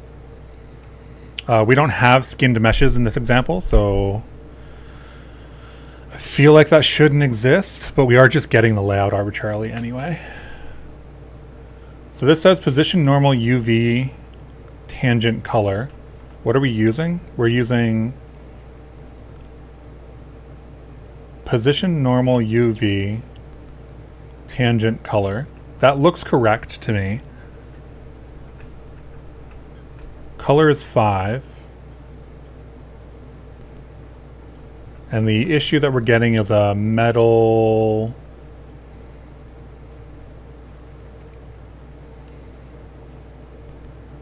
float 3 to float 2 of different size. Why does it think there's a float 2 involved? I don't know.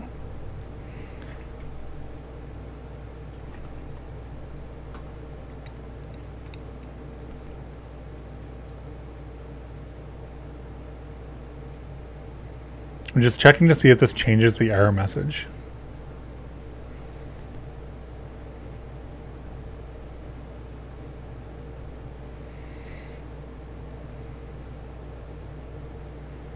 GPU error messages can be kind of intense. Mesh is missing requested attribute terrain type. Missing requested attribute.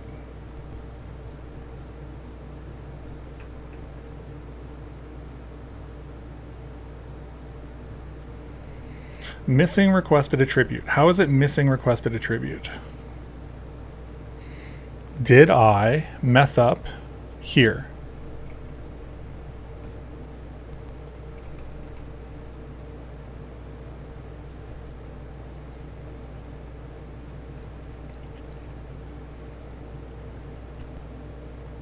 Missing requested attribute terrain type.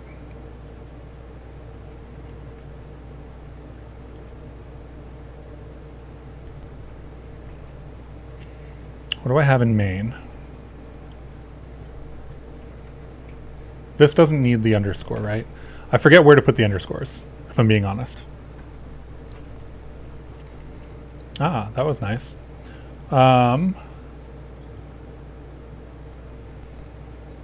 Missing terrain type. Why is it missing terrain type?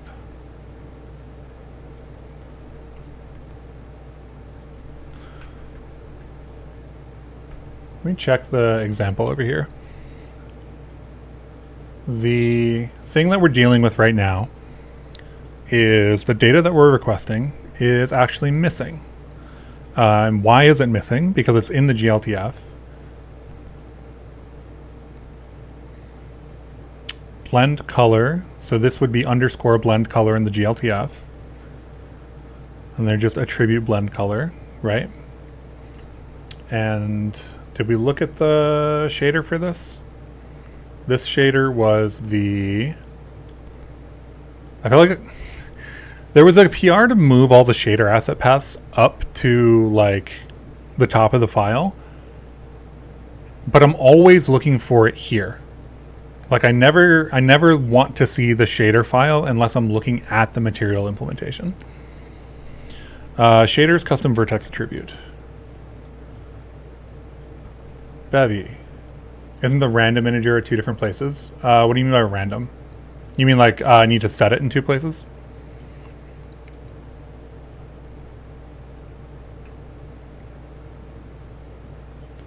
Shaders.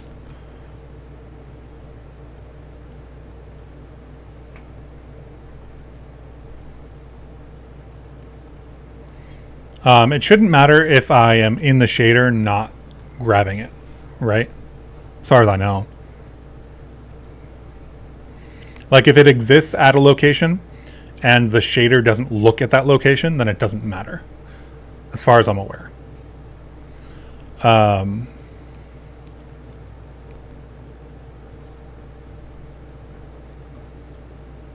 Oh, the ID you changed if you just considered it random method? Is it in 2? I thought it's only in 1. I thought it was just like a random ID. I think this is just a random number.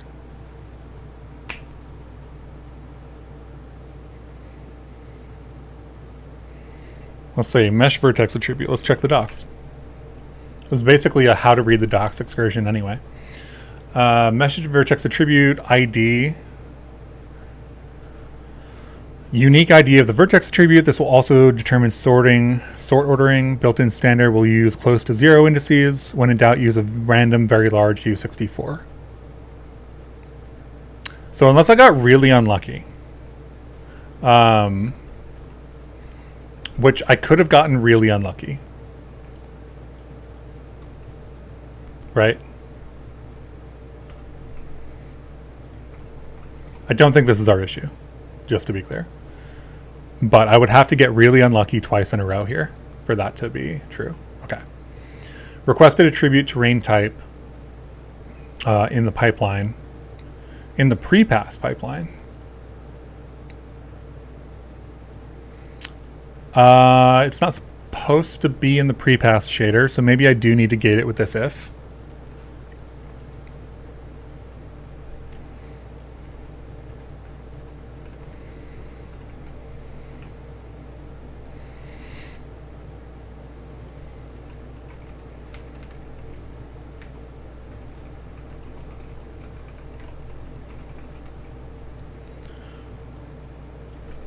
If this wasn't an extended material, this actually gets significantly easier because there's less things going on that you kind of need to like navigate around.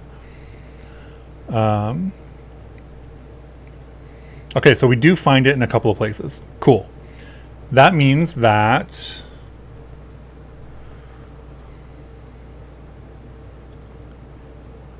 shader translation error for the vertex shader. If we get rid of this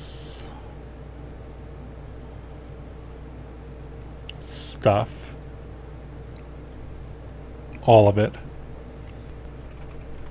then we should run into like, hey, we don't have the data to do this.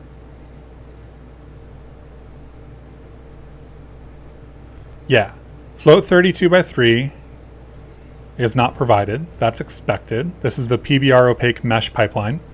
This is why it's important to put labels on things for WGPU, because it will show up in error messages like this. Shader requirements against the pipeline. Location 0, 32 by 3. Location 0, 32 by 3 is a position. So we will enable these one by one. Right? If it's position, use the position. This, I'm expecting another error. We're doing terminal right now, so let's do this side by side. This is location 1, 32 by 3. Location 1, 32 by 3 is a normal. That is as expected.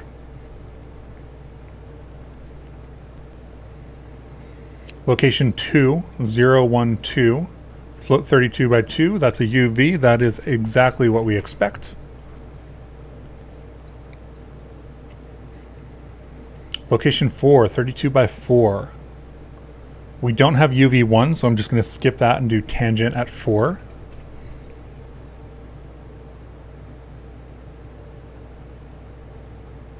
And that's the issue.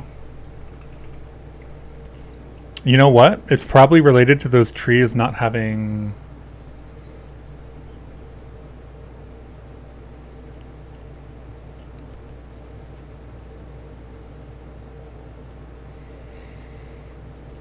tangents. Error matching vertex. Okay, so if we have tangent,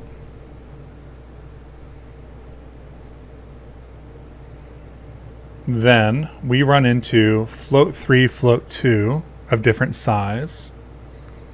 It's specifically for the UVs. UV equals...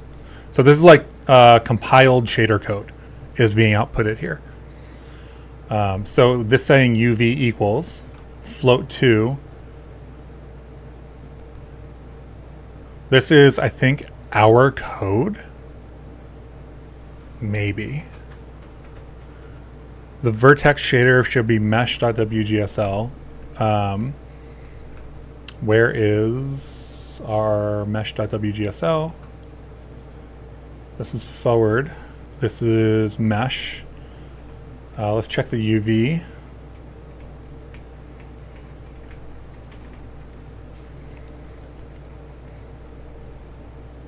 Vertex.uv. So that would be data.uv, which would be a float 2, right? UV. Unpack float 32 by 3. Is there an issue with the UV data? That would be weird.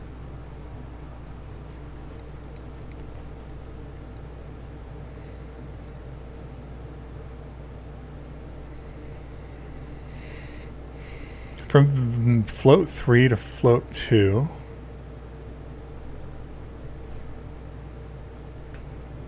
of different size. Out.uv vertex. Vertex is this input data, right? Vertex, which would be in here, forward IO vertex. .uv should be a vec2 f32.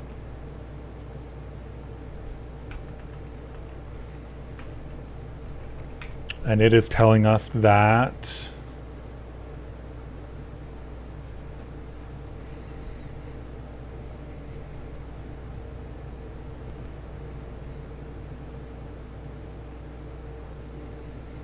later. Have a good rest of your day. Float 3 to float 2. That is that .uv, right? Element data, element data, element data. Can't read this at all.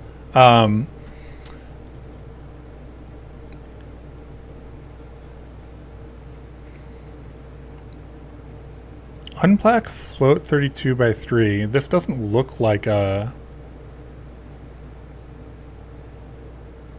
That looks like it's a matrix.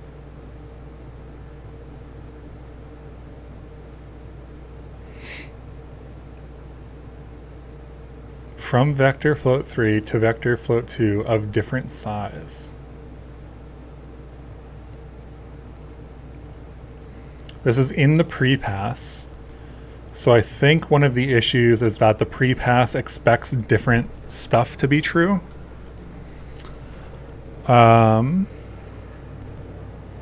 In which case,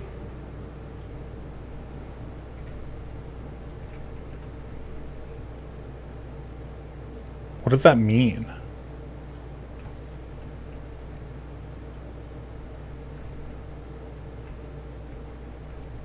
Where's our prepass?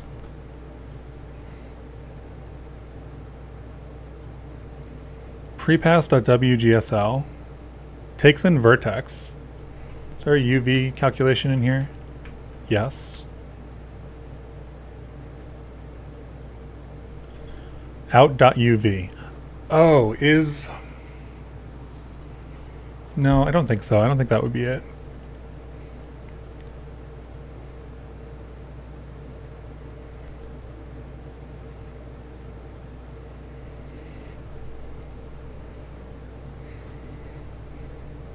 We don't need to specify this in the prepass as well, do we? That would be weird, right?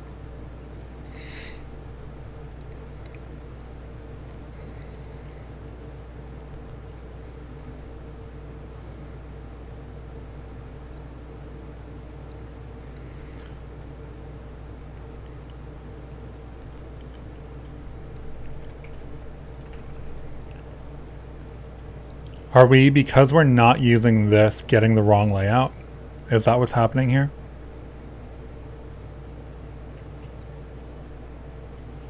So tangent, terrain type at location, I don't know, let's make this like 10 or something.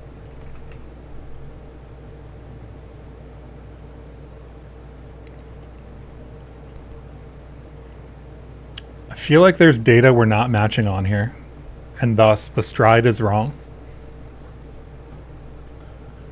So for the prepass then, this just takes the vertex stuff. The vertex stuff is... I've got so many tabs open. You were occupied and did not follow at all, but isn't the tangent UV attributes already bounded by standard material? Maybe binding it twice a different bind group is the error. Yeah, we're not binding it in a different bind group. We're just adding a new attribute.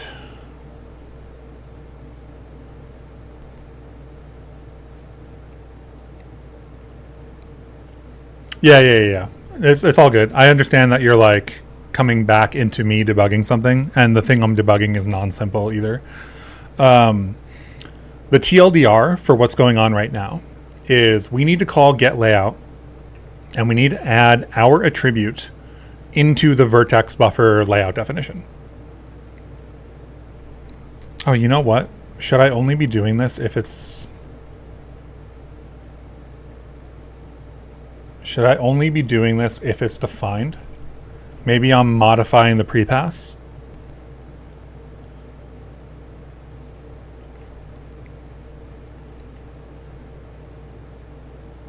No, I'm not doing that.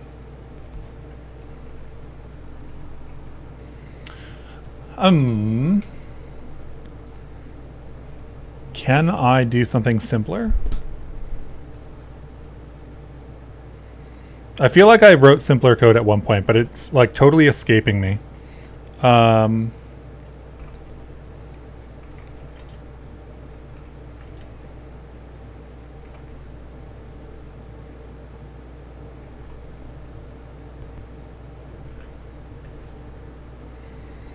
I can't think of any other time that I've used vertex colors on an extended standard material. Maybe the geometry from a while back. I thought boxes was going to have it.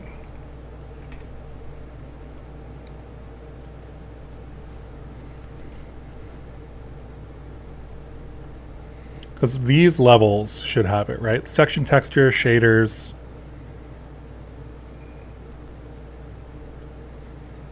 Let's go look at the Rust code just for a second. Materials, Uber.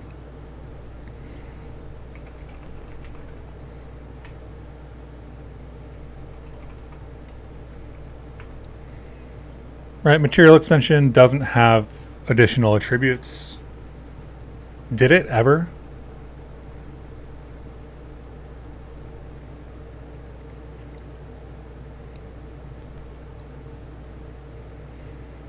Oh, that was 9 months ago. Wild. I have really poor concept of time in general.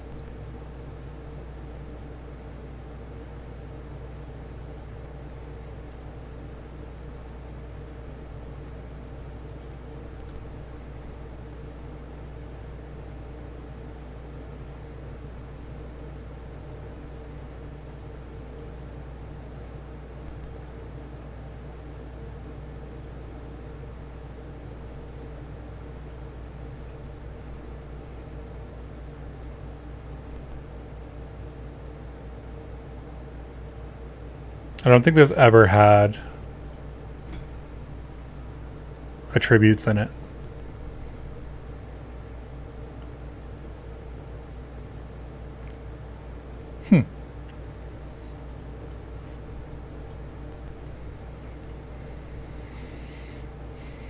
I could have sworn I've done this before, and I can't remember.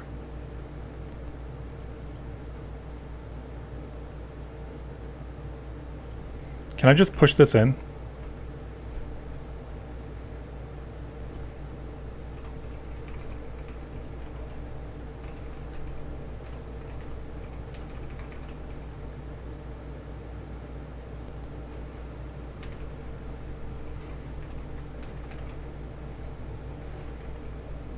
It's a bad idea.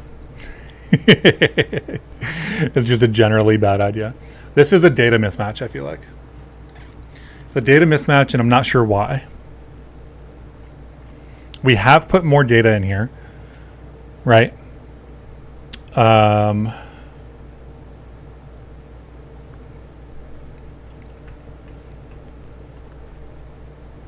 don't think we need to worry about this for the pre-pass, but maybe we do. Mesh. Let's take these off for a second. Run this.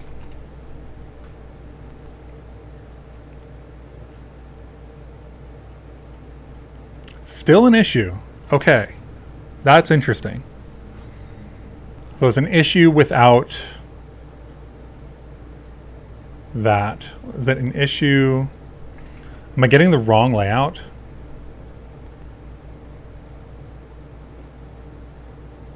Right, because this is fine. So it's only when I set the layout. When I set the layout, this is specialize. Specialize doesn't know if it's happening, right?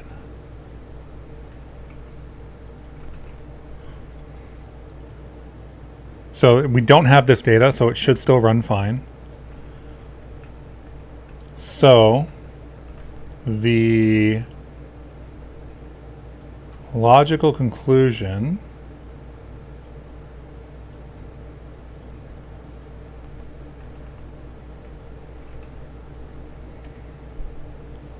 Is there an additional difference that isn't being accounted for?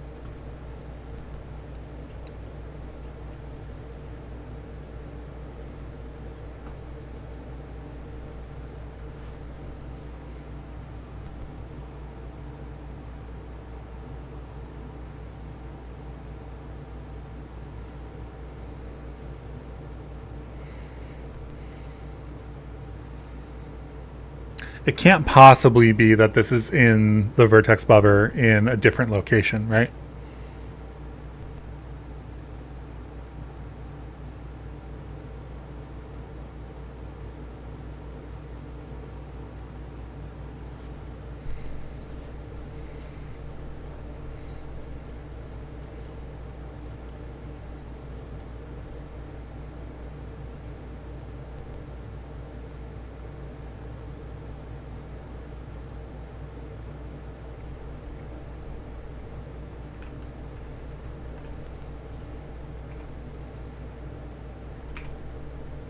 I can tell you I'm losing steam though.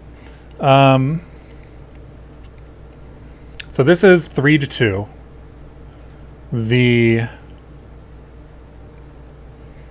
What is 3 and what is 2 that would be here? That would be an issue.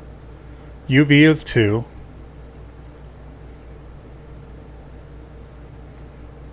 Position and normal are 3. So if this whole thing was like shifted down 1, should this be first? That would be really weird, right? If that was the issue.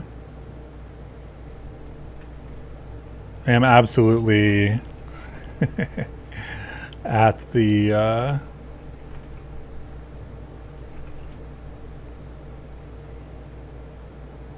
it's not packing that first, is it? Yeah, okay, it's still float 3 to float 2. PBR pre-pass pipeline. So it's the pre-pass that's having an issue. The pre-pass is having the issue when we have the attribute terrain type. The pre-pass doesn't need this data, right?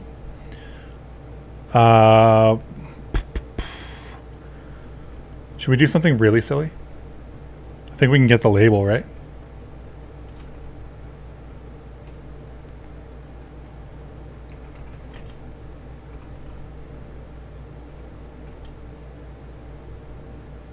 Where we have pipeline here. Pipeline dot.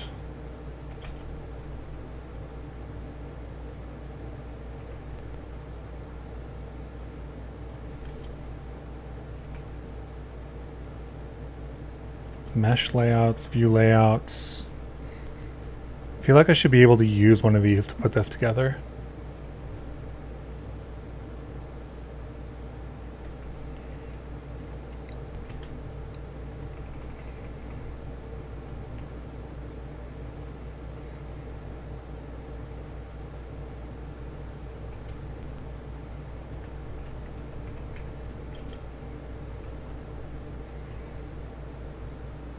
Descriptor.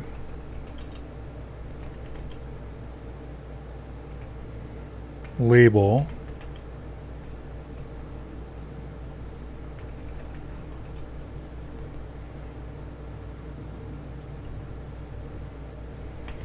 And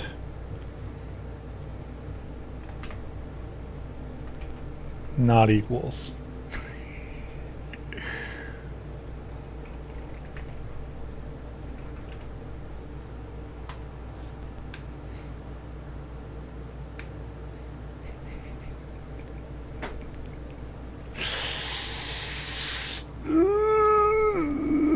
So that is, if you ever run into something like that, that is a data layout issue. I need to go in and actually fix that, I think. I will go in and actually fix that off stream. And maybe I'll bring it back up on Saturday and show what the actual solution is. This is literally just saying, hey, there's a problem when we try to set the vertex buffer layout for the pre-pass. Instead of figuring out what that issue is, because we know we're not going to use the data in the prepass, I have looked at the label, which is probably something I shouldn't rely too heavily on. And I've said, hey, if we are in the prepass, then don't modify that vertex buffer layout and just move forward with the regular normal stuff. Which means that we should have our data.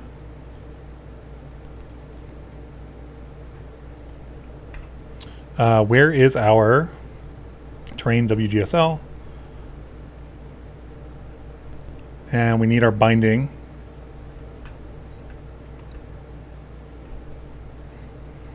All of this is set up in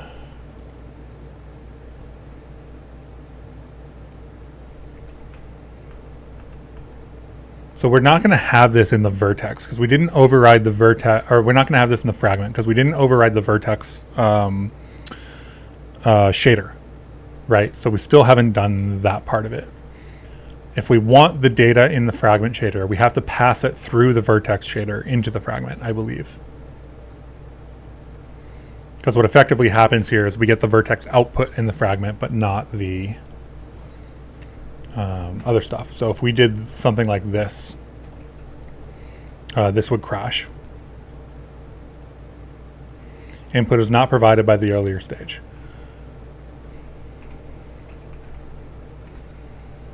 And this is, where would we put this? I have it at 10 right now. I think 10's fine. 10's pretty safe.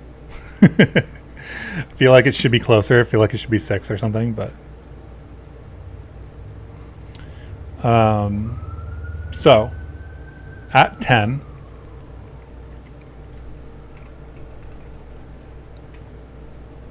we also need the vertex shader, which is what we were looking at earlier, which is this. Well, no, that's the custom vertex. Let's do the real vertex, which was the forward IO stuff that I was trying to find earlier. Where's forward, forward, forward, forward, forward, forward, forward, forward, custom, custom, custom.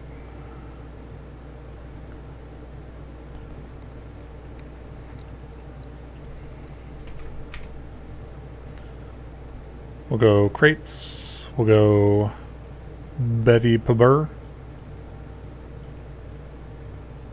We'll go render, I think this is in. Forward IO Wigsel.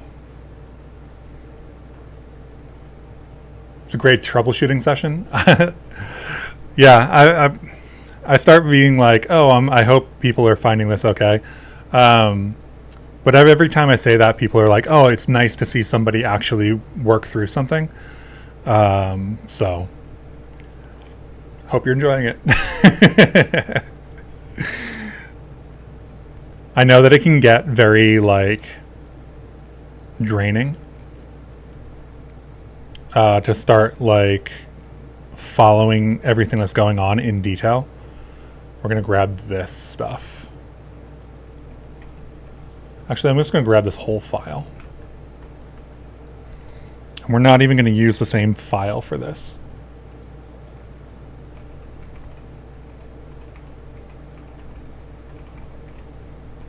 This is literally just going to be a copy pasta.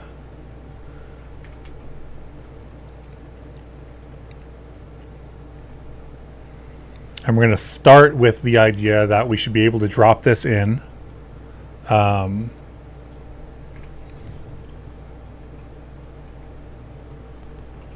To our shader.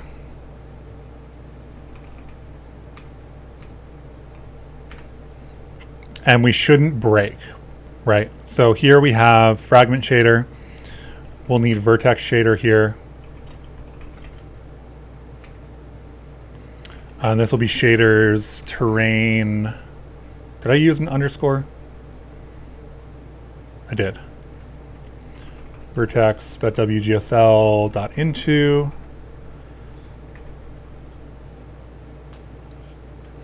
If you want to use the full potential of Bevy, you want to build in many entities with shaders on top of them. I have no idea what you mean by that sentence.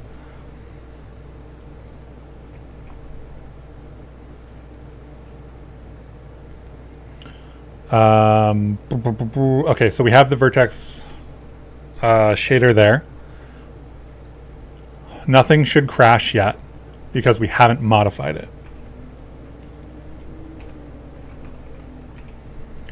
So here, this has vertex, I believe. We should be able to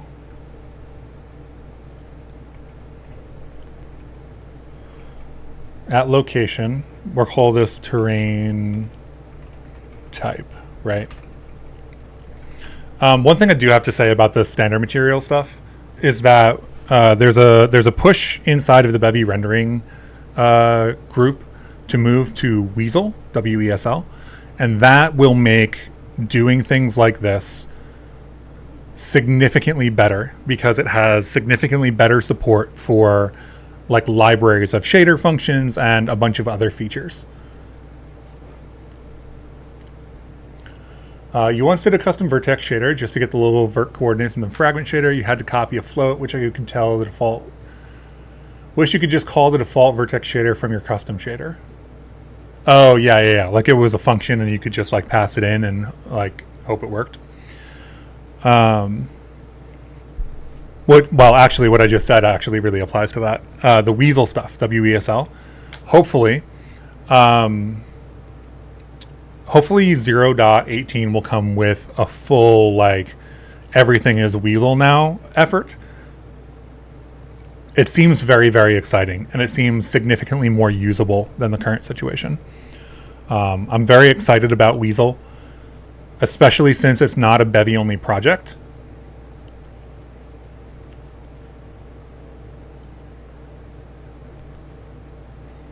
And it's going to be wider, like used wider, used by more people, which means in turn that more people will want the language servers and things like that. Okay, so terrain type, float 32x4 in an interpolated perspective is not provided. So this is when we get into shader defs. The PBR opaque mesh pipeline. I feel like this should always have that data, but that's not necessarily true. Yes, it's actually not true at all for a couple of our cubes. So there is a thing that we need to do with the shader defs. The shader defs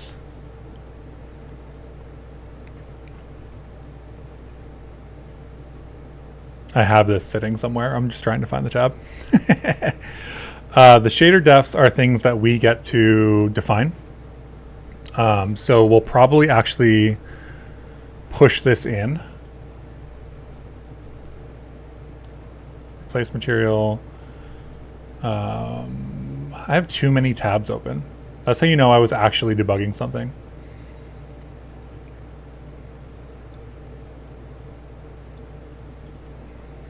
This will be the kind of thing that we do.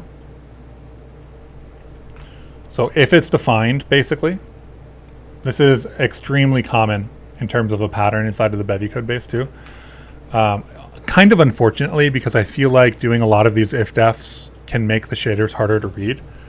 Hopefully Weasel will help with that too.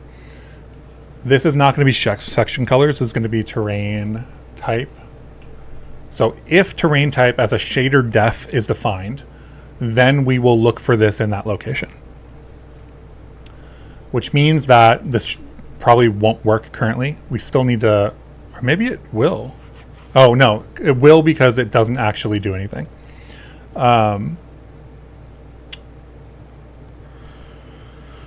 So terrain type then.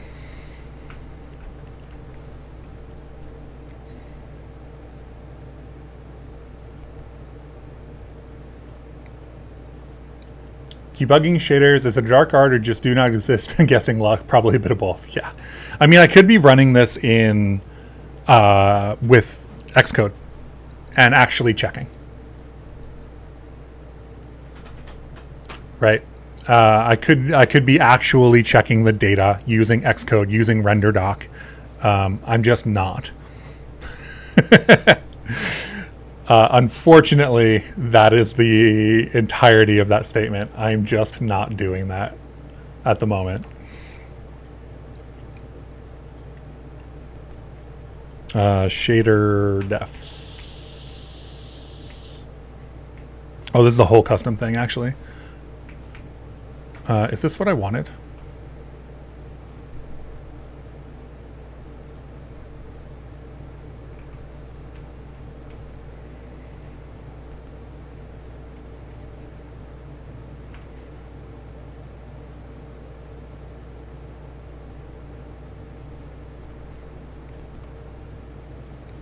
If layout contains, push the attribute in, and also set, so we do need the shader defs. The shader defs here,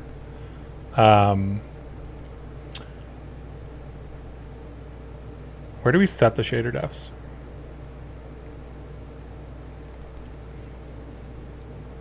This is an intense specialization. Where are the shader defs? Shader defs are here. Vertex shader defs. So we can do vertex shader defs push.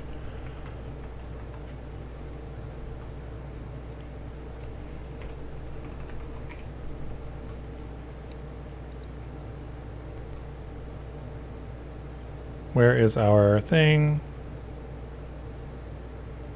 Layout contains terrain type. Is it descriptor dot shader defs?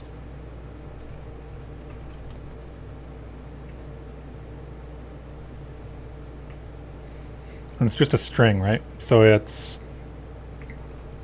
terrain type. So basically what we're saying here is that when we are setting up this in the layout, we're also going to set a flag in the shader that says terrain type is supplied here.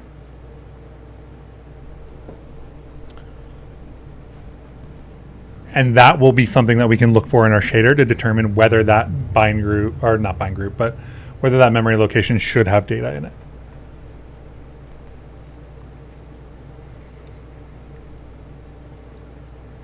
So this will be true at some point.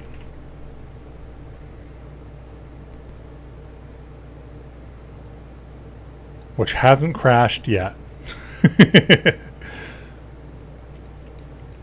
Okay, so the alternative is we need to basically copy this vertex output, unfortunately. I don't know of a good way to extend it.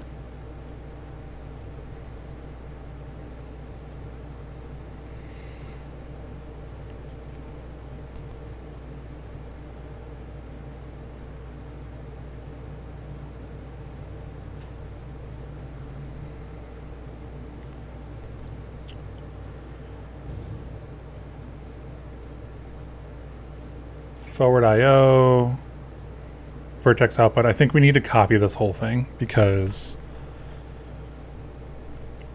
there's no really good way to be like, hey, I'm going to add some data here for the return value anyway. Maybe I'm wrong. I should look into that a little bit later, but this is not going to be... Let's keep this up here because I know that this is going to be like something that I come back to at some point. So let's do vertex output. This has position, world normal, etc. based on all the shader defs that are already being set. Where's our input? Our input is here. We are going to copy exactly the same thing and have our data get passed basically from the vertex shader to the fragment shader. This should still work. Great. Which means that we now need this also in our fragment. And I'm literally just going to copy it in, unfortunately. There's not a great way. I mean, I could go through the effort of providing these imports. I don't feel like doing that right now.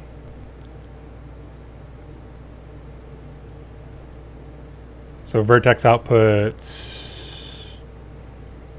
here.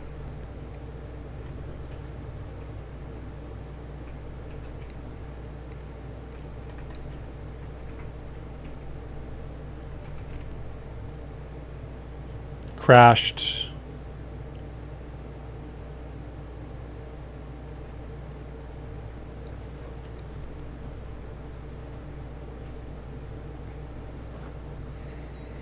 Unused variable n.v. Sick.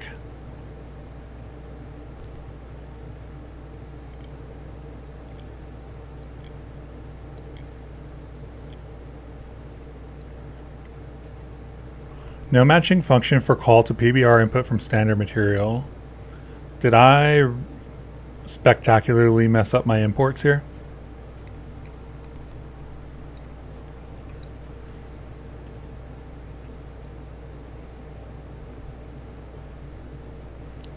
I think the answer is I need vertex output in the prepass, but I need to define it myself in the forward IO.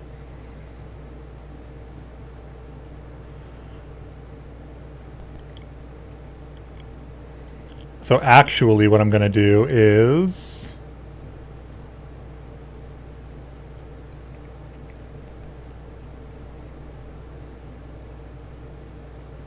wrap this in another if-def.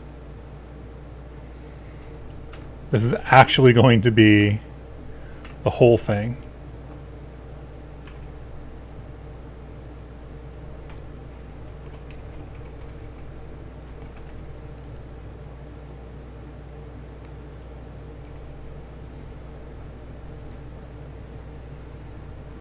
And this is going to be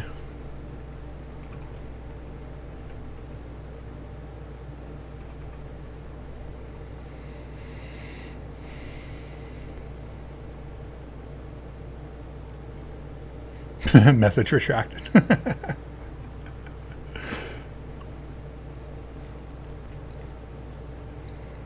Yeah, it's okay to be a little bit lost at the moment because we've gone through a couple of errors in debugging, and if you don't know anything about how Bevy's renderer is set up or the standard material implementations or anything like that, then it just looks like I'm flipping through a bunch of files. But basically the situation here is we have a vertex attribute defined in Blender. The vertex attribute in Blender is exported to the GLTF. The GLTF is being imported by Bevy. We need to define the attribute so that Bevy can import it through the GLTF processing. That attribute information is also going to be used when we pass this to our shaders. The issue is that we're using the standard material. So when we're using the standard material, it's not just like we're setting up a brand new shader with no bindings or anything like that. We have to also work with the bindings that the standard material pipelines, pre-passes, and etc. expect.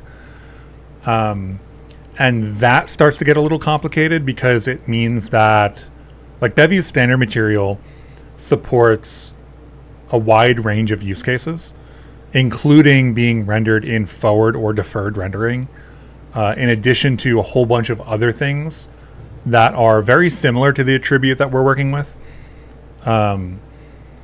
So the issue here is that there are multiple pipelines running. It's picking up on our bindings, our shader code, our attributes, etc. And at the end of the day, the errors that we're running into are because there's already data putting in place and pipelines put in place for the standard material to work. And we have to work like next to that stuff.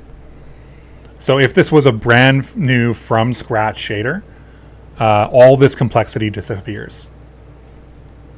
This is only because we're trying to work within the bounds of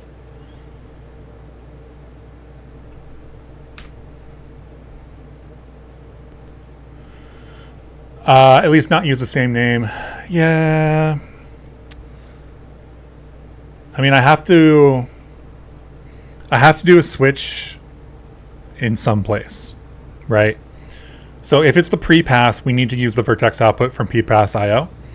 If it's forward IO, we need to use the vertex output, but only if that vertex output is not got the data, sorry.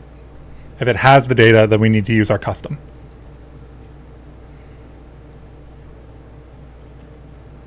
So if we call this custom vertex output, then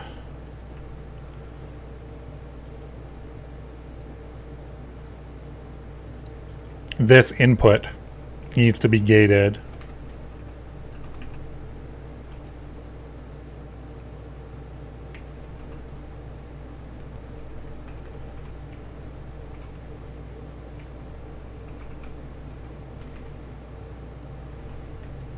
right.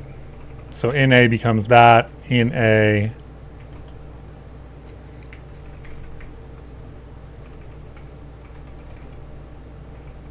right. So if terrain type, then we use custom. If not, we use regular.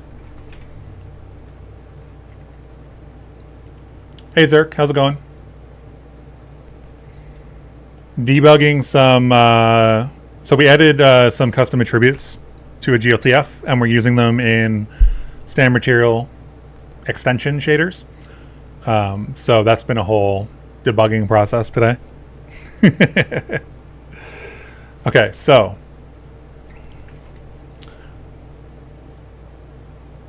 now we've kind of got like a fork in this shader. It's basically like if there's a terrain type, then do one logic. If not, then do the other. So I think that what I'll do is fork this whole thing.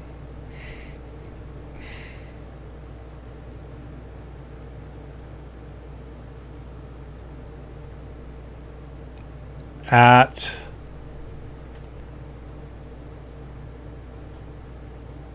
where do we define out? I'm actually not going to do that. What I'm going to do is this, just for the moment, because this will give us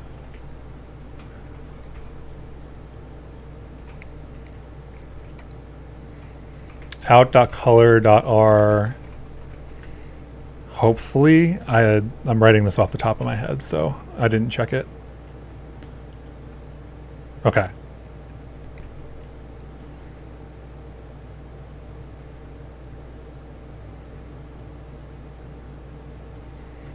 So out.color, PBR material base color. Out.color, out.color. I thought it was out.color. I think it is out.color. I think we're never hitting this line of code.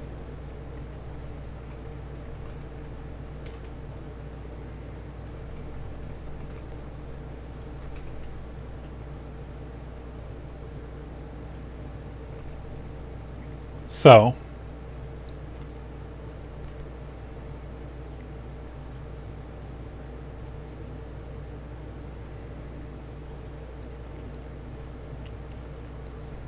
vertex output, terrain type 10, right? Terrain underscore type. We never set this in the output. Out dot terrain type equals vertex no morph. I think that's enough. But only if we have this set. You can start to see how this gets into like if-def soup.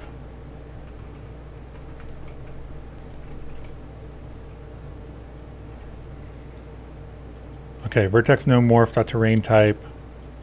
We don't need that because we just have the terrain type.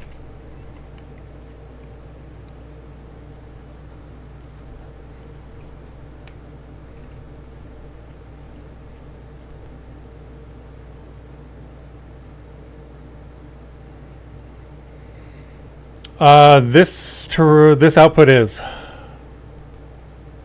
This vertex output was renamed.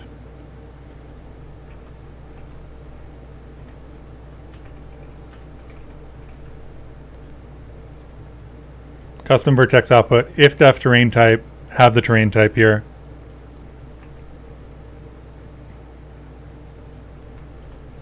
Do we even need that? I think we do need that.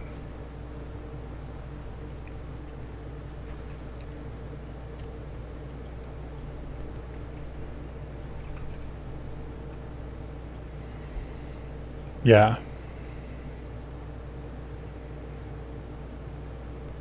Arrow matching vertex against pipeline, location 1032 by 4, not provided. This is for the opaque mesh pipeline. There's a couple, I forget what our GLTF data looks like right now. Let's take a look. We do have terrain in here.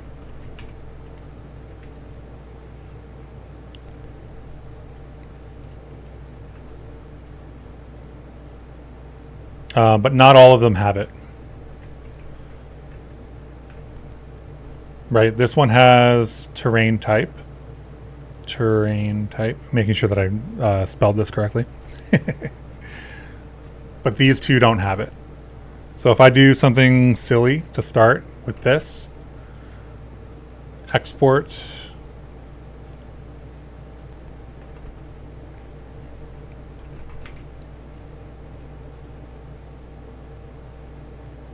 then that's weird because it should always be there, right? So now my feeling is that we aren't setting this up correctly.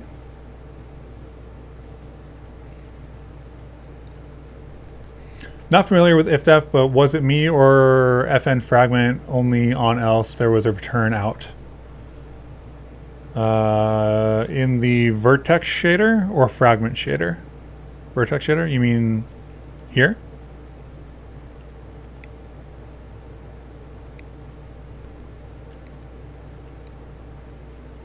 Or do you mean here?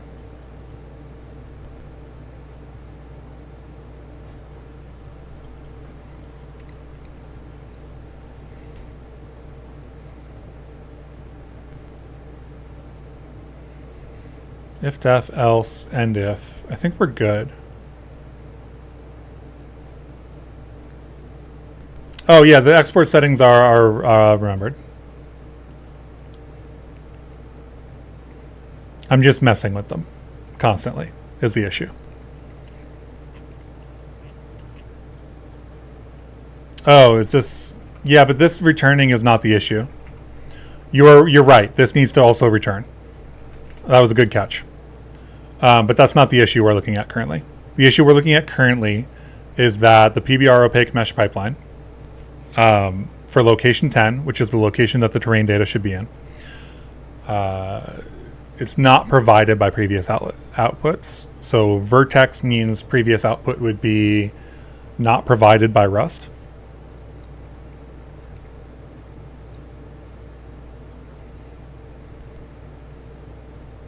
Which is weird because we see it here, right?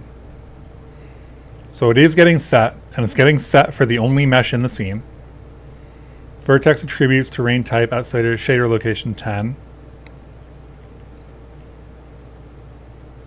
We're pushing our terrain type descriptor in.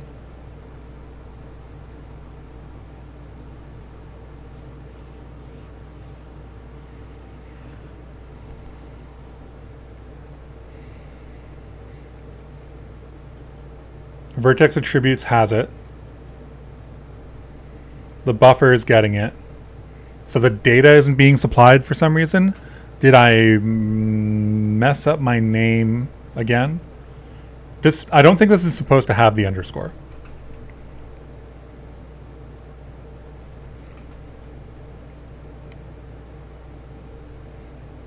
And this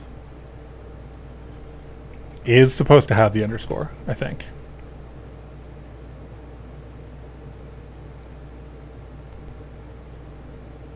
Actually, I don't know. Is this supposed to have the underscore? Terrain type. I think it is supposed to have the underscore.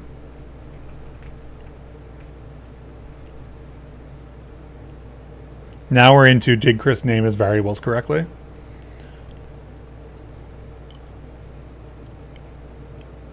Let's see. Vertex attribute. This says blend color mesh vertex attribute. So I think this doesn't have one, unless this is not GLTF as the example. So we do need the GLTF example to confirm. GLTF example uses an underscore, but if I remember correctly, that's because there is a double underscore in the name. This comment is me. I wrote this comment. Map a custom GLTF attribute name to a mesh vertex attribute. GLTF file here has an attribute name with 2 underscores. One is stripped to do the comparison, so this shouldn't. The strip will happen from the name there. So we are not supposed to have it when we add custom, which is in main. So this is not supposed to have an underscore. The attribute terrain type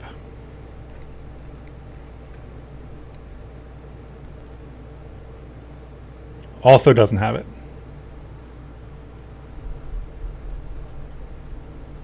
But this is the blender name. I've just named them the same, I think.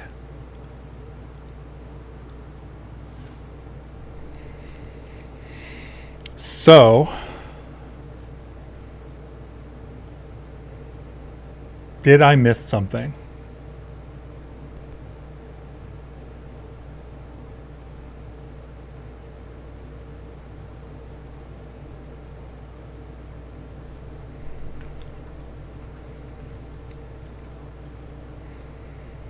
Because this is alleging that the vertex shader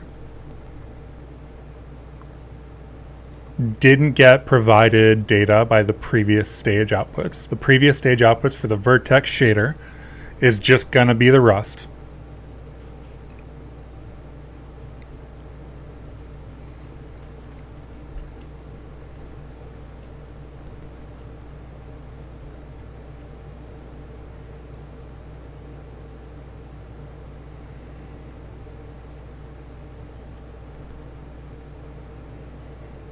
We push the terrain type. We push the layout.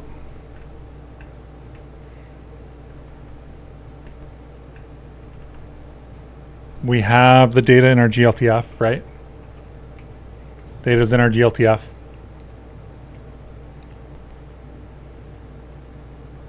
Oh, have I been saving the GLTF to the wrong? No. Okay.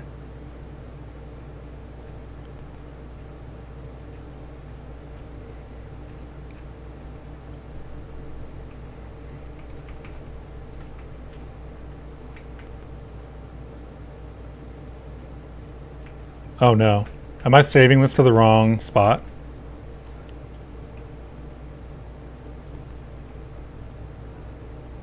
Yes, I'm saving it to the wrong spot. That's why. Hold please. Don't know when I did that. That was a mistake though.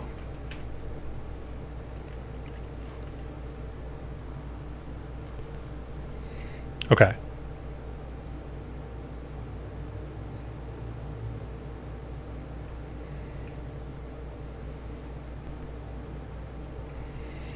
So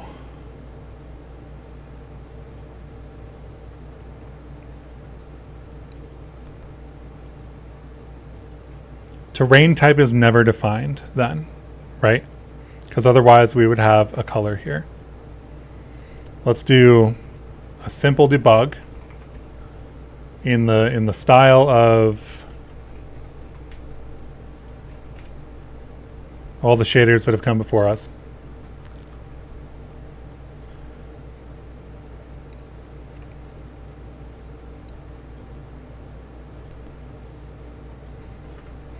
Let's do vec for 1001. Let's do vec for 0, 0, 1. So now we know concretely whether this is defined or not. It is not currently. Alert debugging. Even worse, shader color debugging. Okay, terrain type here is defined. When we export this, the attributes are there.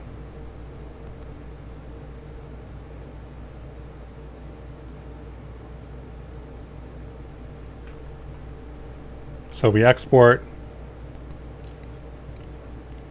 Data is not there.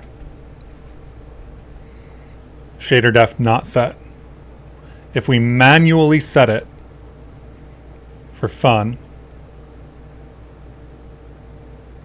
right, rip this out, put it over here, stuff should break.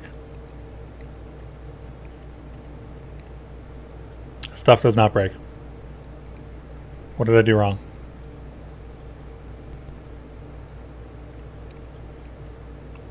Fragment shader, shader defs. Fragment shader does not have the shader def. Yeah, descriptor, fragment, shader defs. Nope, there's no shader defs in fragment, is there?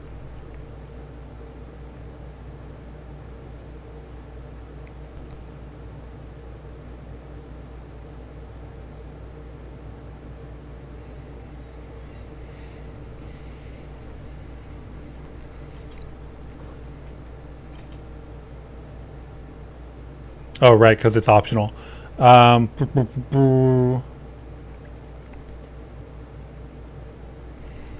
If let some fragment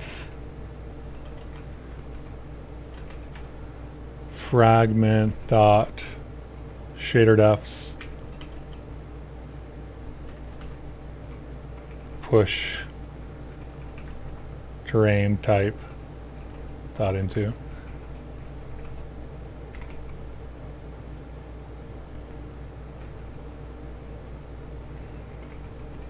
dot as mute, right? Ooh. As mute.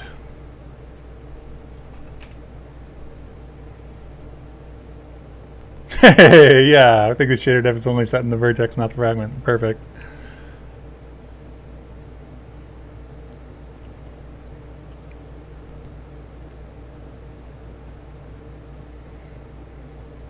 Okay, so now we're actually seeing real issues.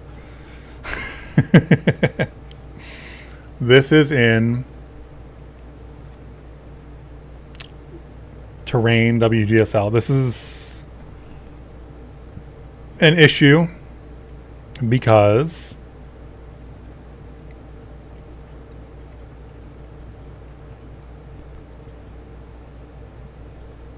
vertex output and custom vertex output, and that changes which one we need to construct. That's why I wanted to keep the name the same. Where's out? Out is here.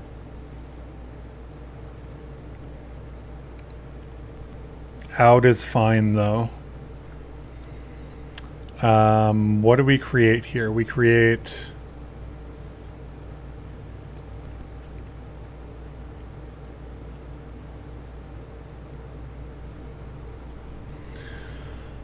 let's not do this.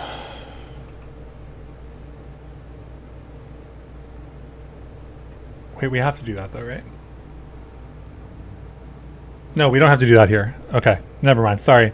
This whole piece of code is not necessary. I am simply losing my mind is what's happening.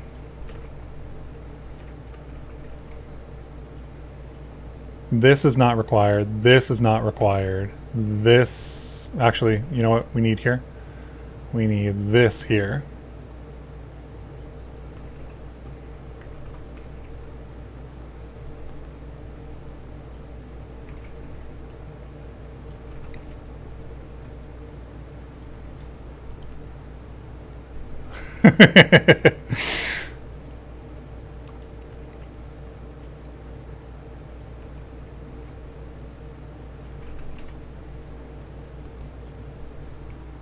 Data.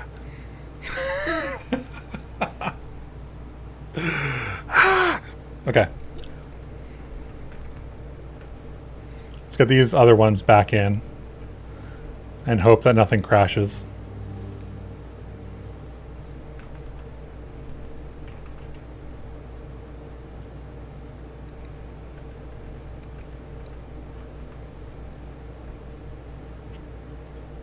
We've got cube, cube.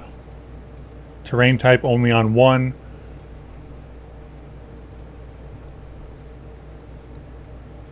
GLTF. Attributes. This is now the issue where some of them don't have this data.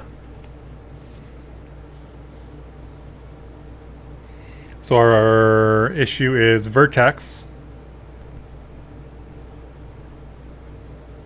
needs this to be gated like it was. And so does this.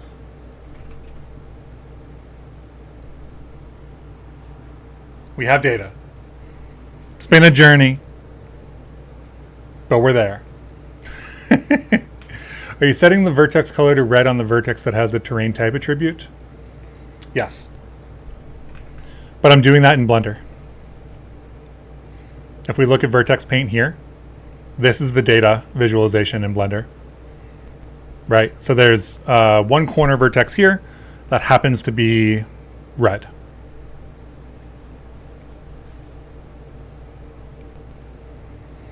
The thing that will probably happen here is going to be subdivide.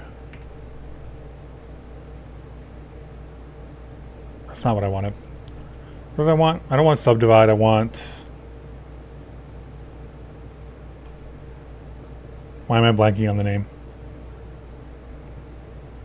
Xavier, what do I want here? I want to just cut it into a bunch of pieces. Doesn't matter. Oh well. We'll knife cut it. Zoop. Zoop. Zoop. Like my horrible geometry.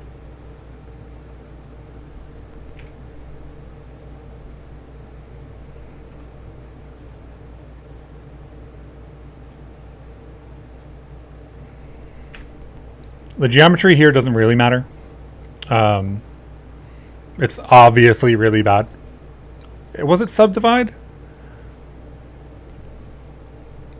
Okay, we'll try this again. Let me do...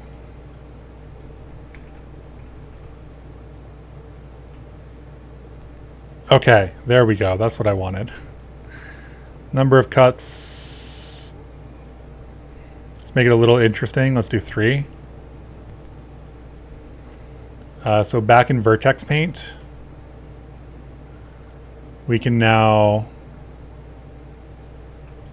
be a little bit more granular.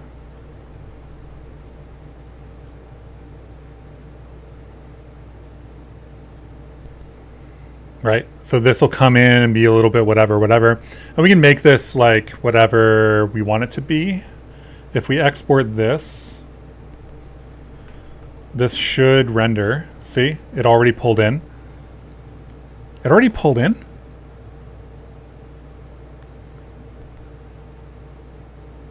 Did we ship the scene fix? I feel like I'm confused. That shouldn't have worked. So are you setting the color vertex color to red on the vertex that has the terrain type attribute? We are setting data basically on all of the vertices. Yes, File Watcher, but there was a scene bug where this wouldn't have respawned. File Watcher always worked. So the asset always reloaded. The scene didn't.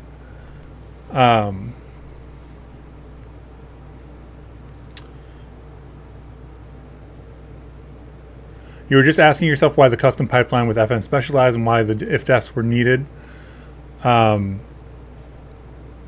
I hope the second half of that sentence is, but you explained it. But I don't know that I did.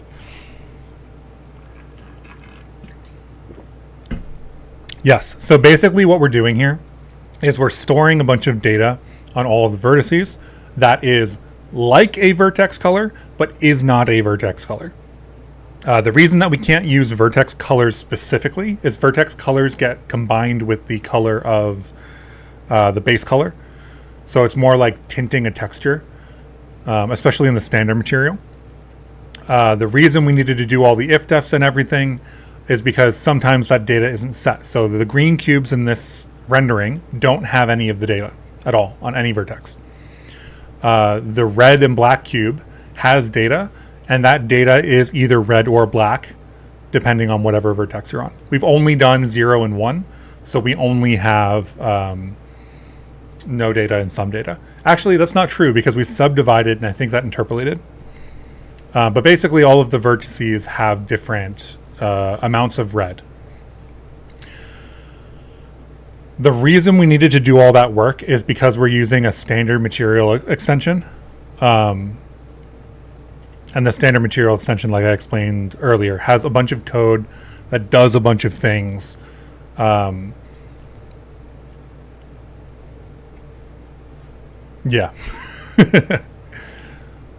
So basically, if-def terrain type now, we have this data.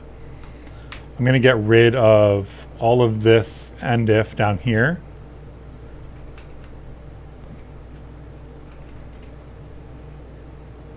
Yeah, I'm not sure why that worked because that was supposed to not work. Xavier, that was actually supposed to not work. So these are all of our colors. And then what we have is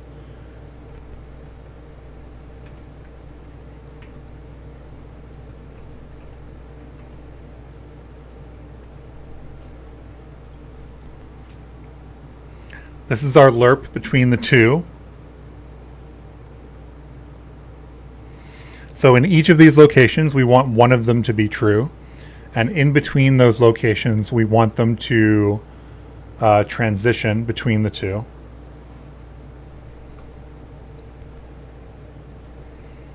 And we want to do that based on the height.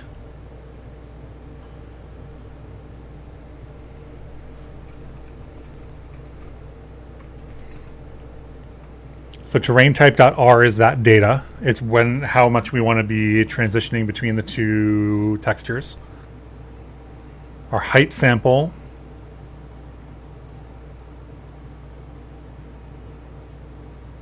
has to beat the terrain type.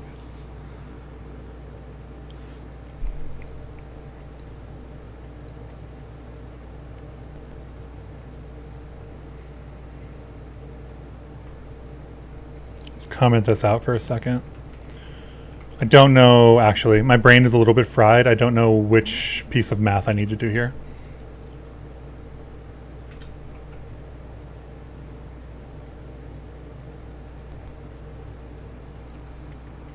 This is, roughly speaking, the effect that we want. Actually.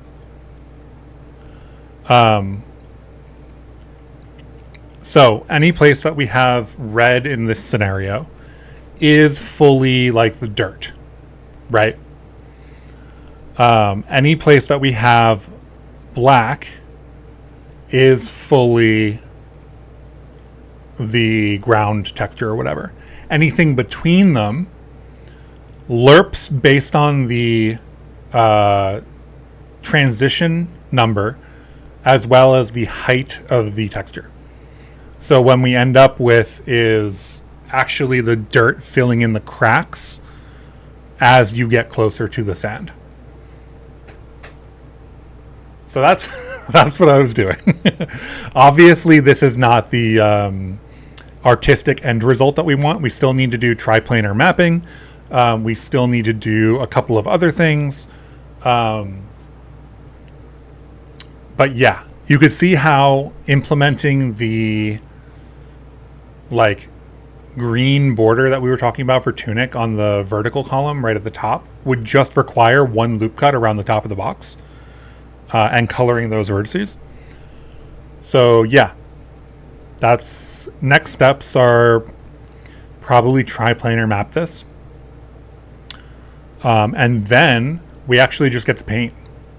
We can choose how much geometry is there, which influences how much data is there. I need to pick a texel density. I need to do the actual textures that I'm going to use. But this is the effect. The effect is a height lerp based transition between two vertex colors. So I hope that was enjoyable. That was quite a lot for the day. But thanks for hanging out, everyone. That's it for today. I will try to stream again on Saturday. I probably won't get a Monday stream in. I have a lot of stuff to write today and tomorrow. So yeah. Anyway, have a good one, you.